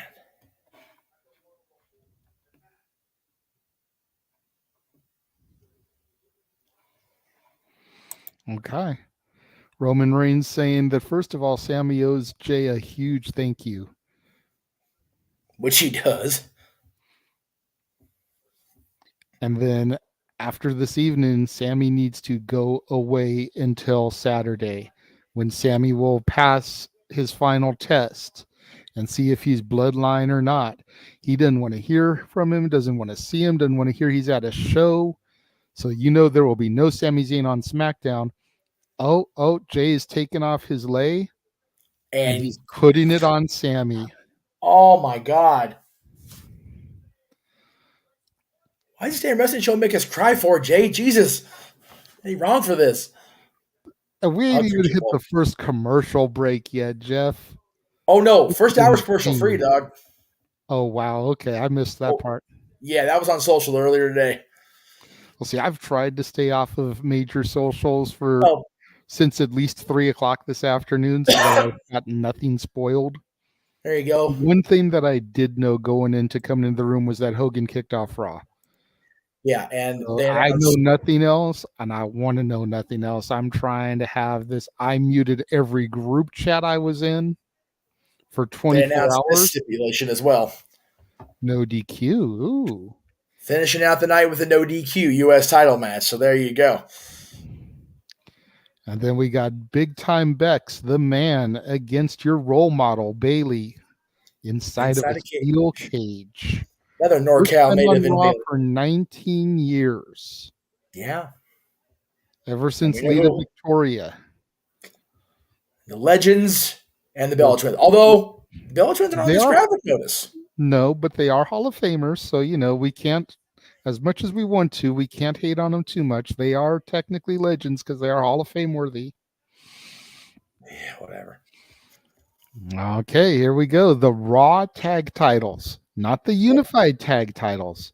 The Raw tag titles against Dominic Mysterio and Damian Priest coming up tonight. Coming up now. Shit. Oh, yeah. Here we go. Here we go. At first, I saw the swirl there, and I thought I was about to hear a storm is coming. Right. You wish. You wish. I do, actually. That would be better. Yeah. Yeah, we're not going to lie. Now, because then that means she left AEW. We don't want to do that just yet. Well, I mean, there's nobody else for her to beat. She's freaking 49-0. I mean, that's fair. It's like either give her a shot at the women's championship or move on. For really, before we get too far down the road here, yes, the Dominic thing is what it is with this group, but everybody else in here, man, I am so impressed with, relieved for, whatever you want to call it, man. Finn Balor has been on character development death row since he got his shoulder beat to hell winning the Universal Championship. And here we are, let's see, 2023, 7 years later, and he's hitting his stride again, man. I'm so happy for him. And God, Damian Priest, even my dad has been high on Priest from jump. And he had a stutter step or two. Not going to front. And he's kicked into overdrive. When I saw Priest in his Rumble debut a couple years ago, I was really, really interested in this kid. I definitely thought he had something. And, you said say what we will say about Dominic in this. The whole jailbird Dom, prison time Dom can go the fuck somewhere. But you know what? I read an interview that he did recently where he talked about when he was training, he would work heel style. Right. So the whole babyface shit that he's been doing all these years with his dad wasn't what he was used to, which is probably why he looked so uncomfortable out there. Right. He is a natural heel, and he's good at being a heel. Yeah. He needs to ditch this prison shit and find something that's a little bit better. I mean, honestly, if he just denounced the Mysterio name and claimed Guerrero, that would be all the heat he needed. Right. Without having to try to do this prison shit, looking like K-Dog coming out. I was going to say during the other show, but I want to make sure I save it for ours because, I'm the one calling this shit. So we've seen, Dominic involved with Eddie Guerrero as far as he being his real poppy. We've seen, of course, Rey Mysterio being his real father. We've seen him with Rhea Ripley. We've seen him impersonate Conan. When in the hell are we going to see Dominic do the El Dandy thing? I want to know this information. Dominic Mysterio is El Dandy. I want this on my televisions. God damn it. Hey, who are you to make fun of El Dandy? El Dandy is a fine wrestler. I just want to know who told the ring announcer she could steal Fred Flintstone's gear. Hey, I was going to say, it's cool to see Alicia because she's the one with on the TV, the Undisputed. I love that. She's so good at the Undisputed word. I don't know why. I get off on her. She's trying too hard on the music, on the microphone, and I don't need to know if you get off on. Don't need the definition. I enjoy her ring announcing. I like bringing that Mike Roan dipshit they have on Mondays more often than not.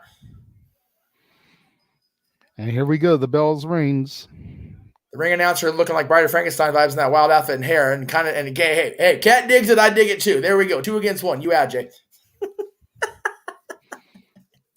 She cuter than you. Sorry. Damian Priest and Jimmy Uso starting the match off. Yes. Again, yeah. Even my dad was high. Where I was going with my point was, and then Rhea, man. Rhea had so many, like, WWE trying to fit her square peg in that round hole, and now she's just like, nah, I'm doing my shit now, and she's fucking awesome. What? Jesus Christ. It is weird to see posts of Rhea on her social media without all the makeup, though. Like, she looks so pretty without all the ring makeup on. Right.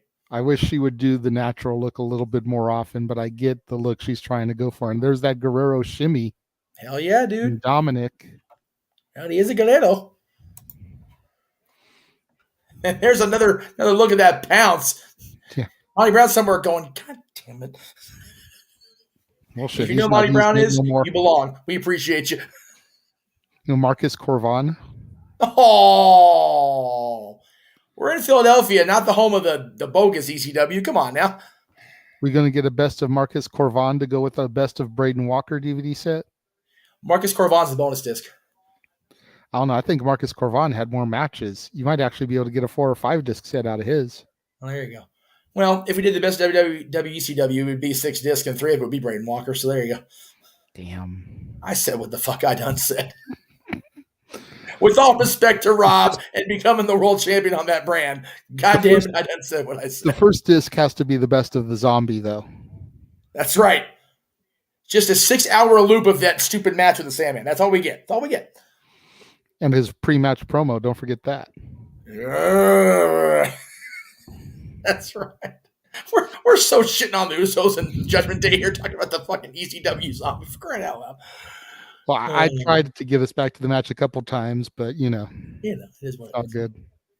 Hey, you know what though? Because these guys can carry it, and honestly, it was one of those. The match is going to speak for itself. These athletes are so good, and there's a reason they're leading off the match portion of the night, because Judgment Day's been the first real team I think could possibly dethrone the Usos. Possibly. I mean, we'll also see who wins this tournament over on the SmackDown side of things. Yeah, I find it interesting that they're. I'm sorry, I just said over again. I'm sorry, you were saying? I just said that they started on Friday night. Yes. We didn't mention that Saturday because you were asking us not to mention SmackDown. But yeah, I'm curious. Is that going to be for a SmackDown tag title shot or to face the Undisputed Champions like we're seeing here? So as like we're seeing the Raw titles here. They did say in the tournament that it was for a shot at the SmackDown tag team titles. So see, it definitely gives us the hope that they're trying to break things up. Maybe. For the record, Ray, Dom's real dad is indeed Rey Mysterio. The Eddie thing was pure storyline, but it was, depending on who you ask, the best thing or the worst thing ever. Well, as far as storylines go, it was definitely the worst thing, next to probably Katie Vick and Mae Young giving birth to a hand. But, yes, Rey Mysterio is his biological father, but if you look at him, he's taller than Rey. The haircut is definitely very Eddie Guerrero. He's worn more Eddie-inspired ring gear than he has ring gear inspired by his father. Yes. So it definitely would be very easy to flick that switch in the storytelling terms. Yes. And say that his biological father really was Eddie Guerrero. The easiest tell with Dom as far as biology is once they take the mask off of Rey, because he's the spit image of his goddamn father. Yeah. Straight look like a 12-year-old boy like Rey does. Well, like Rey did. I mean, when Rey was wrestling unmasked in WCW, dude looked like he was 12. Yeah, that's fair. Now, without his mask, Rey looks a little bit more like his age. Maybe not, legit age, but he still looks like he's young looking. 30 years or so, 30, 35, maybe 40. Yeah. But, I mean, he doesn't have the baby look no more. No, he looks good with the mullet. I like the mullet on Dominic Mysterio. I was going to say, I will not encourage anybody to cut any level of a mullet. After what happened to my hair between 07 and 08, no, the mullet stays on everybody. Damn right. I lost my hair with force and spite, and I refuse to have anybody else go down that road on purpose or otherwise. Here we go. Sami Zayn on the outside. I've been trying to watch him closely. Yeah. The hype man for the Usos. I'm sure he's trying to reiterate his point to Roman Reigns about his loyalties. And, we didn't really get a chance to touch on that part of things during the trial. I think the reason that Sami wasn't going to defend himself is because, generally speaking, when somebody goes through a situation like that, a little trial, being called into the office, so to speak, management already has in their mind what they're going to do anyways. Exactly. So Sami probably walked into that like, look, y'all are going to do what you're going to do. I'm just going to sit here and take the consequences. And I'm not even going to waste my energy trying to fight it, because despite what I say, you're going to do what you want to do. Exactly. Not to throw myself under a bus, but when I lost my job at Target, that's exactly what happened. I knew I was caught dead to rights with what happened. And the person involved tried to dance around. I'm like, look, am I getting fired today or not? No. Yes. Am I going to jail today? No. Can I go to the hockey game now? Yep. Okay, bye. That was it. After about 10 minutes of dancing around, I was like, all right, look, here's a stitch. I got shit to do. Double super kick to Dominic, and then to Priest, and another one to Priest. We got our own little super kick party going here on the 30th anniversary of Raw. Well, yeah, but they're actually a decent tag team that people can enjoy on a regular basis. Damn. How much of high spots going in there. I give a lot of shit to the Bucks, but they are a decent team. That's why I threw in there. I was going to say, they're not as decent as they were back in our Guerrilla days, but they are still a really good team. They are. I'd say one of the 10 best teams in the game right now. Oh, did you notice what happened there? I did. Sami freaking lobbed that up, and Finn took the bait like a freaking shark chases the chum, man, and now Finn's going bye-bye. Mm-hmm. That was straight clever by the Honorary Usos. That was good shit. That was brilliant by Sami there. Yep. Jay recovered. But Oh, Damian no. Priest gets the knees up. Oh, we almost had new champs right there, Jeff. Super Oh, kick. my God.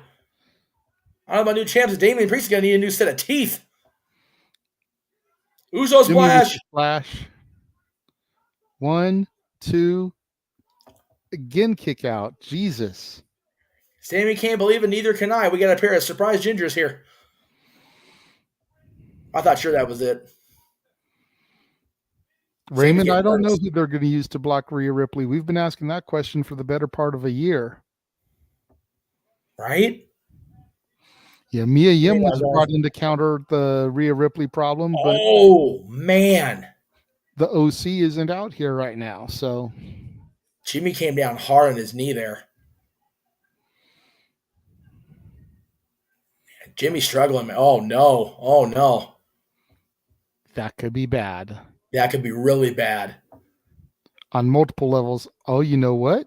Sammy may get in there and defend. Oh, shit. They're throwing the X. Sammy may have to do something. Freebird rule coming up, but could this be what begins the demise if Sammy gets pinned? Hey, Wolfpack rules. Wolves eat the blood. Let's get the little bloodline rules going here.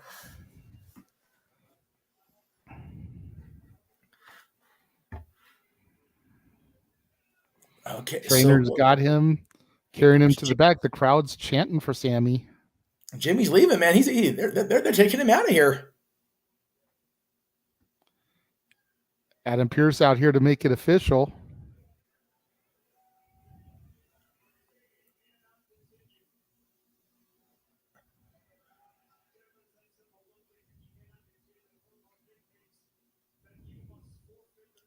Whoa, no. Nah, piss on that. Pierce calling for a forfeit of the belt. No. Sammy's posing a solution.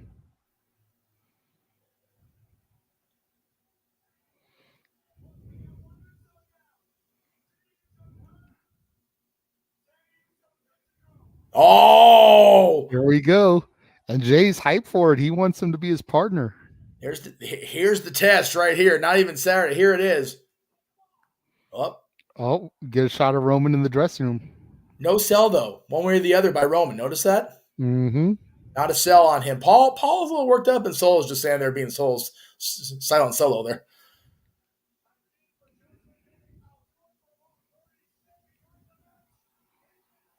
Attaboy, Pierce.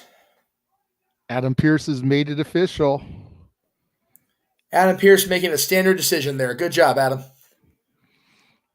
If you know, you know. And look at Paul's face. Yeah, Paul is with a people's eyebrow of sorts.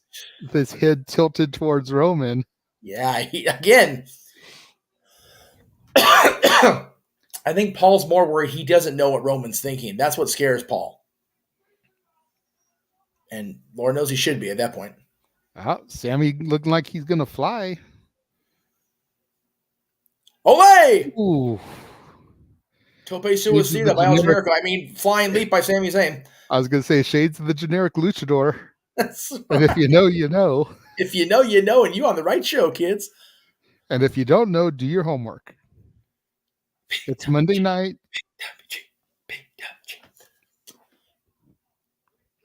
Oh, no. Come on, not like that. Oh, even with trying to cheat using the ropes, lie, cheat, and steal, Mysterio couldn't get the job done. Damn that con, Dominic Mysterio. Shame on him. Oh my God, exploder into the corner. And Rhea doesn't know what to think. Dominic Mommy getting no love if he's hurt. Oh, no, she knows what to do now. Distraction time.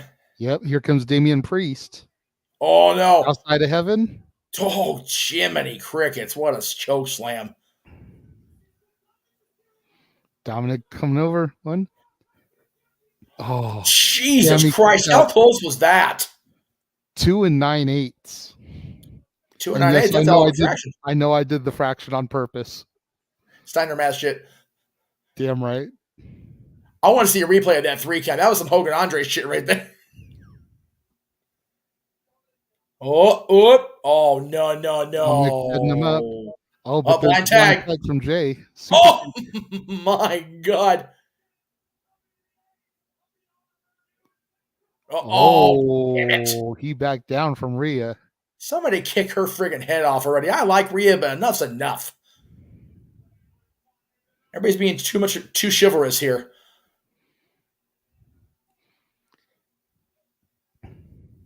Oh, crap. Yeah, I wouldn't hit a woman, but if she's going to put herself into the match like that, she deserves to get some teeth kicked down her throat. They want to call her this generation's China. China would taking the hit. Oh, frog splash. 1, 2. Oh, Sammy with the save. Rhea is beside herself. She is. Mommy no happy. Oh, God, just a clubbing forearm by Priest. Oh.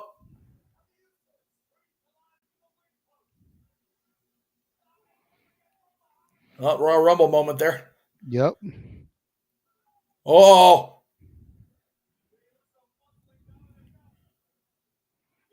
Another blind tag. Jay. Oh, God damn. Jay took his head off.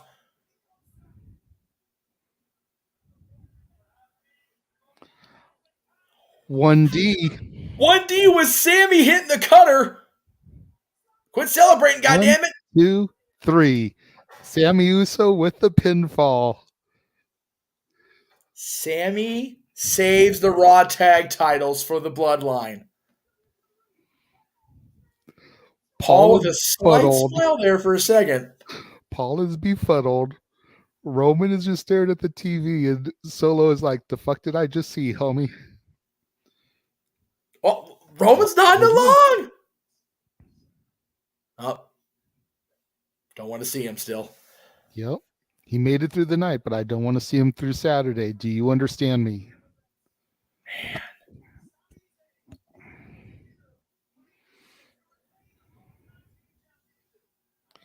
Now look at this. Jay holding up both Raw straps. Sammy with both SmackDown straps. I wonder if that's symbolic or just it happened to be the moment. I was going to say, those are yours. There we go. Ah, Christ. Here we go.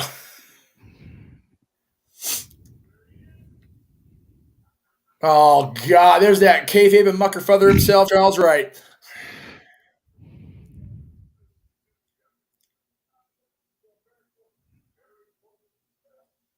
You know why Corbin's not on the list, Jay? Because he used to be a podcaster like we are. That's right. Catherine with a couple more dollars saying we the ones. We are the ones, and so are the Usos. Damn it. That's right. Damn right. Acknowledge us too. Matt, thank you very much for the hello. I am doing quite well tonight. Yes. Tell everyone what they should do to this video, Matt. Oh, he did earlier. It was in there. Oh, hell. Damn APA office. APA. Nation. Punk Corbin. Even Ronda liked everybody, damn it. I could have sworn Matt put the thing up about the. I could have sworn maybe in the earlier feed. Oh, well, there you go. Money talks. Charles, you seen my money in that yesterday. Don't be getting the eyes that all big and shit. I'm gonna leave this comment here for everybody else to digest however they want to, because that ain't so PC no more. You're right. I agree with save them, but still, they're actually going through the fucking door, JJ. As they should. I love this shit. JBL's having himself some flashbacks to the old poker days. Wow. So everybody else can get booked on the show. There's Jimmy Hart again. Looks like he's changed jackets. Jimmy Hart's got a 25 jacket. Oh, speaking of jackets, good grief. Look at Savage. Look at the Rocket. This is your life. Ah, the man. Oh, God. Look at that moment. Look at that moment. Ah, Jesus. Oh. The original Mommy. Yes. Big E with the title. And Kofi in the Wolfpack centric New Day shirt. You gotta love that shit. There we LA go. Knight. Good talk, Ooh. you dummies. Our boy Ricker on the raw brand. I dig it. Oh, God, my voice is getting bad again. You can take it for a second.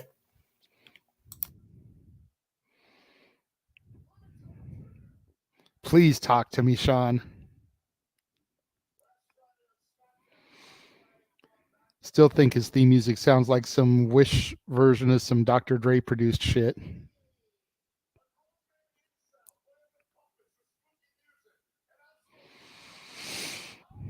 Huh? We need Austin to come out here just so we can have a versus what battle. Sean, please don't make fun of Bray Wyatt and the puppets. Please don't do that. We love you, Sean. We like you a lot. We don't want you to die, Sean. Please don't do that.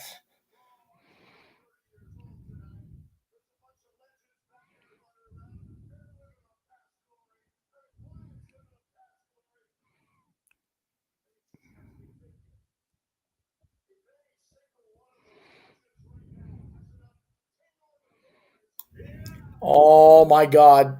Sean done messed up.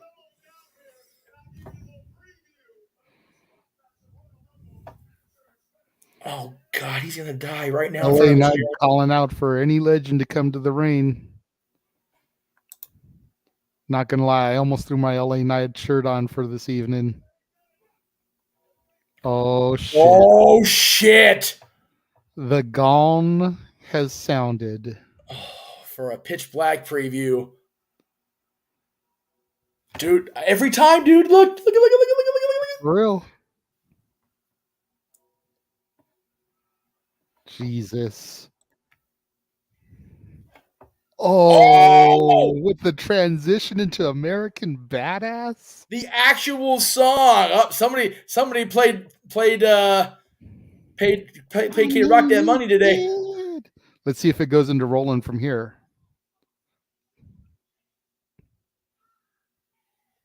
Nope. Chorus.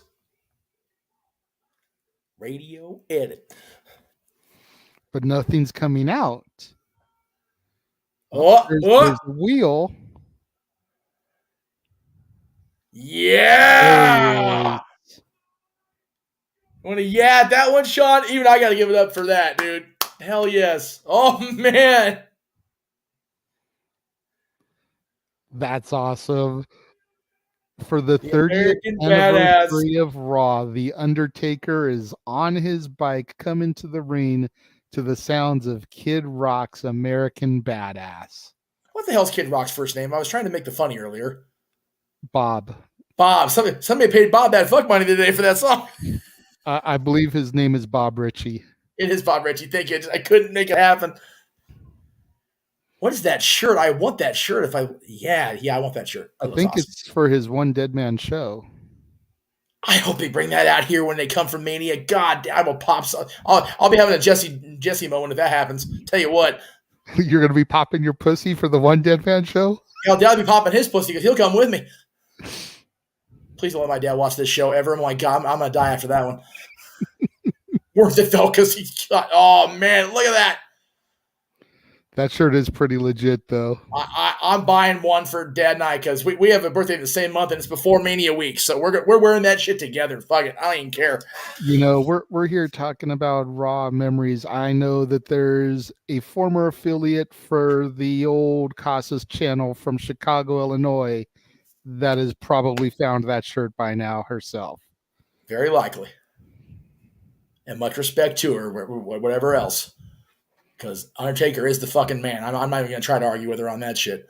But, dude, who would have ever thought that our boy Sean Ricker would the last charge of Percy Pringle would be in the ring with the Undertaker? And I'm sure Mark knows every bit of that story, too. Oh, I'm sure. There's no coincidence that Undertaker's in this segment with Sean Ricker, LA Knight.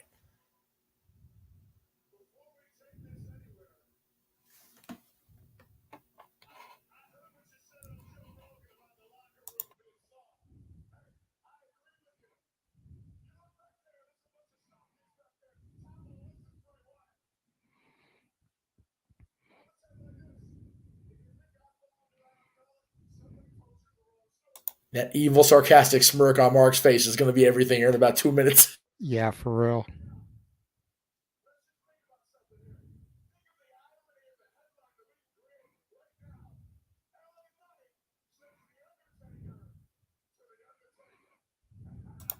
Oh, Sean.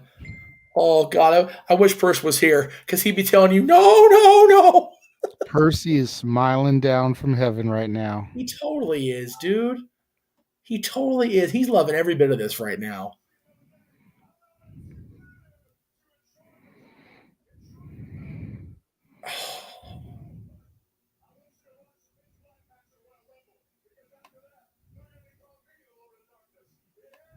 Oh, Sean, all the fuck ups right now.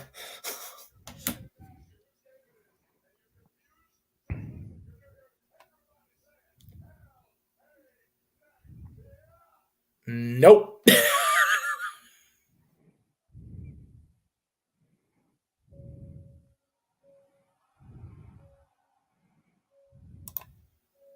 Howdy. Oh, I'm sorry. Wrong howdy. Uncle Howdy time. Which way did Jay go? I see Mr. Regal.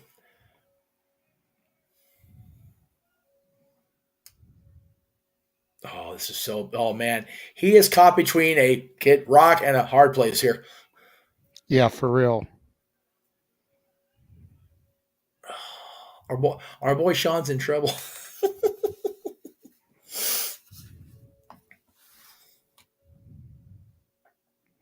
Oh man, this is. Don't touch the bike. Don't touch the bike. Whatever you do not mess with the bike. Put the bike back in the box. I apologize for going off camera there. I just got a PM about what we were discussing earlier. Asking if they could see any footage of ours, and I was like, take your pick. I haven't gotten to send the stuff yet, but if you click this link, we're live right now. Ruh-roh. Oh no. And the Undertaker has LA Knight goozled. Oh man. We all know what's coming next. Oh, it's a tombstone or choke slam, though. That's my question. What? Wait, just kind of hold him there and Bray's on the apron now. Well, history between these two as well. Let's not forget WrestleMania 31. Yeah, for real. Maybe Undertaker is going to feed LA Knight to the Eater of Worlds. Very nice usage of a segue there. That was tremendous. Oh, here we go. Sister Abigail. See, Bray knows better than to get up and take her face. He's chilling. He ain't messing around. And both men eye to eye. You just mentioned their history there. Crowd saying, holy shit. Undertaker picks up the glasses. Gives Bray that knowing look. Little words of wisdom in the ear. Let it be. Let it be. Yeah, I know those are the words he used. Yeah, probably not. Probably not. And Kid Rock blares over the PA once again. Back on the bike. And just like that, he's gone again. Damn it. He's gone again.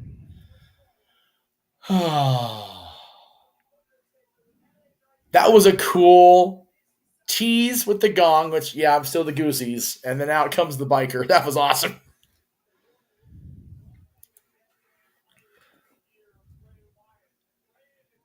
Now, as often as Bray Wyatt, the Fiend, the Eater of Worlds, has lived in the darkness, that will always be the Undertaker's yard first.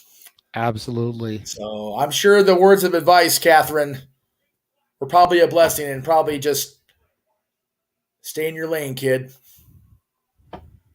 I bet you did, Scott. I was doing it off air, and I didn't want to get no copyright ding or whatever. Up, over the shoulder glance. Throw the fist up. There it is. Yes. And then ride off into the sunset. After giving the camera one for Christ's sake, the belt's there again. Damn it, Deuce. Ow. By the way, true story, hand to God, did not say it till right now, but it is thing. That DDP Yoga shirt is in my DDP Yoga shop cart right now. Nice. It's a badass looking Dexter shirt. Loomis and the Garganos over DDP there. Yeah, well, Dexter's busy shining his axe and Johnny's offering him Gargano's popcorn. trying to offer him popcorn. He took it. Yeah.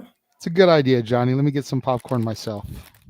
Damn, Deuce throwing down the queens. As she do. I can't believe she's still using that belt as a prop. That belt was thrown in the trash of Nitro, for crying out loud.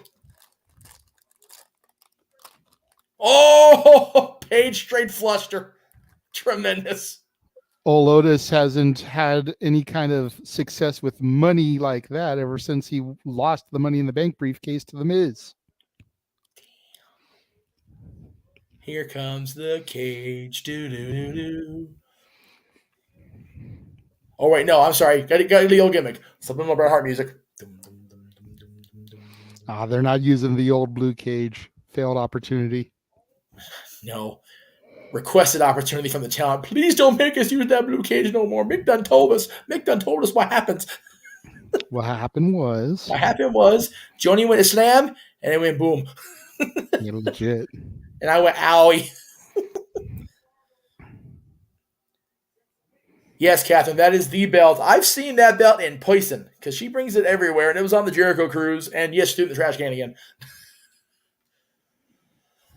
All right, now what are these two doing out here? They're supposed to be barred from ringside during this match with Becky. They shouldn't even be coming out there in the first place. What's up, Safa? Good to see you, sir. We are now past hour one, but we appreciate you coming in nonetheless. We're actually past hour one of the second go-around. If you missed Noah and James earlier, please go back and watch their coverage as well. They did an awesome job tonight. Well, I would chill for Domino's, but I had Pizza Hut for dinner, so it is what it is, guys. Sorry on Raw. Yeah, you know.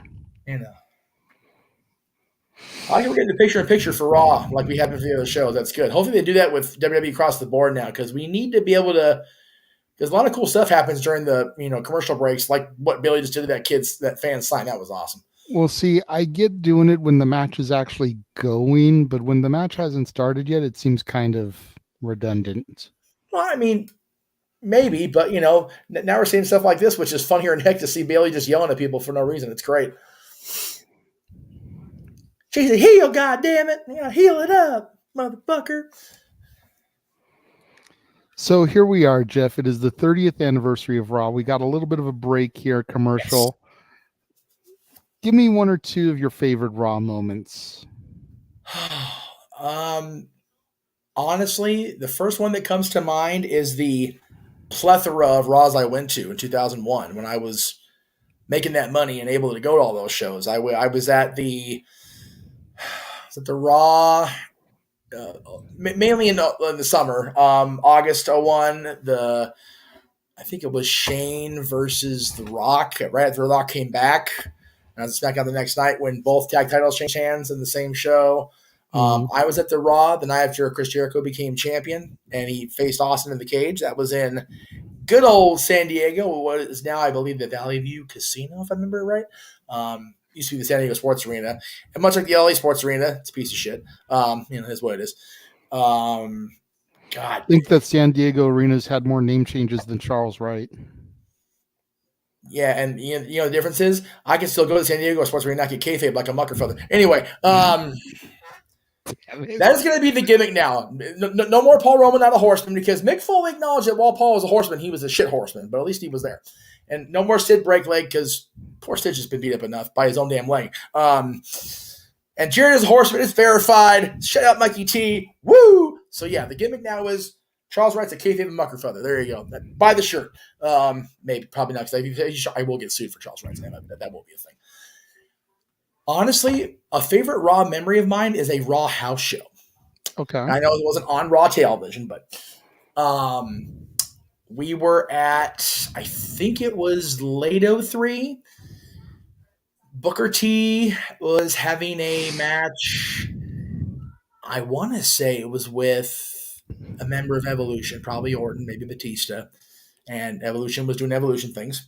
And The Rock came out and surprised everybody and helped Booker T and saved the day. And it was at the Pond, which is what it is.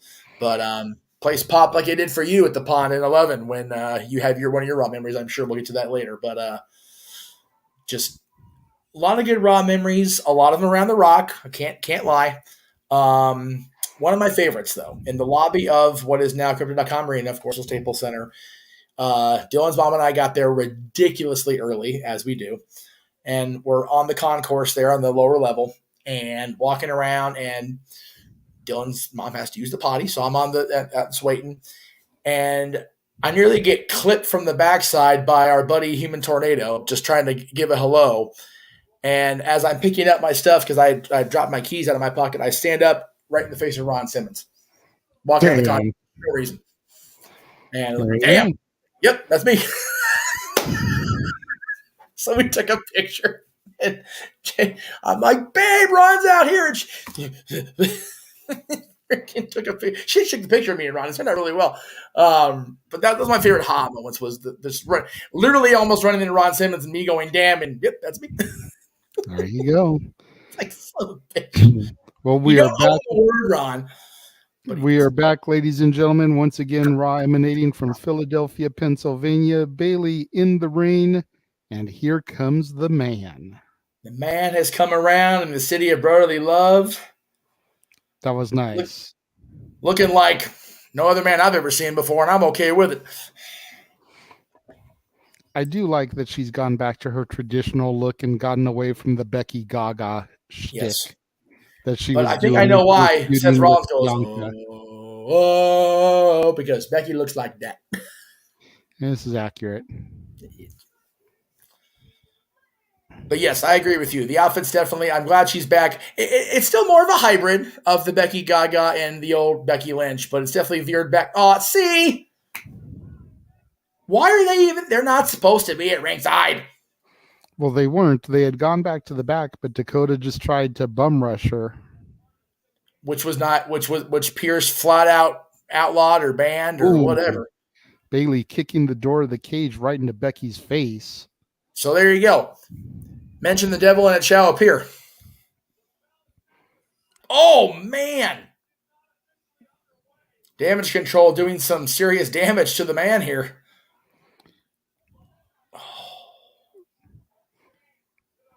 We know a thing or two about working around the WWE cage and stuff like Dakota Kai.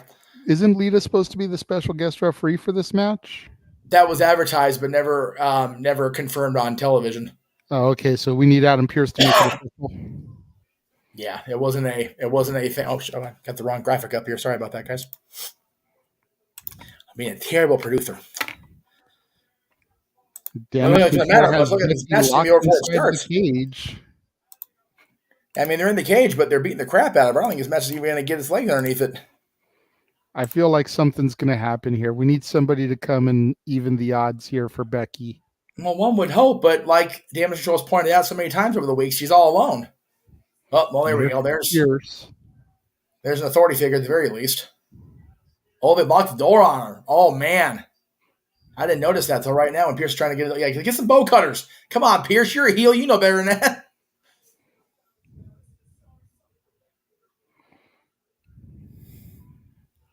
Dude, Pierce, don't you know if you keep yelling at Bailey, don't you know if you keep yelling at Pierce, he will sick Lucky O'Shea on you? Hollywood style. You wrestled her. You know how it is, Davina Rose. Bailey, sorry. Damn. Here come the bolt cutters. And that's a far reach. So if you know that one, you definitely know. Oh, I know. Were you there? Were you booked? I was there. I don't remember. There we go. Dude, Pierce jacked that thing so fast. He smacked the referee in the face with the head of the bow cutters. You see that shit? He smacked that poor referee square in the face. Damn it, Adam. Still got to be a heel. What shirt is that she's holding up? I think it was that a Mercedes Monet shirt? Huh? I was wondering if that was a Mercedes Monet shirt because it looked like it had some Japanese writing on it. It may have been Neo's. Oh, my feed froze. Meh. Okay. Universal thing. No worry. It's all good. Oh, okay. I was wondering during the first run. That sucks if that's the case. For real. Because that means freaking Roman and the Bloodline went too long. And granted, you got to give Roman and the Bloodline time, but man, that sucks if that's the case. I mean, I'm sure there's something else they could have cut some time from, as Yeah, opposed to cutting it from the first cage match on Raw in 19 years. Is that the first cage match period on Raw? No, 19 years. First women's. Okay.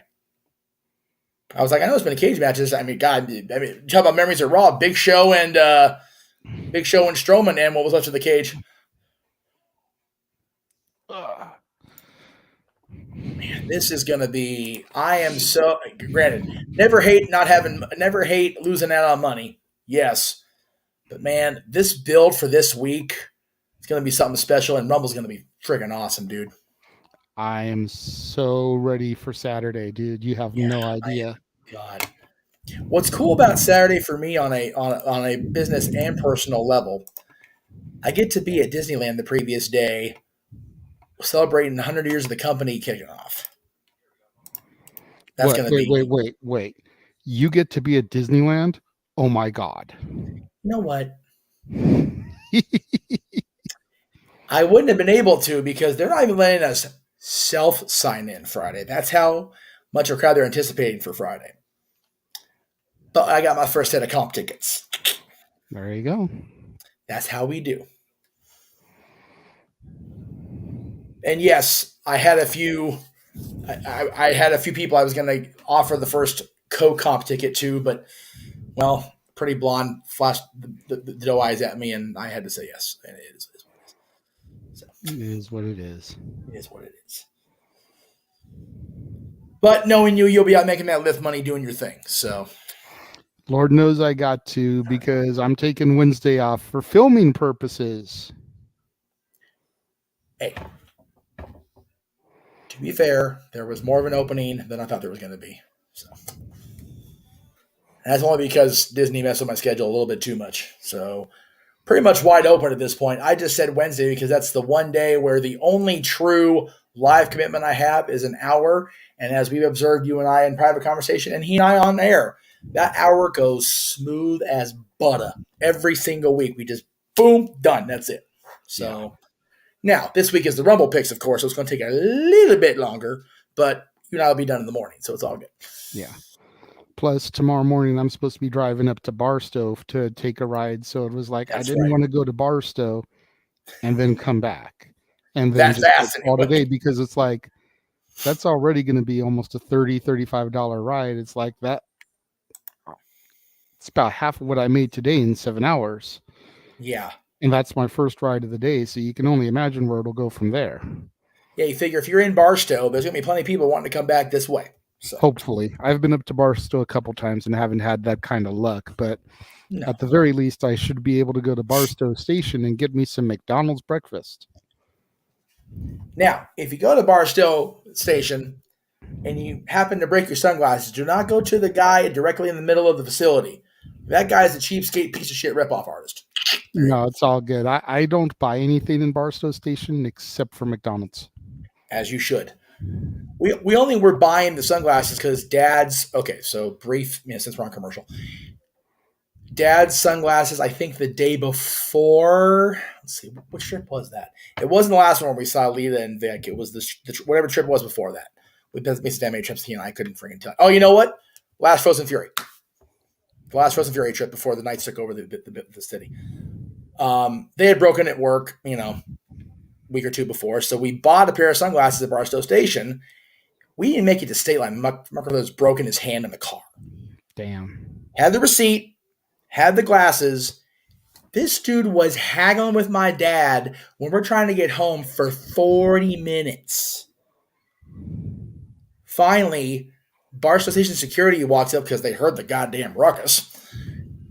Demanded the dude give my dad his money, and when he handed my dad the money, my dad stormed out of there without even giving the dude a thank you or a second look. And he's like, "I ain't coming back here if I can fucking help it." So we've gone to McDonald's since then, but every time we do, we walk by that and we just give him the because he knows. Yeah, I don't buy anything at Barstow Station. Like I said, it's the only reason I go there is because it's been a long-standing tradition with me and my dad. We go to Vegas, we go to Laughlin, whatever. We stop at Barstow Station for McDonald's breakfast on the way there. Yep. You know, I've driven easy. people up to Barstow before and didn't even really think about it. But the last time I took someone up there in the morning, I went to Barstow Station and got me breakfast. It's an easy The stop. two It's for whatever sausage muffin with eggs and called it a day. Yeah. During the week, it's not bad shit. Like Friday going up there for a Vegas weekend, you're crazy. Ooh, we're getting some more highlight moments. Yeah. Hogan and Taker, you got the Authority. You got Nation, all 5 of them. Love it. Oh, God, why show the flare goodbye? Y'all killing me. Oh, it's Sting! Jericho and Bob Barker. Price is Raw. That was so great. Stephanie about to get her arm snapped by Rhonda. Arcade Bro and what may not be. Here Oh, the we go. bedpan. Bedpan McMahon. Deadpan McMahon. That's not shown by accident. So Kat says, not to backtrack, but I love how Taker literally needs 0 words and he can still make an entire arena cheer. Yeah, he didn't say a damn thing. Didn't need to. So good. But notice, as they're playing in the background, they're playing the old Raw themes as they're doing these highlights. I love that. Oh, shit. Here we go. Are you ready, Jay? Tell us what to do. Think you So, can where? It's the 2 Seans and Hunter. Oh, and Dom. Then you better get ready. Rest in peace, Chris Warren. Right. As much a part of Raw DX as anybody, really. For real. What the hell is Kurt Angle doing walking out with DX? What is happening? Dude, I saw the 5th body start to come out. I was like, holy shit, they actually got Billy Gunn this time? Right. No, it's Kurt Angle. Fucking Kurt Angle, who's only slightly less bald than Billy. Or more bald than Billy. Kurt Angle's an honorary degenerate. If Sami Zayn can be an honorary use, Kurt Angle can be an honorary degenerate.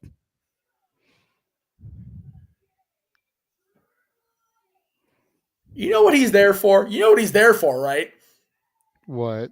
Freaking daddy ass placeholder so Doc can do his shtick. There you That's go. exactly why the fuck Kurt Angle's going to stand there. He's going to stand there and do the thing and just let Dog have somebody to play off of. Because otherwise, what the hell is he doing out there?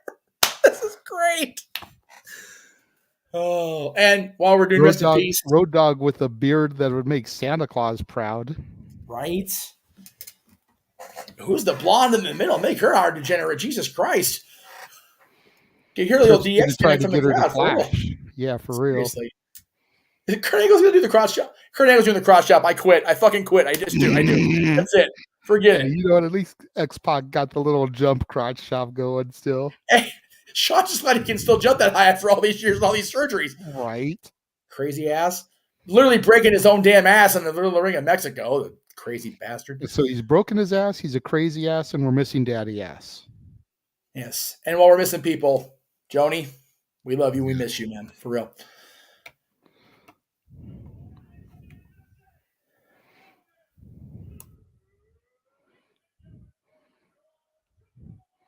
I think we heard this spiel already, Brian. Yeah, but we can't fire Brian. It's his spiel. The real Double J, Jesse James.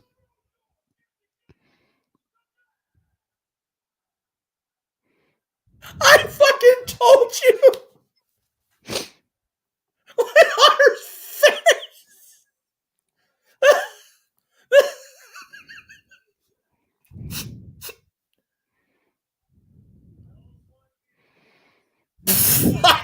Damn it, Kurt. Oh, no. No. Oh, no. He's got a DX. I quit, Jay. I do. I hate this show. He's wearing a DX shirt.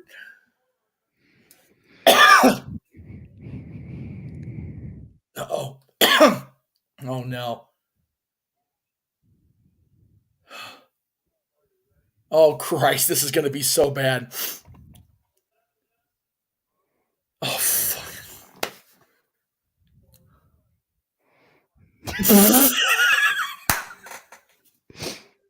I love everybody in this ring right now, like as like family at this point. I swear to God, dude. Then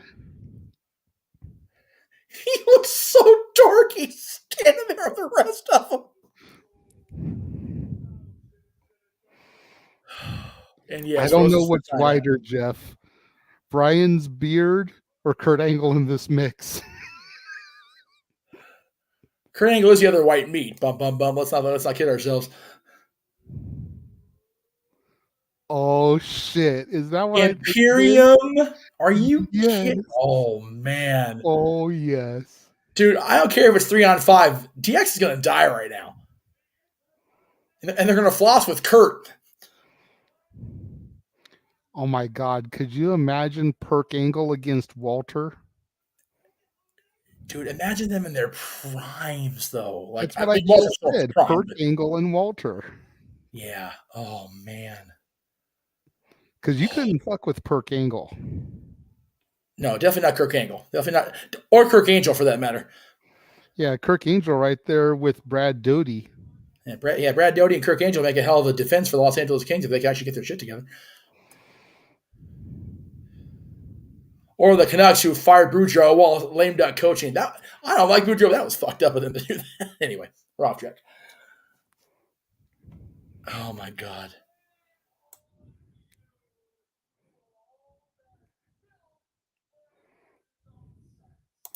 Yes.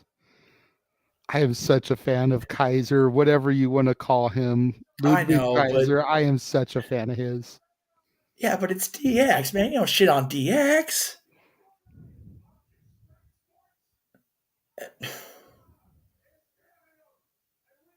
Sean's like, I'm your boss, asshole. Get the fuck out of here with that shit. You know Sean's the reason they're in there. Oh, He of course fucking they booked this shit. Well, both of them are. Him and Hunter both are like, on the inside, they're going, this is the greatest thing we've booked yet. Oh, man, too funny. No cat. That's a bad cat. Bad kitty. Put you on timeout. Ooh, nose to nose. And those are some big noses. I was going to say. Hunter's like, I'm retired. Everybody in the ring on that side retired.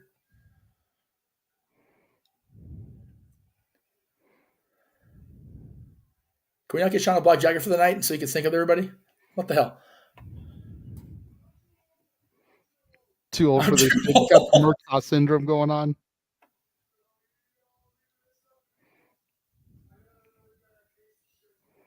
He actually does. That's a funny part.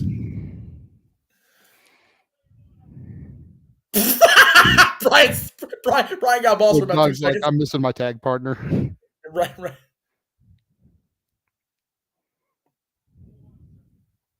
Oh god, DX huddle. Here's Kurt's test.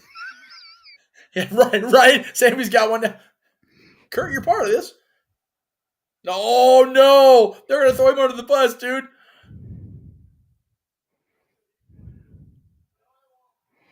No, he's not really. Nope.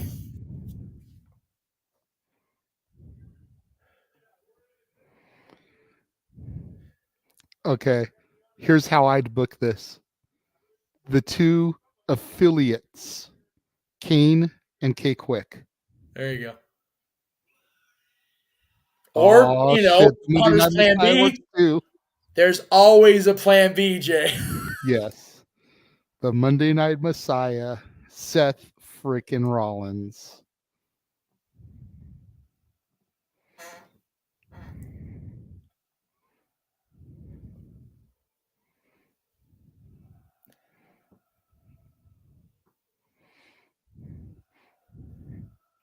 Burn it down. But could you imagine Ron coming out one time for the 30th anniversary to his old Getting Rowdy theme? No. What you do is you have him pull modern Ron. Freaking walk out there all hyped up and get in the ring and look at who's got a face. My bad. Just take off. Like, nope. See, 24/7, 365 is retired, and so should I be. Bye. See, that can happen any time, though. Like, this is Raw is 30. It should be a throwback to K Quick with the airbrushed pants and everything. That's fair. Look at DX Sarah fucking conducting. This is I love DX. God damn it. I'm still going.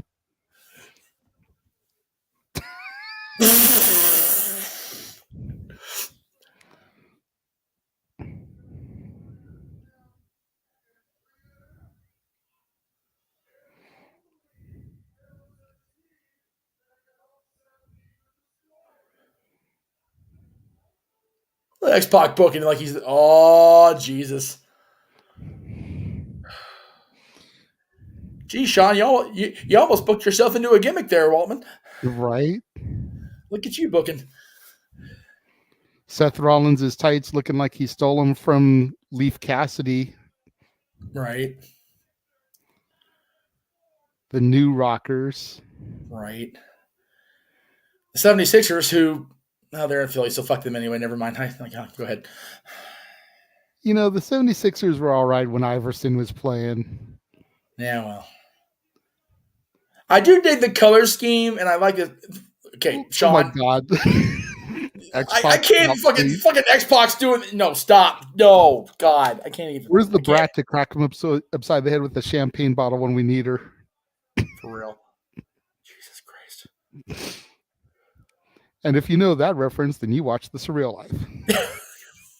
I am not near drunk enough for this part of the show. Yeah, I can go back and get more whiskey. This is ridiculous. Consider the people in the ring. I think alcohol is the wrong drug, sir. Hey, solo cups. We got Sean Waltman. I know who in the ring. Dog. I know the gimmick. I understand the reference, Captain America. God damn it.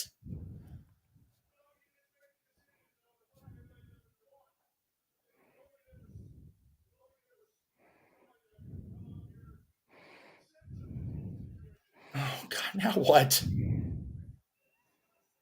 Oh shit. Jesus. We're going to have a tag team match. Holla, holla. And whoever loses and has we're to going do to have what, that Jay? match right now. And if they lose, what do they have to do, Jay?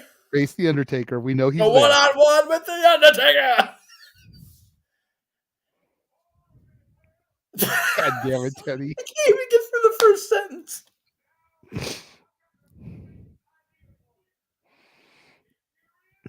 Imperian. No M, just an N. Imperian. Oh, golly.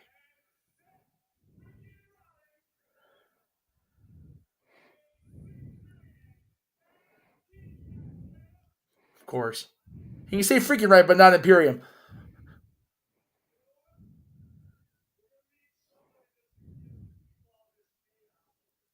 Now what? Referee gimmick too? Danny Davis, what? Oh my God, no.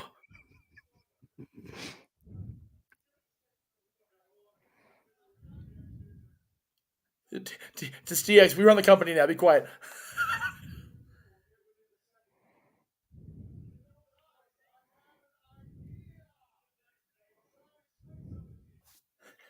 He's got a referee shirt on underneath that. Because of course he does. Kurt, the man of 1,000 shirts.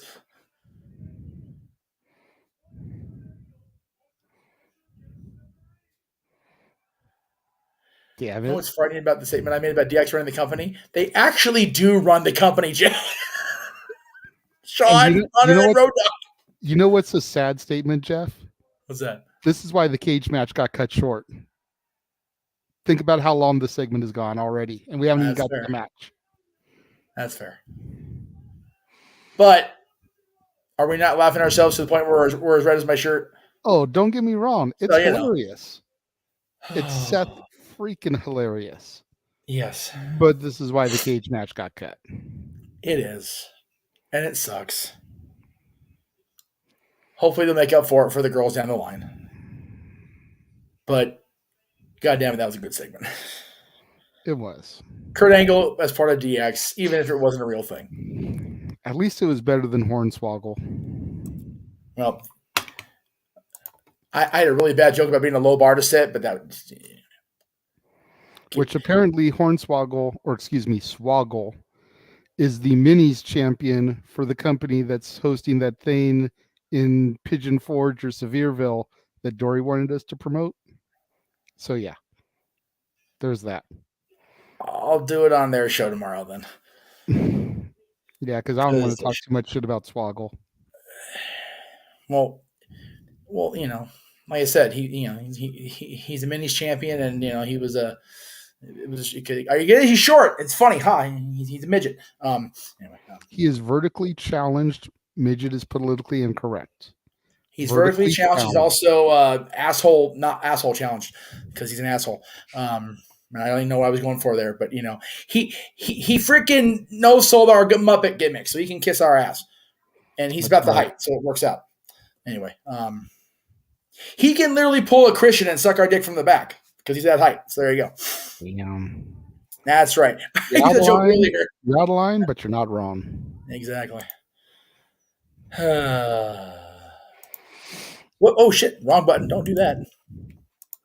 Don't end the broadcast. Yeah, that was a good segment. I'm not even gonna lie. Yes. It's true. It's true. That's right. The 2 words are now. It's true. That's 4 words. It's true. It's true. That's 4 words. She beat you to the punch. She had to get the comment up in time. Oh, Jesus. Catherine, right there. I see you. Are you ready for this? It's a penis joke. Not John Cena. I actually can see you. Yeah, I mentioned this on our other feed. How are they going to make him the 2023 the WK 2K23 thing? You can't see the cover guy. That's bad marketing. And they have a deluxe version too. It's going to be a bunch of see-through shit. Natalie actually made a pretty hilarious joke to me the other day. Going through old pictures, and I showed her the picture of me, you, and John Cena. And she's like, now there's 2 people that you can't see because Uncle Jeff's photo, you're not in it either. It's like, damn, okay. I see you, kid. You out of line, but you're not wrong. To be fair, that joke's at least a year old because y'all made that joke together on Instagram at the same time. To be fair.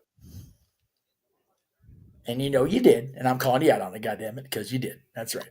But it's okay, because I rectify every time that picture gets posted to me and John, I make it a point to go, I was wrong in photoshopping you out. And the picture of us, I even AI enhanced the picture of us, because it is a damn good picture, except me in my freaking straight white Long Beach Clothing Company shirt where I, might as well be a goddamn light reflector. Complete with California tag on my arm. You know what they should have done tonight with no Billy Gunn? They should have tried to get Jason Sensation. Oh, to be Billy Gunn. And he could have. They should have got Bart Gunn just because of the sheer dumb fuckery of it all. Have Bart Gunn walk out there, everybody go, good enough. Like, we haven't seen him since Butterbean laid him out at WrestleMania 15. I say that Butterbean just walk out there casually. Spinning head exorcist style. But then that Butterbean walk out, legitimately knock him out again, just walk away. Just say nothing. Right. Boom. I mean, they're in Philadelphia. They're in the building. WrestleMania 15 was that anyway. Jerry the King Lawler coming out for some commentary. Yeah, buddy. How did Jerry get into that suit after 30 years? That's the same damn shit he wore. That's got to be tighter than my high school shirt. Paid for some surgery? Who knows? Well, I think the alimony's run off from how many wives is he at this point? Start counting my toes. Let me pull a Sherry. I think it was the third one.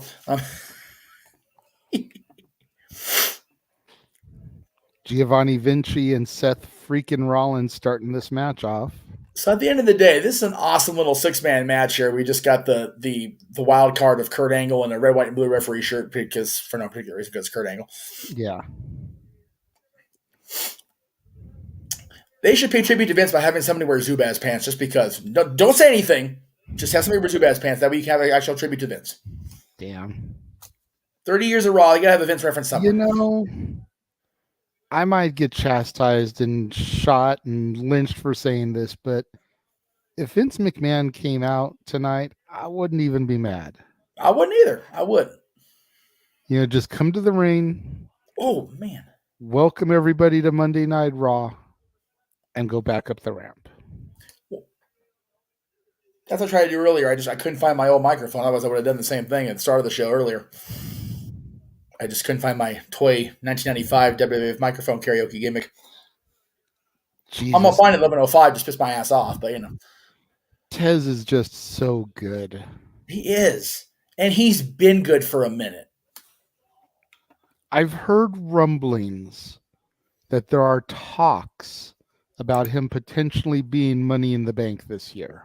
That would be wonderful.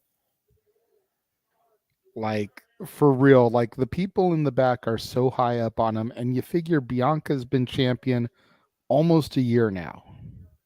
Yeah. You know, if she keeps going, if she continues past Mania, to have them as that power couple. And it's the perfect way for him to split off from Angelo. Just win the briefcase, still maintain the team, and think, but when he cashes in, he gets too big for his own shit, and I don't need this fool no more. Very much like when Edge won King of the Ring. Yep. Him and Christian were still a team for a minute, but Christian slowly started to get jealous. Yep. And then ended up turning heel on Edge, but have Tez turn on Dawkins. Yep. That is still, to this day, one of my favorite Raw moments and one of my favorite betrayal moments, because you and I both know exactly how much the real Stanley Cup weighs. Mm-hmm. So to have that replica bounced off the King of the Ring's chest like that shit had to hurt for reals. And yes, those of you who weren't aware, the reason the King of the Ring 2001 had a trophy is because Edge is Canadian as the day is long, and they're hockey fans. Yeah, for real. I have 2 words for you. No duh. So yeah. Do your homework, folks. Oh, Jesus. That was ugly. Again, call whatever Kaiser's name is that you know him by. Ludwig Kaiser is another one. He is so good. I believe the chat room will correct me on my pronunciation, but Marcel Bartel, I believe, is who that is. So, see, as has been well documented here on the Jeff Meacham Network, Multiverse of Media, I was not that familiar with him prior to the call-up. Yes. Same with Gunther, Walter. Yes.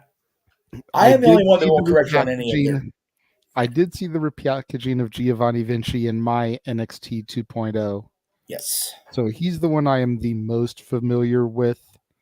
But there's just something special about Marcel, Ludwig, whatever you want to call him. Oh, nothing special about that headbutt by Rollins, though. As much as everybody thinks that Walter Gunther is the world, watch out for Ludwig Kaiser. Oh, yeah. Yeah. When they let him pull the other trigger, look out. I know, right? I did not know it until Jeff just told me now. I've been watching wrestling since 1998. I had no idea Edge was Canadian. Edge was a featured player on JJ's first major watch, and he still didn't know. That's right. What is so special about it has to be 4 parts? When Howard Finkel said from Toronto, Ontario, Canada, I still was clueless.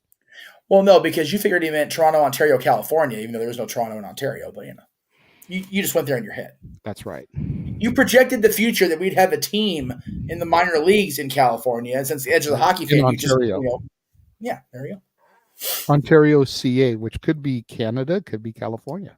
You see, Fink don't know everything. He could have been WWE stat guy, but he don't know everything. That's right. If we're being real so fucking stupid for that. The match is still going on. Kaiser to Rollins there. Got him in a little bit of a headlock there, trying to inflict some pain to Seth freaking Rollins. Rollins trying to get the audience into it. No, Christian's Floridian. He said that when he moved. Oh, yeah. Off topic, but we're on a commercial picture-in-picture.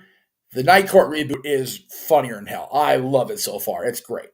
So, see, I haven't watched it yet because I'm so skeptical because John Larroquette, to my knowledge, is the only original back. This is true. You know, Richard Mall is dead. Harry Anderson is dead. The only one I think is still alive is Marky Post, and she probably wants no part. No, she's dead too. Yeah, like everybody. Yeah, she had a couple years. Yeah. So you know. What about the one that played Roz is dead too? Think so. Yeah. Really? I didn't know she died. I knew the other ones did. But the way they weave the story is very well done. Oh, hang on a second. I'm freaking. Sorry, I got a text all over the place. I wasn't able to. I got busier as the day went on. I will get them to you first thing in the morning, I promise. Imperium posing on the outside. Seth Rollins laid out on the floor.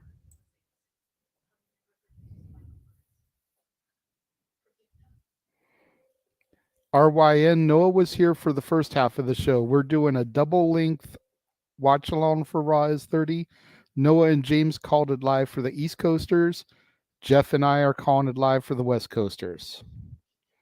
So if you would like to see Noah's call for Raw is 30, go back, rewatch the video beginning from the start. You'll see him and James call the action.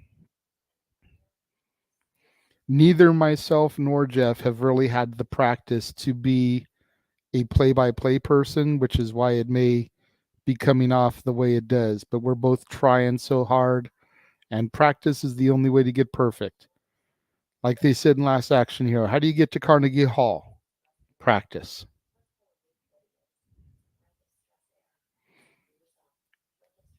Yes, that's right. We are on the best coast, the West Coast.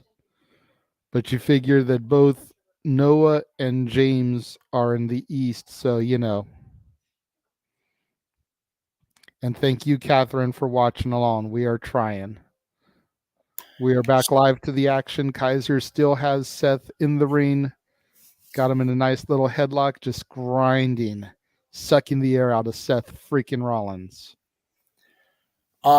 Chat room confirmed. I was checking it out too. But yes, everybody but hello. Jesus Christ. Scared the hell out of me.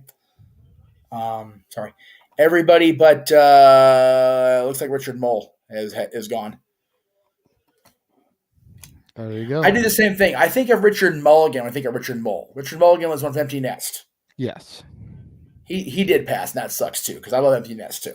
No, I thought Bull had passed away too, but I could have been wrong on that.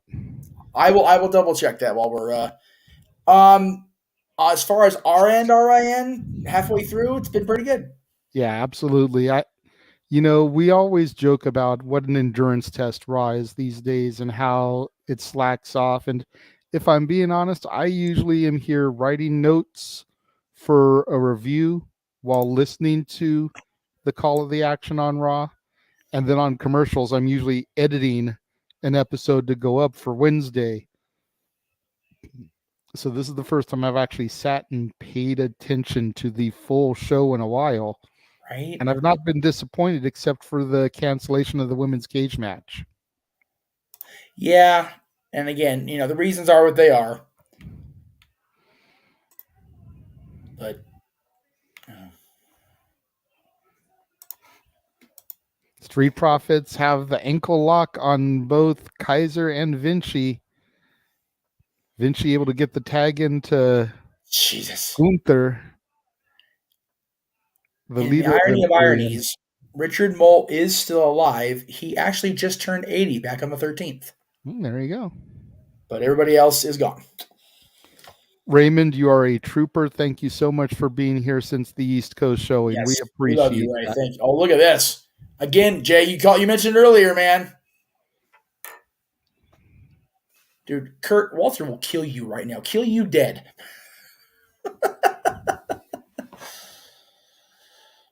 Oh. Do you know how Richard Mole is tied into the Batman universe?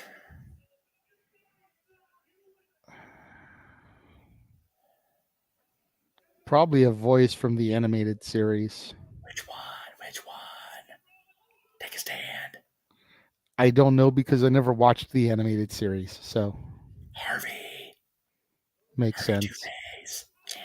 I was gonna say the easy answer would be Mr. Freeze because the bald head, but I would have thought either Harvey. Either Harvey Bullock or Harvey Two-Face because he's got that voice. By the way, finally getting into Gotham as the season goes on. So glad they actually made Bullock a character besides the goddamn cartoons. I always loved Bullock the character. I really did. Yeah, he was good.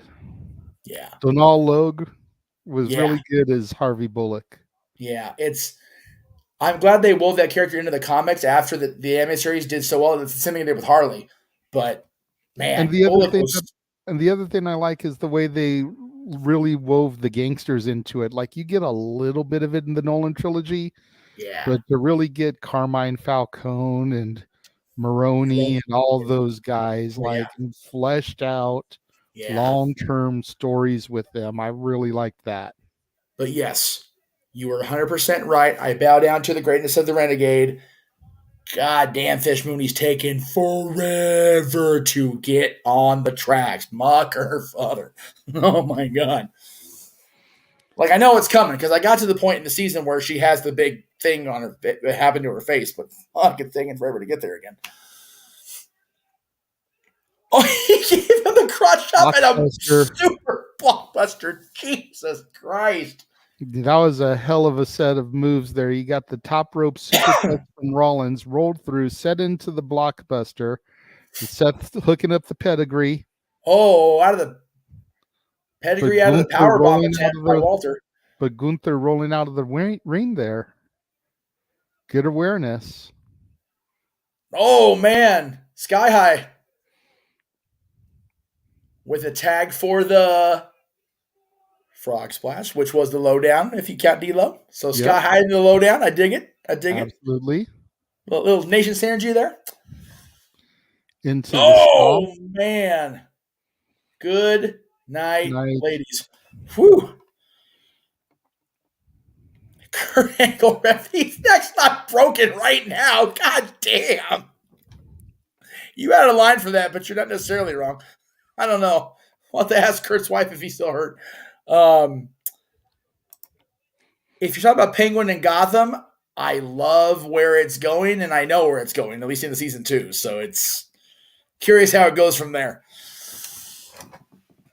Oswald's a good character. Oswald's a good character in any Batman universe. He's such a cool character. I love the Penguin character. Yeah, at the end of the day, and as much as I love the Jeremiah dynamic for the Joker in Gotham, Oswald is the villain.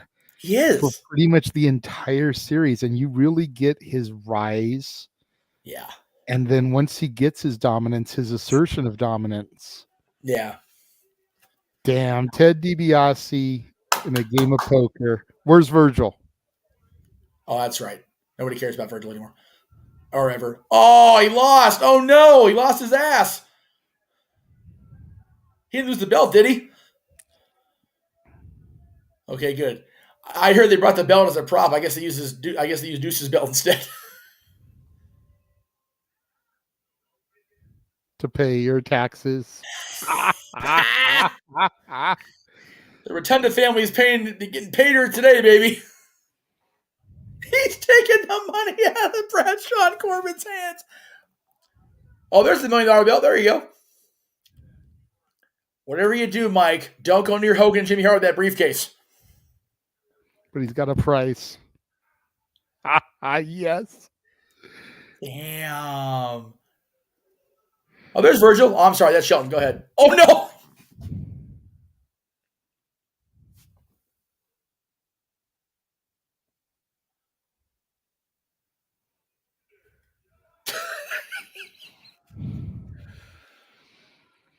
Oh, the entire room gets quiet for the damn. And yeah, for real. John and Baron are like, oh, man. Oh, here comes the queen out next. Woo! Okay, this is my bathroom break. You know what? I got something to show you there, Bubba. Take me a Jordan Nolan during this. You are not either. You stay your ass right there. I got something to show you before as she's walking out for her segment. You just hold your pants there, bud. I got something that's going to make everybody go when I show them. Let's see if I can find it. There it is. Now, I grant that a lot of times we get sideways with this guy on the socials and on the live shows. But when I saw this tweet go out, I had to screen cap it and save it for all posterity. And you see, here we go. What I have acquired, you will know. And as you always say, Uncle Jay, knowing is half the battle. I love how they announced that a Charlotte segment's coming, and all of a sudden I start yawning. That's a dick move, Jay. That's your body playing tricks on you. Yeah, Charlotte may be a queen, but Jade Cargill is a goddess, and a goddess is better than a queen. I am not even going to dispute the awesomeness of Jay Cargill anymore. I know better now. As well, you should. By the way, real quick sidetrack. Are you seeing any of this commercial for the shotgun wedding? Because that is going to be one of my new release Saturdays for February. Yes. We talked about that. That's awesome. That's very cool. All right. As we prepare to bow down to the queen, some of us are going to go take a Jordan Nolan during this segment. As we hear the 2001 theme during the Kit Kat commercial, you know. Right. Unpopular opinion from Josh. I'm really digging babyface Charlotte Flair. There you go. And this was tweeted out on Friday night. 3 days ago. Yes. During the East Coast feed of SmackDown. So that was a spoiler. Thank you, Josh, for once again putting a spoiler. He didn't even say nothing. He just said he's digging the goddamn, dude. I just like fucking with him about it at this point. He's even here to defend his damn self when it comes to that, but you know. That's right, Catherine. Jade Cargill is in a league all her own. Let's call her Dottie Henson. And then categories will be on it. Go Josh. You know. And if you don't know, go back to Renegade's reviews. Watch the review of A League of Their Own that I did with Jeff after watching the movie, of course, because if you don't get the Dottie Henson joke, you really need to watch League of Their Own first. Because where the hell have you been? That's been about 30 years old. Yeah.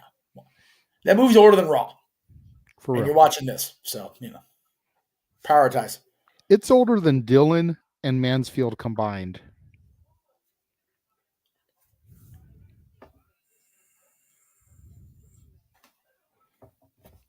He's actually thinking about it. Inaccurate. That's okay. You know what though? The fact that you actually had to sit there doing the math just made it even funnier. Well, because Jeff can't count. Buy the shirt. We know Jeff can't count. Because Josh had to be 15 years old too. Because Dylan's damn near. Dylan's gonna be 15 in over 2 months. I know. Because yours just turned 14. I know. That's bananas. But your new release this Saturday, as promoted during part 1, is Guillermo del Toro's attempt at redemption on the Costa 18 Studios. Because he done fucked up the Wolf Man. Yeah, he did. You better not fuck up Pinocchio, because I'll kill him too. There you go. Not Disney version. Let's make that clear. There will be no wishing upon stars. There'll be no crickets being sung. Singing, there'll be no blue fairies played by bald black women. There will be a different incarnation altogether. But this is your chance, Guillermo. All right, Raw is 30 back. We got a toast with Mick, Austin, and Taker. We got the handshake. Is that Hugh Jackman with Jackman? Golf's jock there, yeah. The Nexus. Oh, what could have? Oh, fucking DX. DX and the McMahons. Cody again. Love it. Oh, Jesus. They showed it. Explosion. They showed the Vince limo. Wow. I mean, let's be real. Say what you will about the angle, but that was a hell of a moment. Well, it was a moment, but just not only the angle bet went nowhere, but why the reason it got... Huh? But why did it go nowhere? That's what I was going to say. But the reason it went nowhere is even more profound, which is scary. I wouldn't even acknowledge it. God damn, let me pause for a moment and look at Kathy Kelly. Holy bejeebus, Batman. And could the fact that they're showing the limo thing be like a little Vince is dead as far as the company is going? I mean, yes, he may be back, but he's not here for what y'all think is. Could be. I'm sorry. Wow. You know what? Put Daniel's comment. I literally have my finger on the click. Daniel, that is the comment of the night so far as I'm concerned. That gets the dad joke of the non-wrestling golf clap. That's good shit. That's good shit. Men at Work style. There you go. If you've never seen that, go to your local Dollar Tree. You can probably find it there. That's right. I did. I'd like to thank Kathy Kelly's wardrobe department for the night because fuck. Anyway, MVP, baby. They are the MVP. Oh, I'm sorry. You're talking about Montel. Go ahead.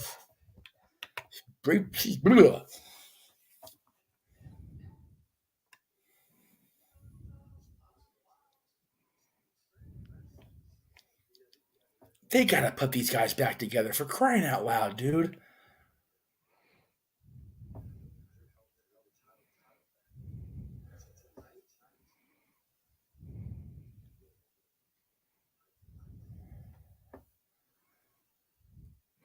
Hey, Daniel, that Canadian that shan't be named, are you talking about Chris Benoit? Because we talk about him on this channel, much like Bruno. That's right.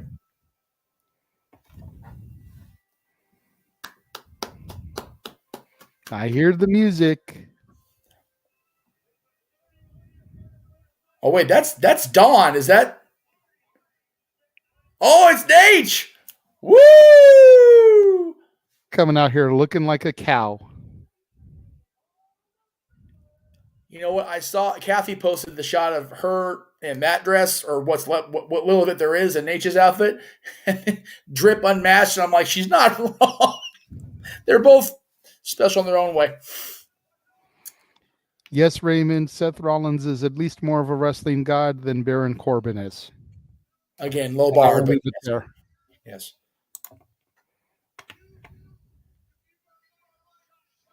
I think they tried to do the Dusty dots and it turned into a Dusty stomach splotch and sit on H's suit. Jesus. That's a lot of paint splatter, man. That look. Sorry, Rick. You look like shit. I'm sorry, brother. There we go. Well, I mean, we know about Monica Lewinsky and her blue dress. Is this what happens with the yellow suit? It was a one-eyed something purple people eater, and Nate. He was Nate all night long. Woo! I love you. Thank you for the super chat again, Catherine. Yes, we appreciate you. Yes. Pretty sure we're over $10 now from Catherine. There's been like 3 $2 ones, and I think there was a $5 one earlier on. Kat loves us, and she's trying to get us over the 100 mark again, so we can get paid out every month now instead of this every 6 month bullshit. I'm all about that. That's it. God damn it, Daniel. Daniel's going for all the dad jokes now. Lacey Evans.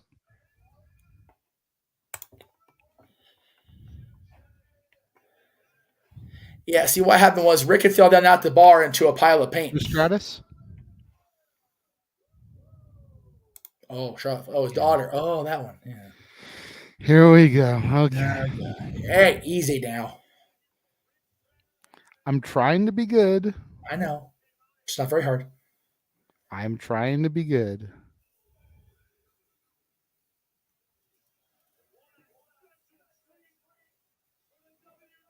Freaking Charlotte walking out like she's part of the Disney Hunter with that freaking silver and purple tin outfit. She knows I'm watching. I'd say have Hunter get in touch with Lemmy and change bow down to the king to bow down to the queen, but well, Lemmy ain't here no mo. Let me try. Lemmy. Nope. I think Lemmy. Yeah, there you go. Okay. There we go. Okay, I got it. I'll get back to you.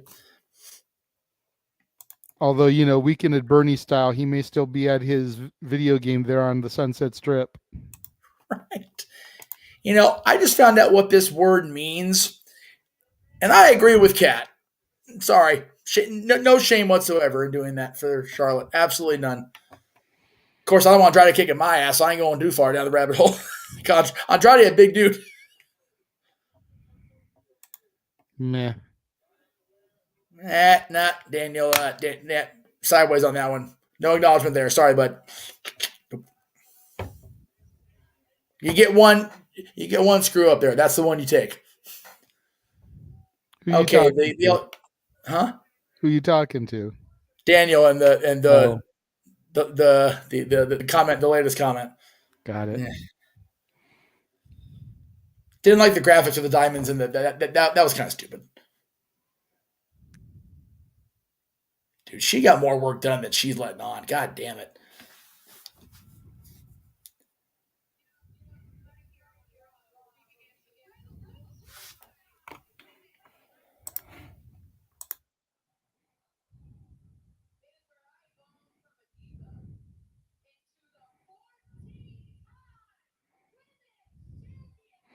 Boo, overrated. Woo! You said you're trying to be good. I ain't trying very hard, goddammit.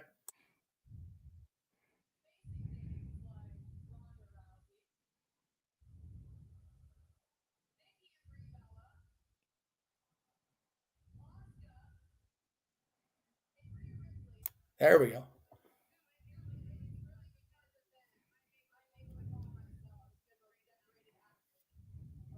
I was going to say, careful.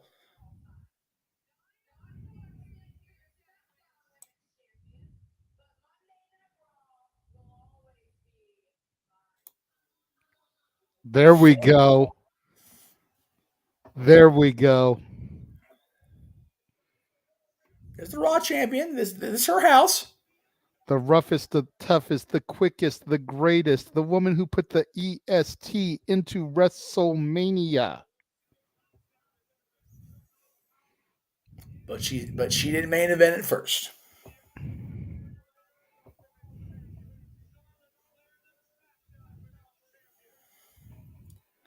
No, she did not main event it first. You're right. She just actually won the time she main evented it.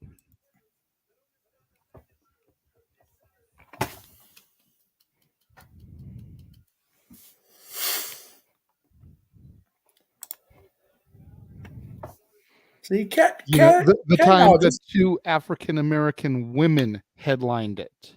That was very cool. Absolutely.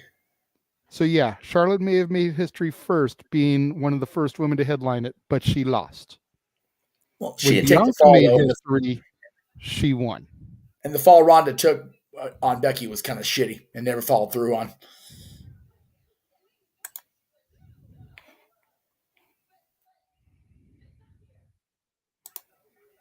You don't even go here. That's right. You can't sit with us. So vividly. I don't know about that.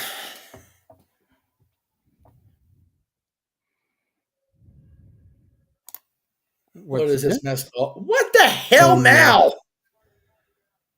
This bitch is getting on my nerves. Now, see, this would have been a prime moment for Roxy. Right?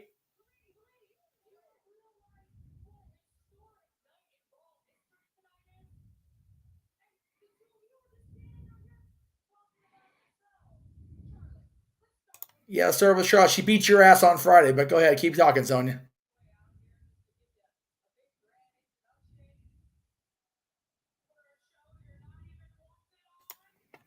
She don't go here. Here, there's the yawn. There you go. I agree with Kat. There's the yawn. So here comes Sonya.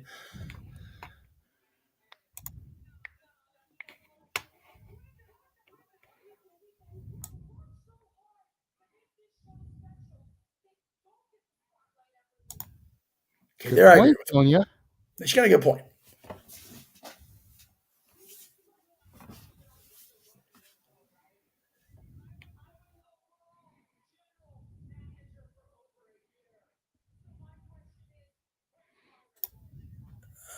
Pierce fired you, but that's okay.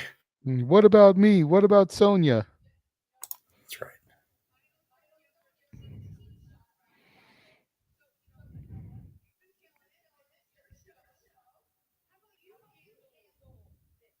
This. Just dismissing her. This. Fuck.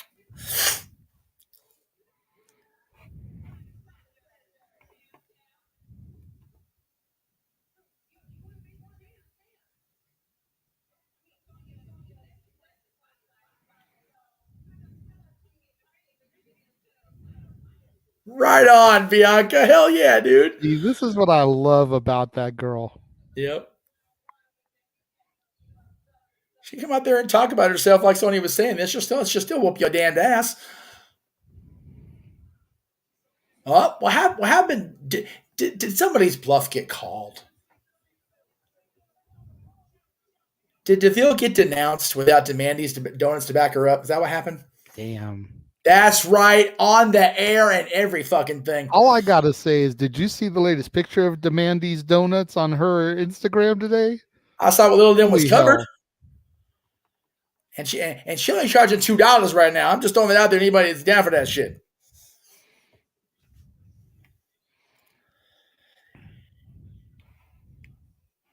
I am in agreement with Kat on this one, 100% Jeff Jarrett style. Tomorrow's NXT looking like it's going to be good. Stratton versus Hartwell. Women's Championship match Summit with Gigi, JC, and Roxanne. Yeah. It's gonna be a good Tuesday, Jay. I tell you what. Yes, it will, and it'll be leading to a good February when we cover Vengeance Day right here on the Multiverse of Media. Yes. I actually got the email notice today. My outfit for that show is sitting in the mailbox. I just haven't had the chance to go get it yet.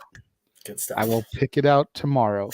I'm hoping my outfit for the Rumble will get here before Saturday, but you know how the mail can be sometimes. Yes. Especially when you order from Pro Wrestling Teens and you have to wait for things to be printed. This is fair. My outfit for Vengeance Day came from WWE Shop. My outfit for this Saturday came from Pro Wrestling Tees. It was shipped first, and it's still ain't here yet. Now, it left North Las Vegas Friday or Saturday. So it'll be in England by tomorrow. Cool. Yeah, I'm sorry. You said Roasted Tees, not Teespring. Got it. Okay. No. Yeah. And then the one from WWE Shop wasn't even due here until the 30th. Now. And got it today. Did WWE's come from FedEx? I don't know. That you need to check, because if they got through FedEx, I will verbally and visually on this program applaud FedEx for not fucking it up for once. Because guess what? It says laser ship tracking number. Oh wow, they freaking went. They gave me the good shit. Yes. So FedEx still hasn't found the shirt they shipped my dad that I bought for his birthday last year, even though I gave it to him on his birthday. Nice. FedEx has no idea where the hell that shirt is. They refunded me for that shirt, so I bought another WWE shirt with that shit. There you go. But yeah, FedEx. I went on about a week or so ago, and I saw that something I had been eyeing was in the clearance section. Yes. And then I added a item to complement it just so I could get the free shipping. I know what you got, Monkey Feather. Call it a day. I'm glad you finally got it. Jesus. What did I get? I'm not gonna say it on the. I want the surprise for the audience to be ruined. I want everybody to see it. Okay. Tell me what you think it is when we get off the air, because you may not know what I got. So okay, fine. Emmanuel, what is going on? Good to see you here, even though you are a little bit late to the Super Kick party. Yes. We are in the final hour of the 6-hour broadcast here on the Jeff Meacham Network, Multiverse of Media. The man, the myth, the legend, the simple man with the spectacular voice, Noah Foster, and his foul-mouthed cohort, James Hebert, the He-Man. Yes. Called the action to the East Coast from 5 to 8, with Jeff producing. I saw Moonlight Mirage in the studio too. I'm curious to go back and watch and see how that turned out with her in the room. A little shaky, but it was all right. And then, I came into the room so me and Jeff could call the action for us West Coasters. Yes, West Coast pop. Bro. It's like we had to do this right. The only thing that would have made Raw 30 better is if it had been at the Manhattan Center in New York. Yes. Home of the original broadcast. Yes. You were mentioning outfits. I'm not going to wear either one of these, at least not on the podcast, until oh God, such a good parody promo for Raw for WrestleMania Goes Hollywood. You know what? All of those that year were so good. The Pulp Fiction one with Eddie Guerrero and Booker T. Yeah. This one with Cena and JBL. I forgot Coach was in this driver one with everyone doing the "You Talking to Me." Eugene is Forrest Gump. Yes. Stone Cold is the Gladiator. Yeah, that was on WrestleMania night. That was was the night they premiered it. Oh, we're getting that match. I guess Adam Pearce, the Scrap Daddy himself, made it official during the commercial break. Pull a Teddy Long, holla. It's happening right now. The EST of the WWE versus one half of Demandy's Donuts, Sonya Deville. That's right. So there is Multiverse of Media merch. It's just kind of sporadic and spread out, I should say. I have made it a goal, not a dream, to have more shirts up on the Pro Wrestling Tees site by end of quarter. I'm working on them. Yes, there's quite a few things that I know of that are supposed to be. Hey, can we just keep with that camera angle for a little bit? Thank you very much. Right, yeah. Kevin Dunn, listen to us in the truck, goddamn you. But yeah, I know there's quite a few ideas that are in the pipe, including one inspired by my daughter that says that's bullyism. Yes.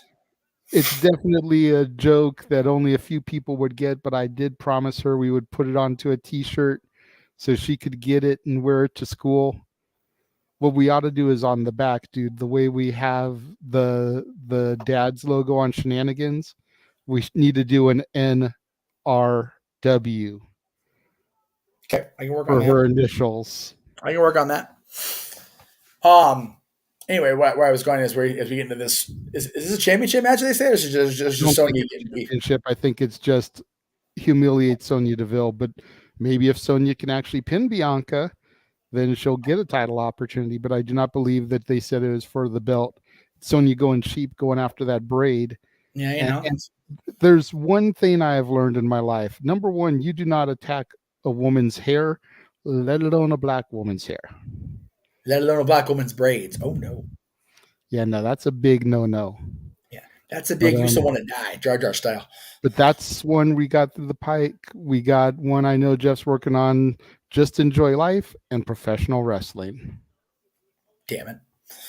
That's right. And then I was joking with somebody the other day. I was like, we need to make the shirt of, God damn it, I just spaced on my thought. Oh, if common sense were common, more people would use it. For real, right? We need to make that a shirt, damn it. I agree. Because that is my quote, and we need to get that out there, mass produced, because I think a lot of people would buy that shit. I would tend to agree. Yes, Undertaker and Dirty Harry. Thank you, Safet. That was a good one. I think the guy's reaction was more than Undertaker's. I mean, it's great. Undertaker's always got a good delivery, but the guy's reaction was tremendous. And speaking of tremendous, what a hell of a series of moves there by Bianca. That shit is why I'm such a Bianca fan. Yes. The current Sonya pushes, they had something planned for before she ended up getting freaking stalked, so they had to freaking hit the brakes. I mean, really, that's what it comes down to. You know, and I like Sonya a lot. It's just, you know, again, her primary antagonist and partner, you know, they had a falling out. It is what it is. Yeah. As far as her and the company, not the two of them. Because they're still partners in the donut business. So, you know. Yeah, absolutely.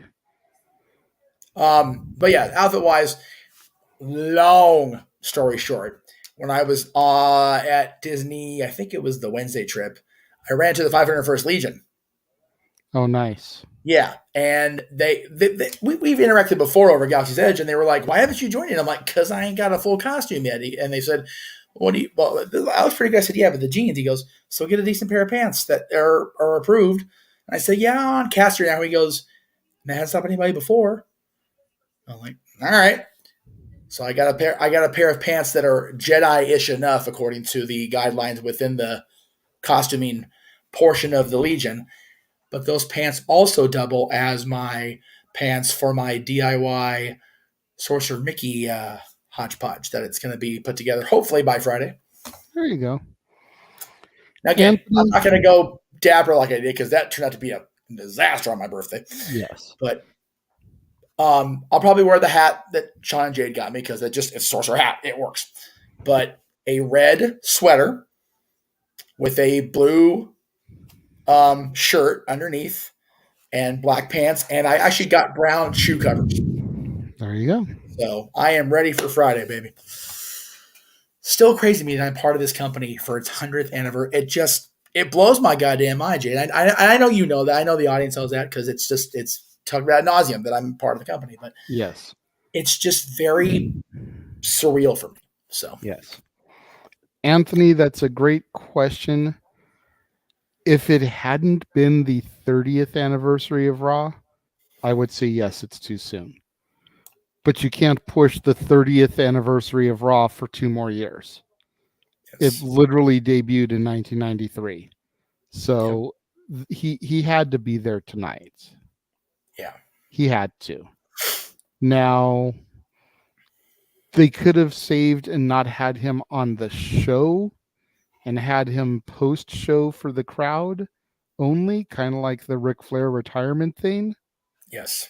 But he had to be there tonight. Yeah. He was in the main event of the very first Raw against Damian Demento, I believe. Yes, long time, old back in the day, no DQ antagonist. So he had to be there.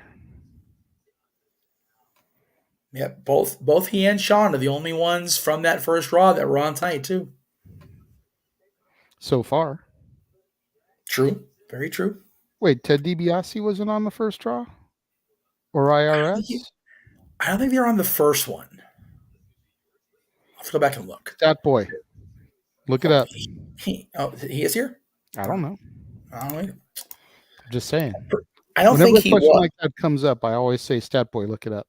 Oh, I If got he you. watches it back later, then he can always leave it in the comments. Right. Well, I'll save the trouble since we're on commercial. I know the early Raws were building toward Hogan's return to team with Brutus the fucking Barber Beefcake at WrestleMania that year in Vegas. But I don't think Money was on the first. Huh? What about Jimmy Hart? Was he on the first? Now, Jimmy would have been managing Ted and Irwin. So again, I'm going as fast as the computer will let me.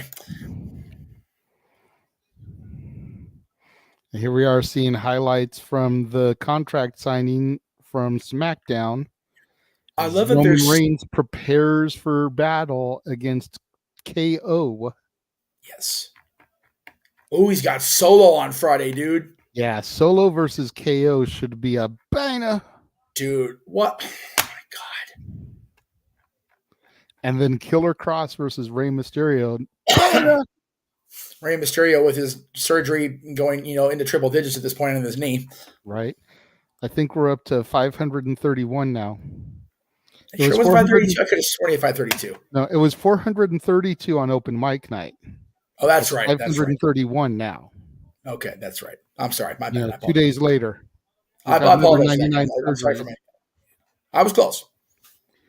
Yeah, Anthony, I did recently. Last year was the beginning of my first full year back. I started out with day one-ish. Figured I would do my normal plan, watch through Mania, and then call it a day. But what I was seeing intrigued me, and I started watching Raw, watching SmackDown, watching NXT 2.0. Not Noah's NXT, damn it, but I digress. Another shirt in the pipeline. But I don't know if I can do that one though. And then I came and moved away from my current, it was current living situation, Bianca with the pinfall after the KOD, and I was able to expand into AEW and watch a little bit more religiously, and then being back with the team here, doing watch-alongs, calling, starting with In Your House NXT last year. It's been a hell of a ride being back into it. But yeah, I mean, went to AEW earlier this year, my first televised wrestling since SummerSlam 2012. Oh. JJ's come back to us, and we love it. We're happy, and Bianca retained or won the match, and we love that even more. Almost, almost. Let's see. Trying to find. Let's see. No one is going to stop me from saying "and still." That's the downside about using Velcro. The Velcro stuck to her braid. See, I'm waiting for that to happen. Honestly.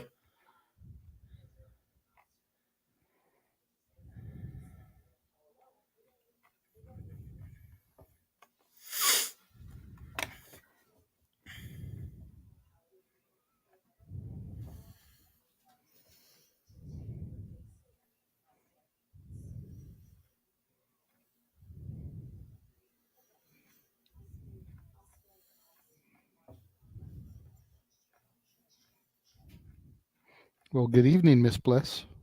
Yes. Little Miss Bliss. It's all right because I'm Saved by the Bell. And if you know that reference, welcome to the party. We'll get your Ovaltine cookie for you later. That's right. Because goddamn it, that's some old school shit. That's reaching max. That's right. Yeah, that's pre-Max. Well, no, Screech I was think there, but not Max. no. If I remember correctly, that was the other guy. Was Max? Oh, the actor was yeah. It was Mikey was the character, but it was okay, Mikey. Okay, but I'm pretty sure the actor's name was Max. So you're not wrong. I knew it was an M. Yeah. I am a cast member that resides in the kitchen and wears a white collar shirt and dark pants and washes dishes and picks up trash. Wow, Catherine, really? Stand up, shut up, and simp me?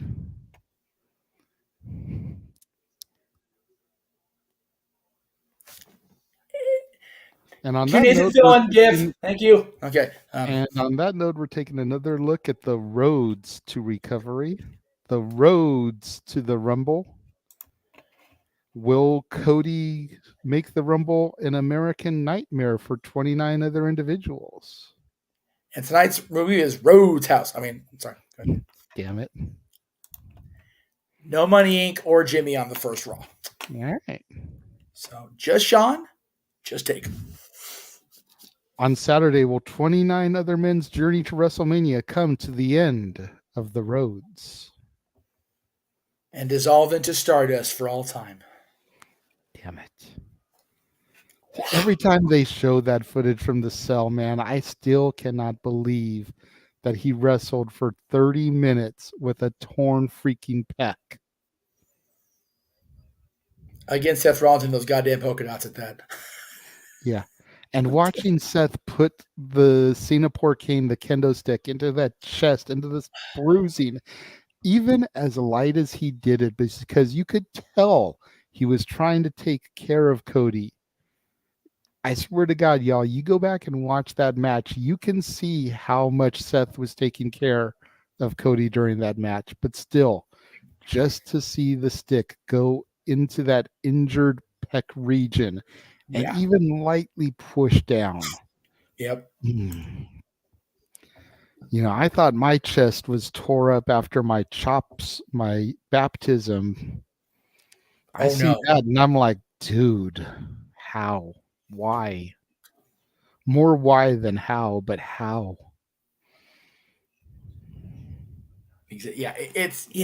Again, we talk about it all the time, Jay, and we've been friends with so many of them and acquainted with more. These guys are a whole other breed of animal, man. They're just next level, just fucking balls that I can't even process for real. Yeah.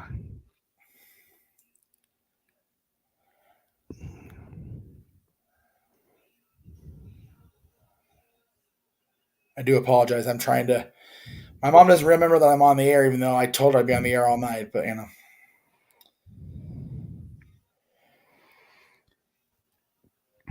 Yeah. Oh man, they're playing the "We're Going Out Tonight." The Raw theme with Cody's thing is the back. That's awesome.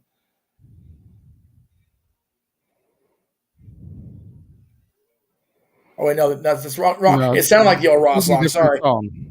It's got the same beat. I can barely hear because I got to turn down. But yeah, OG Cody was awesome back then. Even when he was heel, he was so awesome back then. I was a Cody fan from day one. I would rag on him because I thought he looked like the human form of Glenda from Seed of Chucky.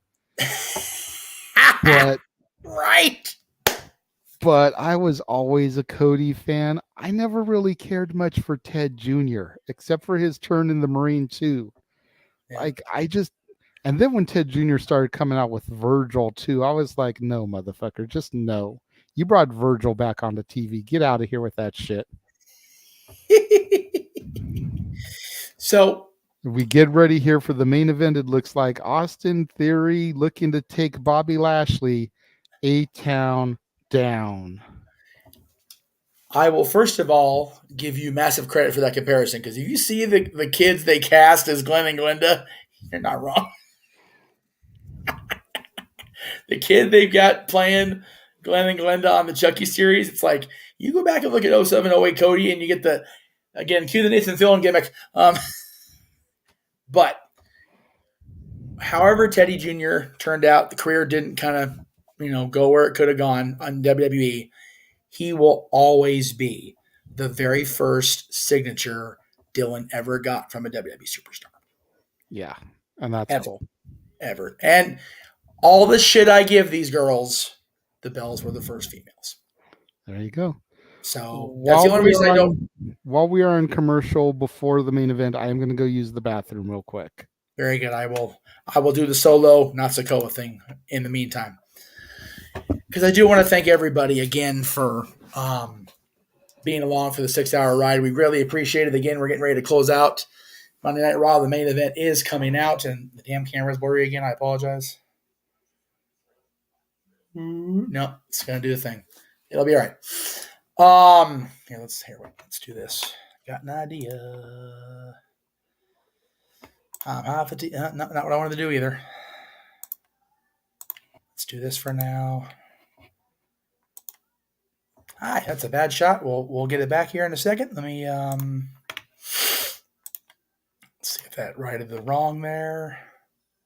There we go. Hi, boys and girls. Again, thank you all for tuning in tonight. Thank you all for tuning in all quarter long so far. Thank you, especially to everybody that tuned in for Open Mic Night, Christmas Eve, and New Year's specials. We got our payoffs tonight, so much appreciated on that front. Just keep it going, man. Keep watching JJ's channel. Get those view counts up. Again, that 4,000 view count is so crucial. 4,000 hours, and the subscriber count is crucial. So please continue to subscribe, hit that subscription bell on your videos for JJ's channel, for my channel, Noah's channel, James's channel. Follow us on Twitter, on all the socials. We'll get to the plugs at the end, as we always do. But be sure and check out everything coming up this week. JJ's got movie reviews, continuing his punishment of his own damn self with the musicals. And again, we mentioned Guillermo del Toro's Pinocchio for Saturday. The Royal Rumble is on Saturday. Greg Cherry Show this Wednesday. We'll be talking about the Royal Rumble numbers draw. If you want to get in on that, please let Greg know via the Twitter or social media in general. I don't know what he's charging this year. I forgot, to be honest with you, because he always gives he and I a gimme because we're the damn host, and I'm, as JJ says, the great and powerful Meacham. So I get my freebie on that one. Gonna be awesome. Just again, there's so much going on this quarter alone that I don't worry about the lack of hours at the House of Mouse because I'm busy whether I'm here or not. And it's wonderful. Absolutely. So I do thank everybody at home for making that a reality and making it where I don't worry about having 1 or 2 days at Disney, because the other 5 days I can be here, either pre-taping or live streaming. And it's a wonderful feeling to be busy by design, doing something I love, rather than having to be busy to keep myself from going knuck and futz. Absolutely. And now you've got a team that can help get you through that stuff. Yes. Which I thank you. And to clarify, people have been asking me off and on, are you going to the doctor for the cough? Here's the deal, folks. JJ will appreciate this because he's above me in the age bracket line. When you get to a certain point in life and you get a cough, it's just a cough. It just fucking lingers. It just does. And it just refuses to go. Across the nation, baby. Oh, the best Raw theme ever. I will die on that hill with a stake of holly in my heart. Yeah, for me, it was always Across the Nation and Thorn in Your Eye. Because Thorn in Your Eye always hold a special spot because that's when I came into it. Oh my God, Team Eck. Yes. Oh, the beer truck. That's in that building. That's the lead up to that building. The Raw before Philly. The first beverage dispensing truck on the show. First of many, unfortunately, for the McMahons. Oh, so it's $5 a number this year. Okay, well, there you go. There is that. And yes, 3 China sightings tonight. You got to love that. Oh, we're seeing a John Pro. Oh, it's for the game. Okay. Jay, you've been playing video games on WWE or WWE video games, or seeing them since almost the beginning. These graphics are ridiculous now. They are. It's like you're watching the real thing at this point. I mean, I like right there. It's crazy how detailed these things are. You got the entire roster doing You Can't See Me. Wait a Man. minute. I saw Logan Paul in that. Is he going to be a character in this game? Unlockable. God damn it. Hey, there as this guy. I can't even be mad because both of them were so fucking good as celebrity participants. Right. And yes, it was cool to see. Mike, what are you doing? Mike, what are you doing? Besides having your wife pose in cleavage on Instagram, and God bless Maurice for turning 40. Yikes. Talking about Kathy's outfit. She's really that with Maurice's outfit on Instagram.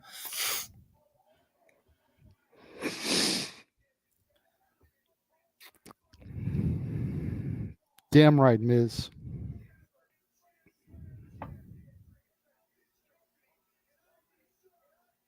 They're cheering for something.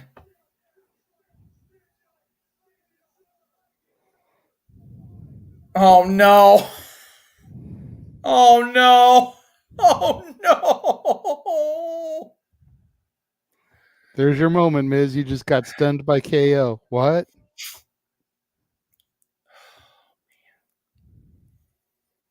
It's so sad because Mike's our boy. But man, Kevin's on such fire. You can't hate on him no more, man. KO and Miz, two guys who helped make their names out here in SoCal. Notice KO wearing the Jay Briscoe wristband.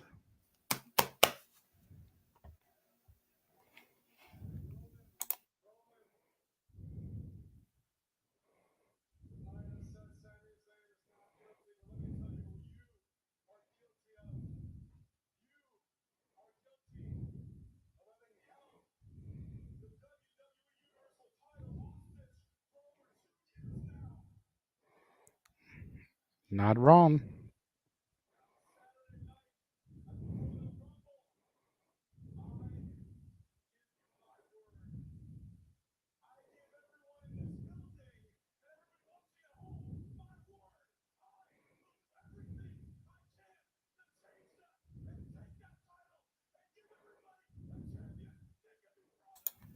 I'm proud of the champion now. Is that wrong?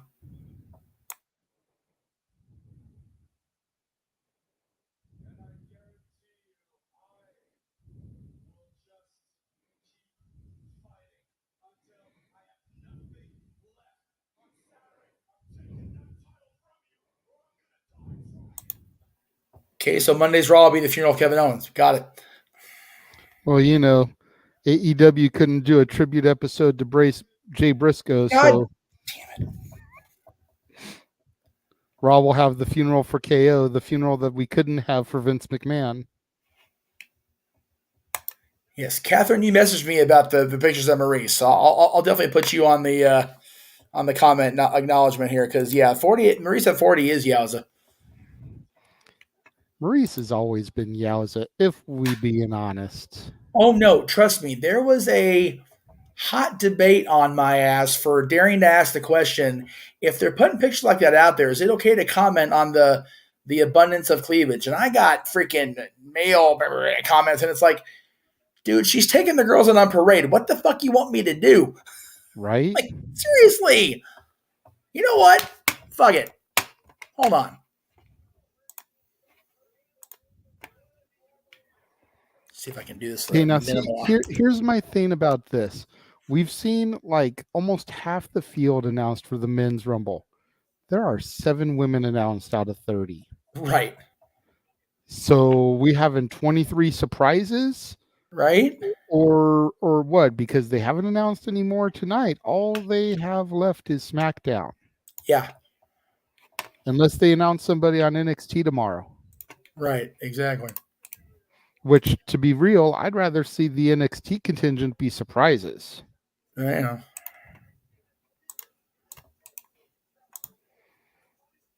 God, Bianca and Alexis, this is going to be so good. That's going to be a good match. It really is. Yeah, see, look at how many guys are in that picture. compared to the women's picture. 3, 4, 6, 7, 9, 11, 14. Almost half the field's already announced. Yeah. And there's a lot of prospective winners in that image. Like, we all know it's more than likely going to be Cody or Sammy at this point, but you can't count out Lashley. You can't count out Seth freaking Rollins. You know, Omos being the giant is a factor.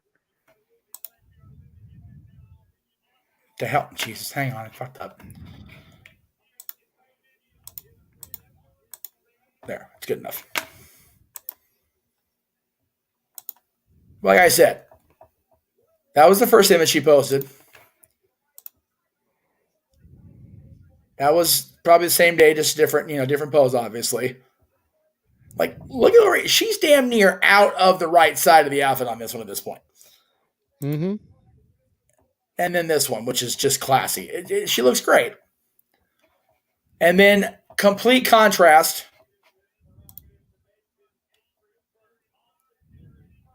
This is just sweet as hell. Because the Maddie woke up with 104 fever, so she freaking flew back home to get into mommy mode because that's how awesome she is. Yep. Just too Austin cool. Austin Theory in the ring. So we go Yes. to the commercial before our main event this evening. Yes, let me get back to where we was. There we go. I just wanted to make a point because people just get all, fuck. I mean, she's not wrong at all. And I agree, Kat, but goddamn. We tried to call a wrestling match. I know Maurice is pretty. Kat, you keep super chatting like you have been, and Jeff might just go ahead and do that. I don't want to drain poor Kat's bank account, but yeah, hell, you want to get the people at Playboy to start, posting nudes again. Maurice might, pop back on the pages of Playboy Digital. Hey, Statboy is in the chat room. Oh, Mikey. Of course, the titties come out. Here comes Mikey. Look at her, though. Don't you dare tempt me. She's contemplating it. Hey, you know what? I will never tell a pretty woman to not pony up money to look at other pretty women. That is not a problem for me whatsoever. Christ. Hey, if we can get up to where we can get another payout next month, I know Jeff will be doing all kinds of happy dances. Seriously. I just want to dress like that. You might have to share some of the payout with Maurice Mizanin. I think Maurice is okay. There you go. There we go. Maurice cosplaying as Hulk Hogan tearing the shirt away. I am here for this content. I'm here for that content every goddamn day of the week. Twice on Sunday. Damn it, Jeff. I wonder if there's a way I can do that where I can have the match graphic and still have Maurice. Oh, wait. I can. Red 5, standing by. Statboy, hope you had a good day at work. Thank you for getting in here just in time to join us for the main event. Yes, we appreciate you, brother. Even though it's late as hell. Yeah, you got a lot of homework to do for Saturday, good sir. Oh yes. What the hell are they doing? Oh yeah. I got sidetracked.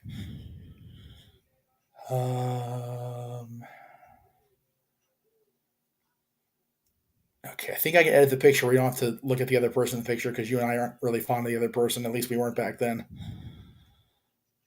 Whoop.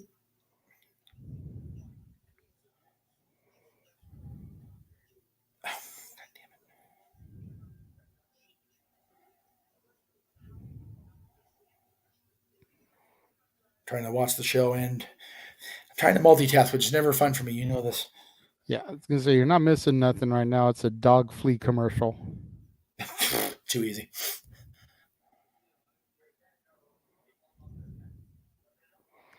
I appreciate you calling me the tribal chief, stat boy. Yes. Or are you calling Jeff the tribal chief? Whichever one. And Sami Zayn was found not guilty. Yes. Acknowledge the results of the show.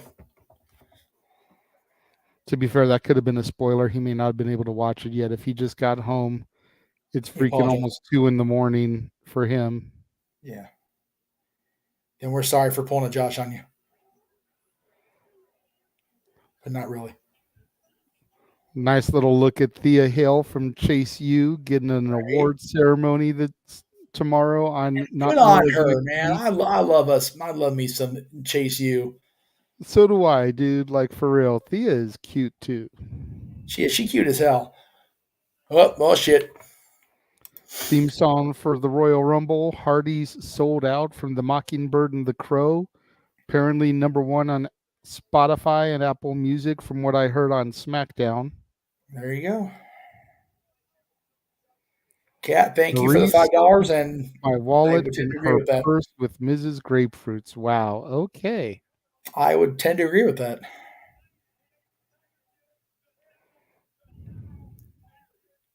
Okay, let's see if I can.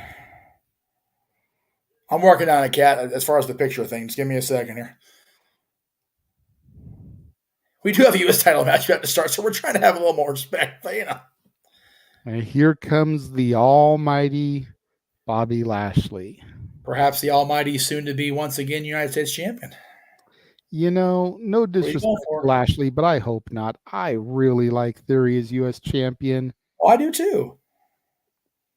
Lashley should be focused on getting in the Rumble and trying to get another shot at Roman, as opposed to trying to be the mid-card champion. That's fair. That's a fair statement. He's too good to be U.S. champion. I mean, to be fair, he's too good to not have any gold around his waist. And did we think we'd had that statement on our lips about Bobby Lashley prior to him leaving the first time? Really? Honestly, I thought Lashley was good during his first run. I mean, you could see what they thought of him putting him in the ring against Umaga in the Battle of the Billionaires at WrestleMania. True that. You know, they made him ECW champion. Yes, they made him lose to Vince McMahon, which started Do-Rag Vince. And the more we try to forget about that, the better. Yes. But, you know, Lashley should have definitely had a major world title run his first run. But they did put a lot of faith in him back then. They did. This is true.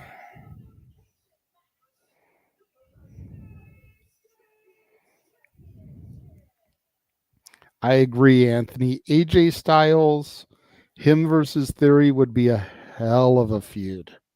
Yes. Where is that? There we go. I know, Mikey. AJ is injured, but once he comes back, baby, let's get it done.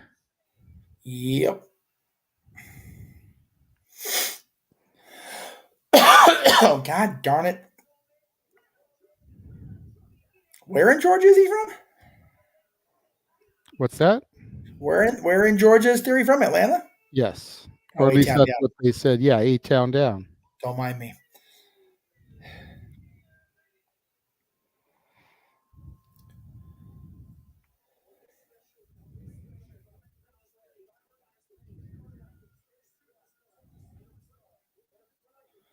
Yeah, let's all remember JBL as U.S. champion because God was at a monumental day for us all.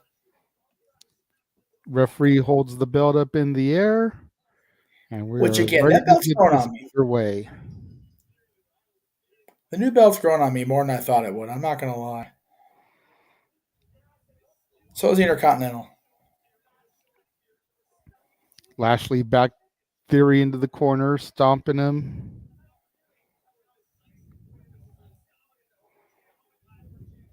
Theory trying to get back to his feet, and he charges out, headlock onto Bobby Lashley. But Lashley just plants him. Clothesline over the top rope.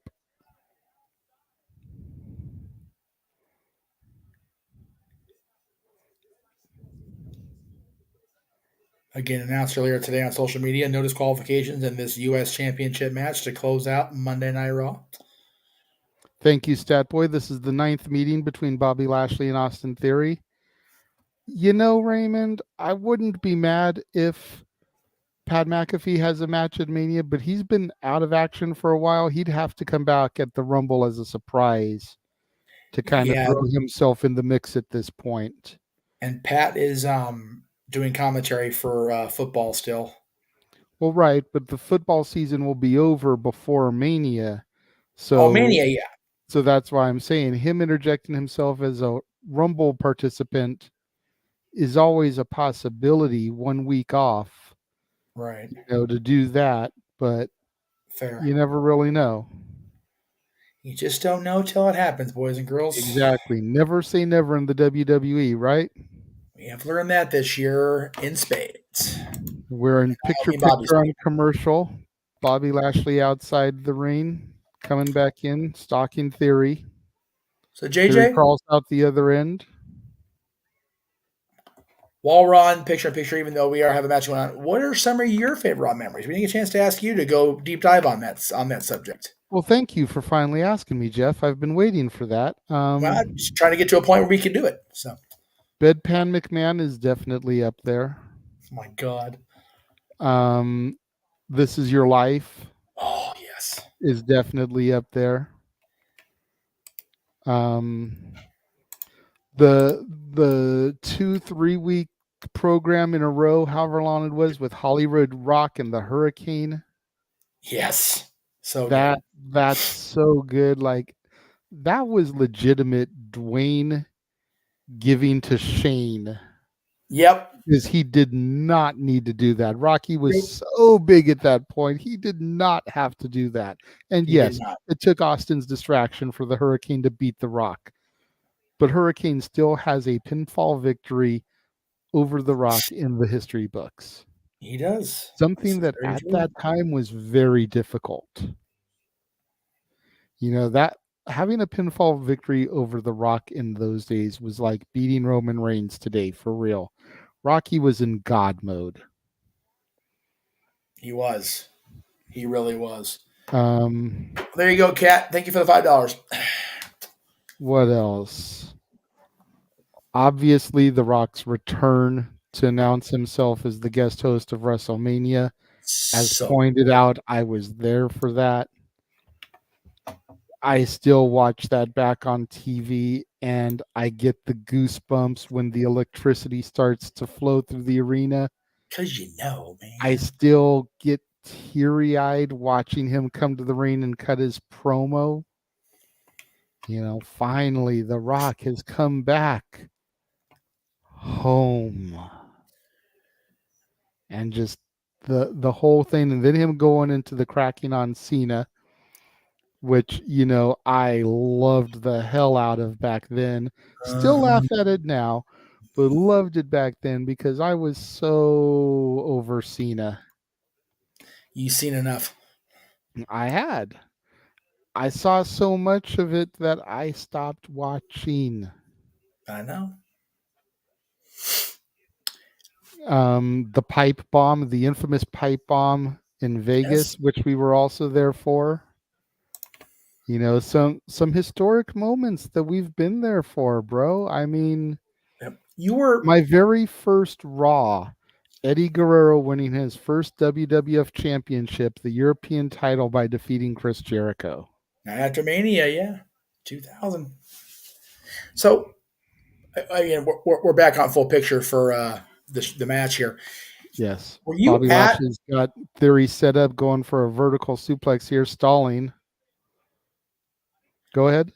Were you at the Raw? Forgive me if you were, because I don't. We weren't hanging out at this point. This is still in the early Extreme Mayhem days. The off-camera Austin. Yes, we've had that conversation a few times. Just trying to remember everything. So we were. That's one of my favorite Raw. We were talking about stuff that happened off air. That's one of the best things I was ever part of. I did not hear that building get that loud till the Kings won the cup. Hand to God.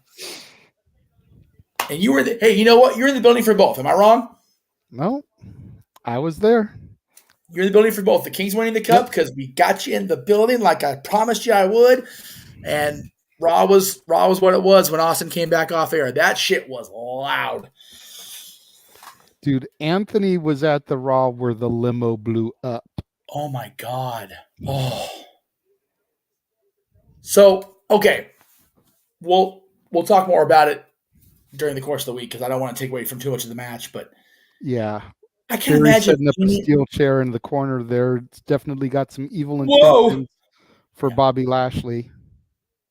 I can only imagine being in the arena and watching that happen on the screen. That must have blown everybody's damn mind, like almost as bad as Limo Blue. Yeah. It's crazy shit. Too many things open.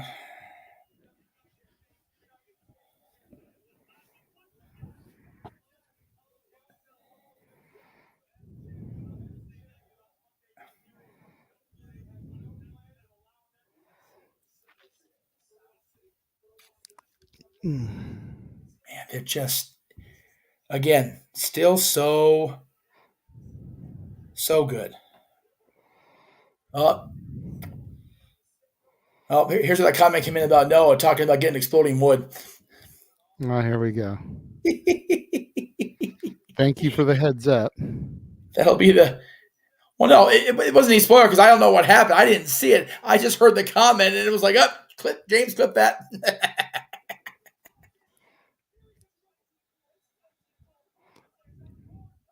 Lashley went for the hurt lock. Oh, poor Chris. We talked on open mic night about the possibilities of him coming back for the Rumble. Oh, Lashley using that steel chair that Theory set up against him. Damn. We talked on open mic night about the possibility of Masters coming back at the Rumble, so I figured I'd just throw it out there. Remind everybody that was the Master Lock first. That's right. Before it was the Hurt Lock. I was trying to bring it up, but I didn't get to, which I really wanted to because I knew you would bite on it. I remember the first time we saw the Master Lock in person. Do you remember? SoCal Val. That's right. And what happened that same night, Jay?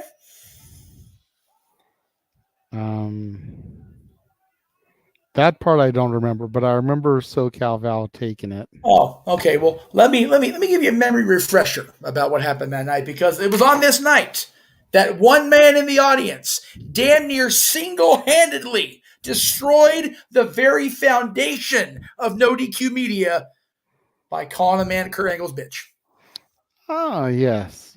I remember this that. man right here got Luther Reigns so worked up during a promo that he slapped our camera out of our cameraman's hands.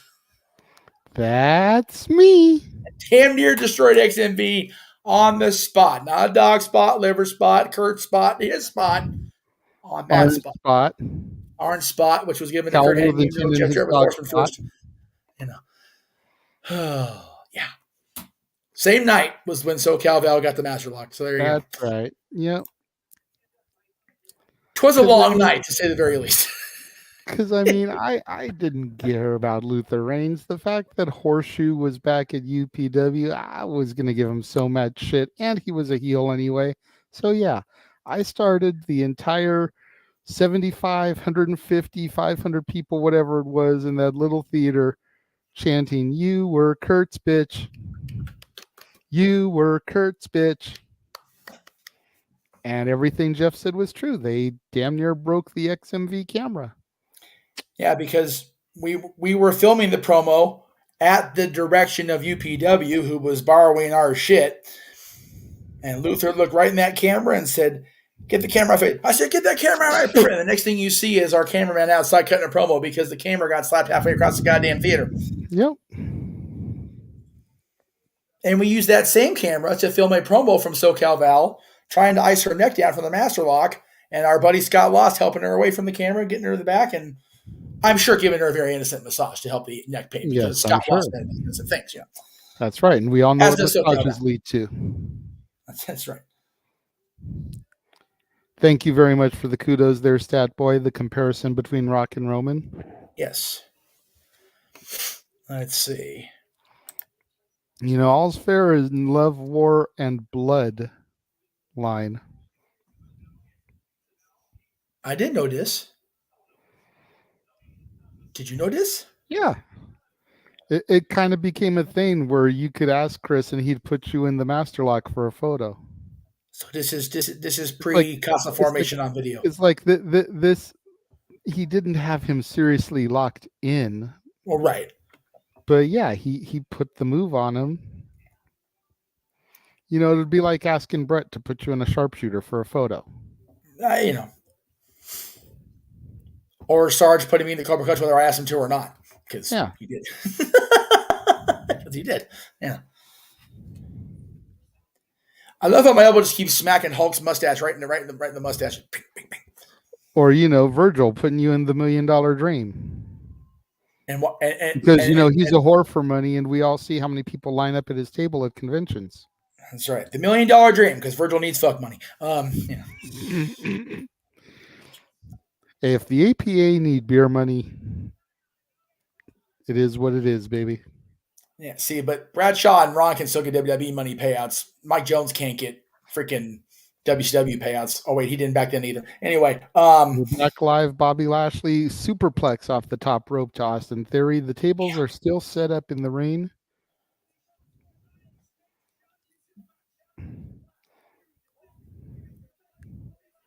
Both men are down. Ref's checking on them. Get another replay at that superplex. Jesus. That's crazy.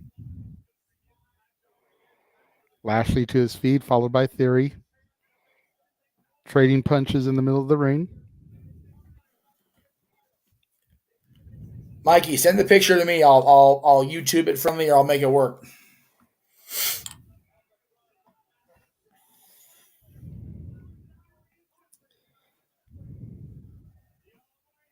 Make sure I got make sure I got the phone active.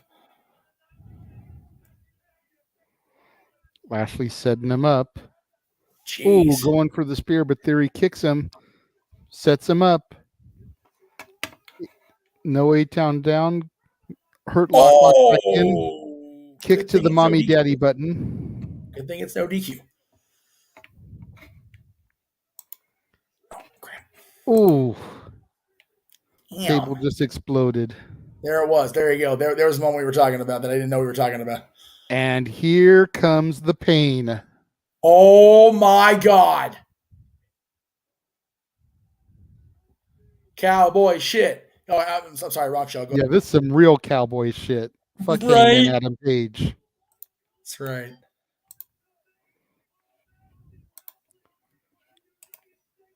Denim vest, black sleeveless shirt, cowboy hat with a feather in his hat that he called macaroni. Yankee Doodle Brock. That's right. He's a real Yankee Doodle, not Kurt Angle and his damn DX referee nonsense. He didn't even fuck around this time. He got straight in the ring and freaking picked him up. Lashley set up F5. Damn. Well, we're going to get Brock and Lashley at Mania. I'm here for it. Feel like we've done that enough. F5 to Theory, right on top of Lashley. 3. Theory retains the championship thanks to an F5 from Brock Lesnar. And Brock Mikey, is this picture at the Galaxy in Santa Ana? And that's it. It just ends just like that. Wait a minute. What this shit happened? Wait a minute. Yeah, I don't care about Armageddon. Already. God, no wonder they signed up so quick on the East Coast side because the show was legitimately over. Yeah, for real. Jesus, all right then. Well, ladies and gentlemen, that concludes our coverage for Raw is 30 this evening. Yes. I hope you've enjoyed the almost 6.5 hours of coverage that we have brought to you here this evening on the Jeff Meacham Network and the Multiverse of Media, the Simple Man Studios, J. Hebert Side 95, the Casa D18 Studios, and of course the Jeff Meacham Network. And on the tweeter. Oh yes, we can't forget about the tweeter. We can't forget the tweeter. Or the Master Lock. There we go. There it is. All right. So before I start plugging, because I'm sure there's a lot to plug. I need to finish editing it. Yeah. Okay, so you didn't film it. Okay, cool. Okay, so I'm going to put it up there. Where'd it go? There it is. Boom! That's right. It was supposed to be today, but I just didn't get to film yesterday. I was so exhausted. Yes. So Rock of Ages will be going up tomorrow. Normal 3 o'clock time slot, 6 o'clock for you East Coast folks. Yes. As I begin my final full week of musicals. Is the one for Wednesday with the 80s folks or the 2000 folks? The 80s.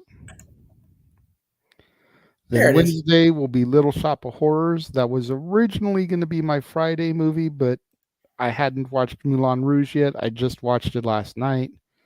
So Little Shop got switched with Moulin Rouge. There we go. Going to do that on Wednesday. And then Friday, normal time slot, Moulin Rouge. I adore this movie. And I know, musicals and me are like peas and carrots, but this one I really fucking love a lot. I really do. Yeah, it was good. And as we said, Saturday is Del Toro's chance of redemption within the Casa and the Multiverse of Media. Yes, that. I hope it's better than I have it envisioned in my mind that it will be. Right. Seriously. And in the words of Forrest Gump, that's all I have to say about that.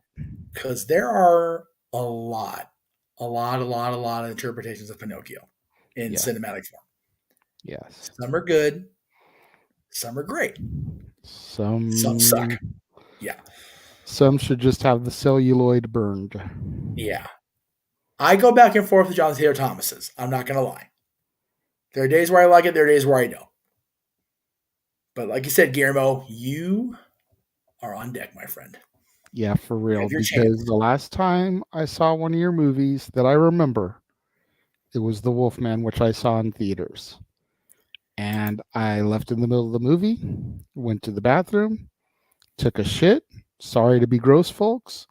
And what I left in that toilet was better than what I saw on the movie screen that night. So, yeah. It's a movie theater bathroom, folks. Just saying. Yeah. Just saying. In Long Beach. Yeah. There you go. Yeah. Sunday, of course. I don't think the graphics in here, but Warzone, as he do. Yes. We'll do the one for Saturday last because that's going to be the big long one. Yes. Tomorrow, speaking of long ones, because I'm sure it's going to be laden with news and information, Stat Boy Sports Bar featuring Dory Lou. We are at the end of divisional round in the NFL playoffs, so we're heading for conference championships. Go Niners, go Chiefs. I said it. I don't give a shit. I think I picked both those teams too. Cool, because, the Eagles have now completely and utterly fucked up my 2023 first quarter. Completely and thoroughly now. And the Cowboys couldn't even stop stepping on their own dick in the second half of the game, too. So just F me football-wise completely. Dim boys weren't dim boys. Dim boys were not dim boys this weekend. No, it was a rough. I didn't see the game. I had to hear about it at work, just like I always seem to do on Sundays when bad sports news goes down. But it seemed like it just was not a good week for dim boys. It was not a good week for dim boys across the board. By the way, update for everybody that was on the stream of this Saturday.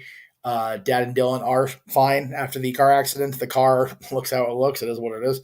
But Dad and Dylan are both fine. All is well in Puppet Land. Dad's just understandably shooken up, understandably pissed the hell off at his car beat up, but he good to go. Good. And your nephew, my boy, has his sparkly, almost Elton John-like suit ready for winter formal that he got asked to by a young lady in his grade, not the other way around. There you go. Boy be pimping, man. He's definitely doing better socially than his dad did in ninth grade. Golly. Well, pimping ain't easy, and according to Catherine, neither is simping, so you know. That's right. Simping ain't easy. That's it. All right. Where were we? Tuesday. Yes. So Tuesday will also be, of course, the next broadcast, and I'm blocking your logo, so let me take my shit down because that's a dick move. There we go. The Casa, the Great Cherry brand, the NoDQ.com channel, A Simple Man's brand, the J. Ebert Studios, and of course the Jeff Meacham Network and the Multiverse of Media.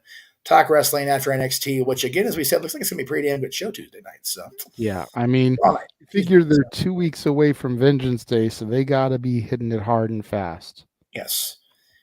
And with that in mind, when you talk about hitting hard and fast, you got to talk about numbers, and it is the Royal Rumble season, which is both JJ's favorite pay-per-view as well as Greg Cherry's.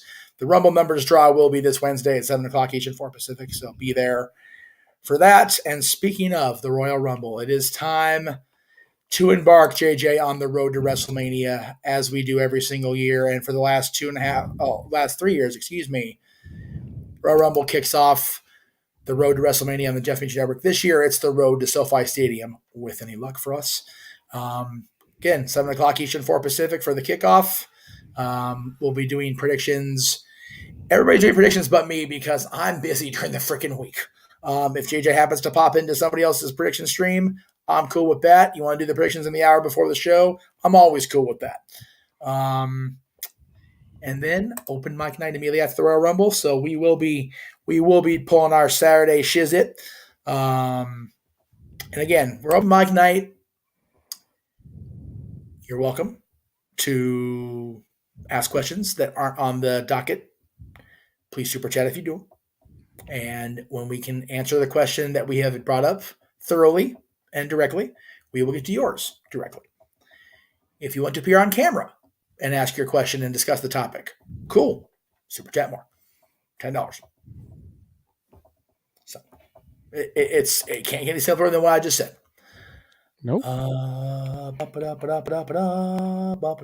Yes, we'll see you in the Stat Boy. We'll see you in the Sports Bar tomorrow. I'm hoping to get down there too. I got a stadium experience watching the Chargers lose to them boys. It was preseason, so it really doesn't matter. We're kind of hoping we get an experience across the board as far as going to the Crypto.com shows. We did enter a contest. JJ and I both entered a contest to get 2 tickets to the gamut of the shows. So hopefully that'll pan out. Yes. I don't mind sitting in the nosebleeds at Staples Center. I do mind at SoFi Stadium, but I will because Mania. Pretty much. Nosebleed at Staples is not the end of the world. Did it for the Eagles. Good. Any other plugs I forgot as I look through? Yes, actually, I do have a plug I want to throw out there briefly before we go off the air.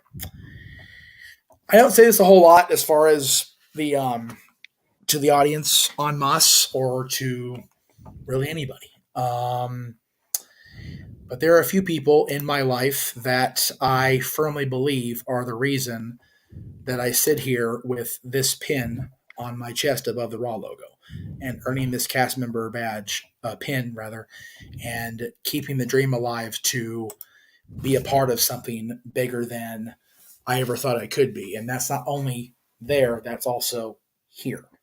And a big part of that is you. And I appreciate you allowing me to delegate. I appreciate you being the constant push in the rear to keep moving forward, as Walt always told everybody to do, and to not give up when things get hard.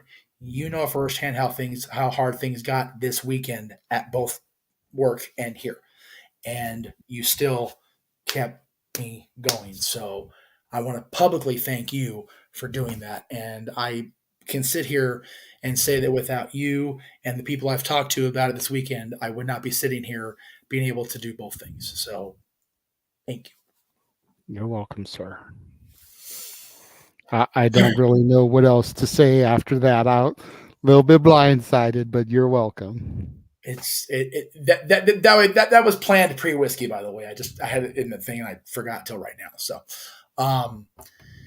it's always cool to cover a milestone for the company, WWE. I mean, because the milestone for the other company's on Friday, and I'm probably going to be dozing through the pre-show for Rumble because I'm going to be so goddamn exhausted, if we're being honest, because I'm going to be there from 8 to fucking 12 on Friday.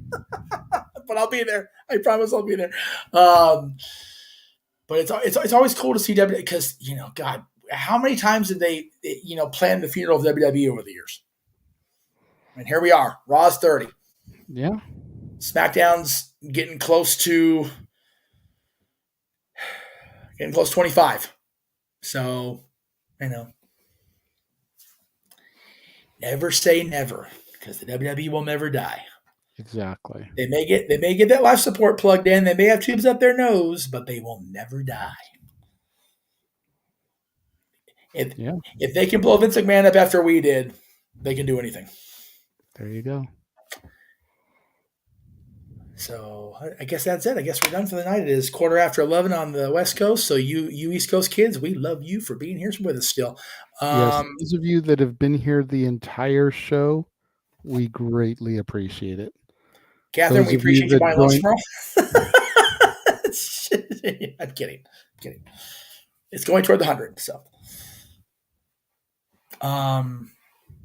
anything else you wanted to throw out there? I realize I keep talking over you, and I do apologize for that. I know we talked about it repeatedly in private, so I do apologize for talking over you. So it's all good.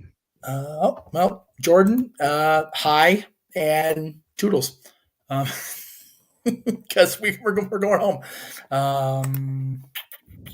Let me just make sure I didn't miss anything. There you go. I still haven't seen Little Shop of Horrors, by the way, so I'll definitely have to watch that before I watch your review of it. It's one of many on your list this month that, despite being a musical fan, I have not seen. So there you go.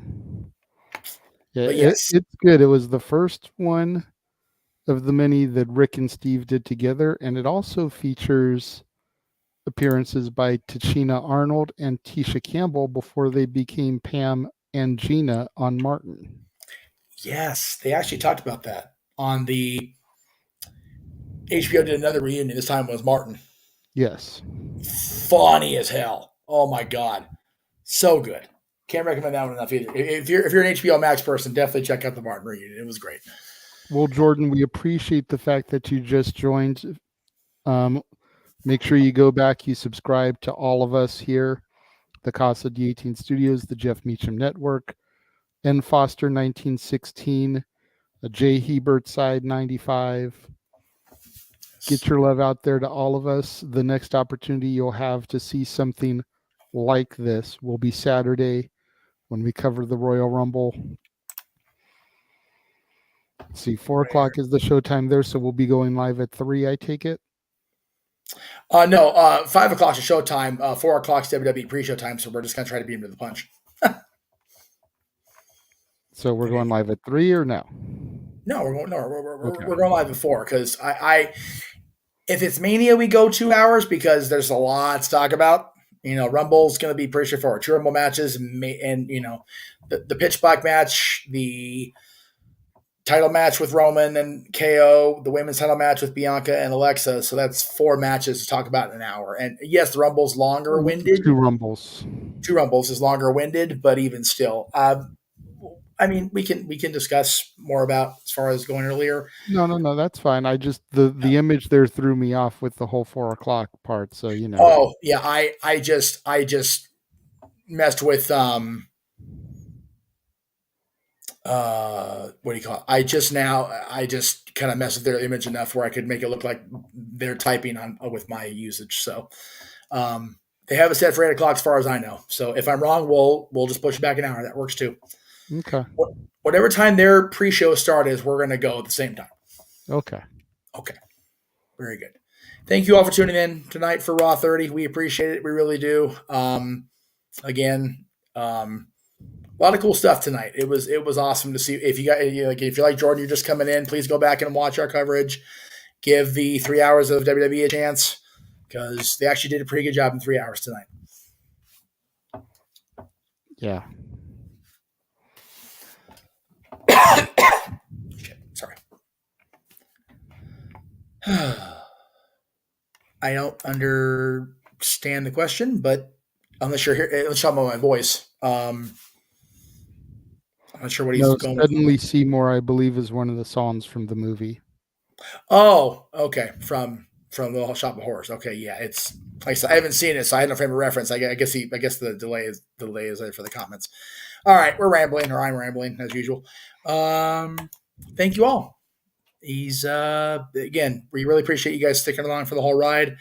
He's Renegade. Check him out tomorrow, Wednesday, and Friday on Renegade's Reviews, as well as Saturday with his call, along with Noah Foster of the Royal Rumble and Stat Boy on the stats. We appreciate you, Mikey, very much. We'll see everybody Saturday for that open mic night.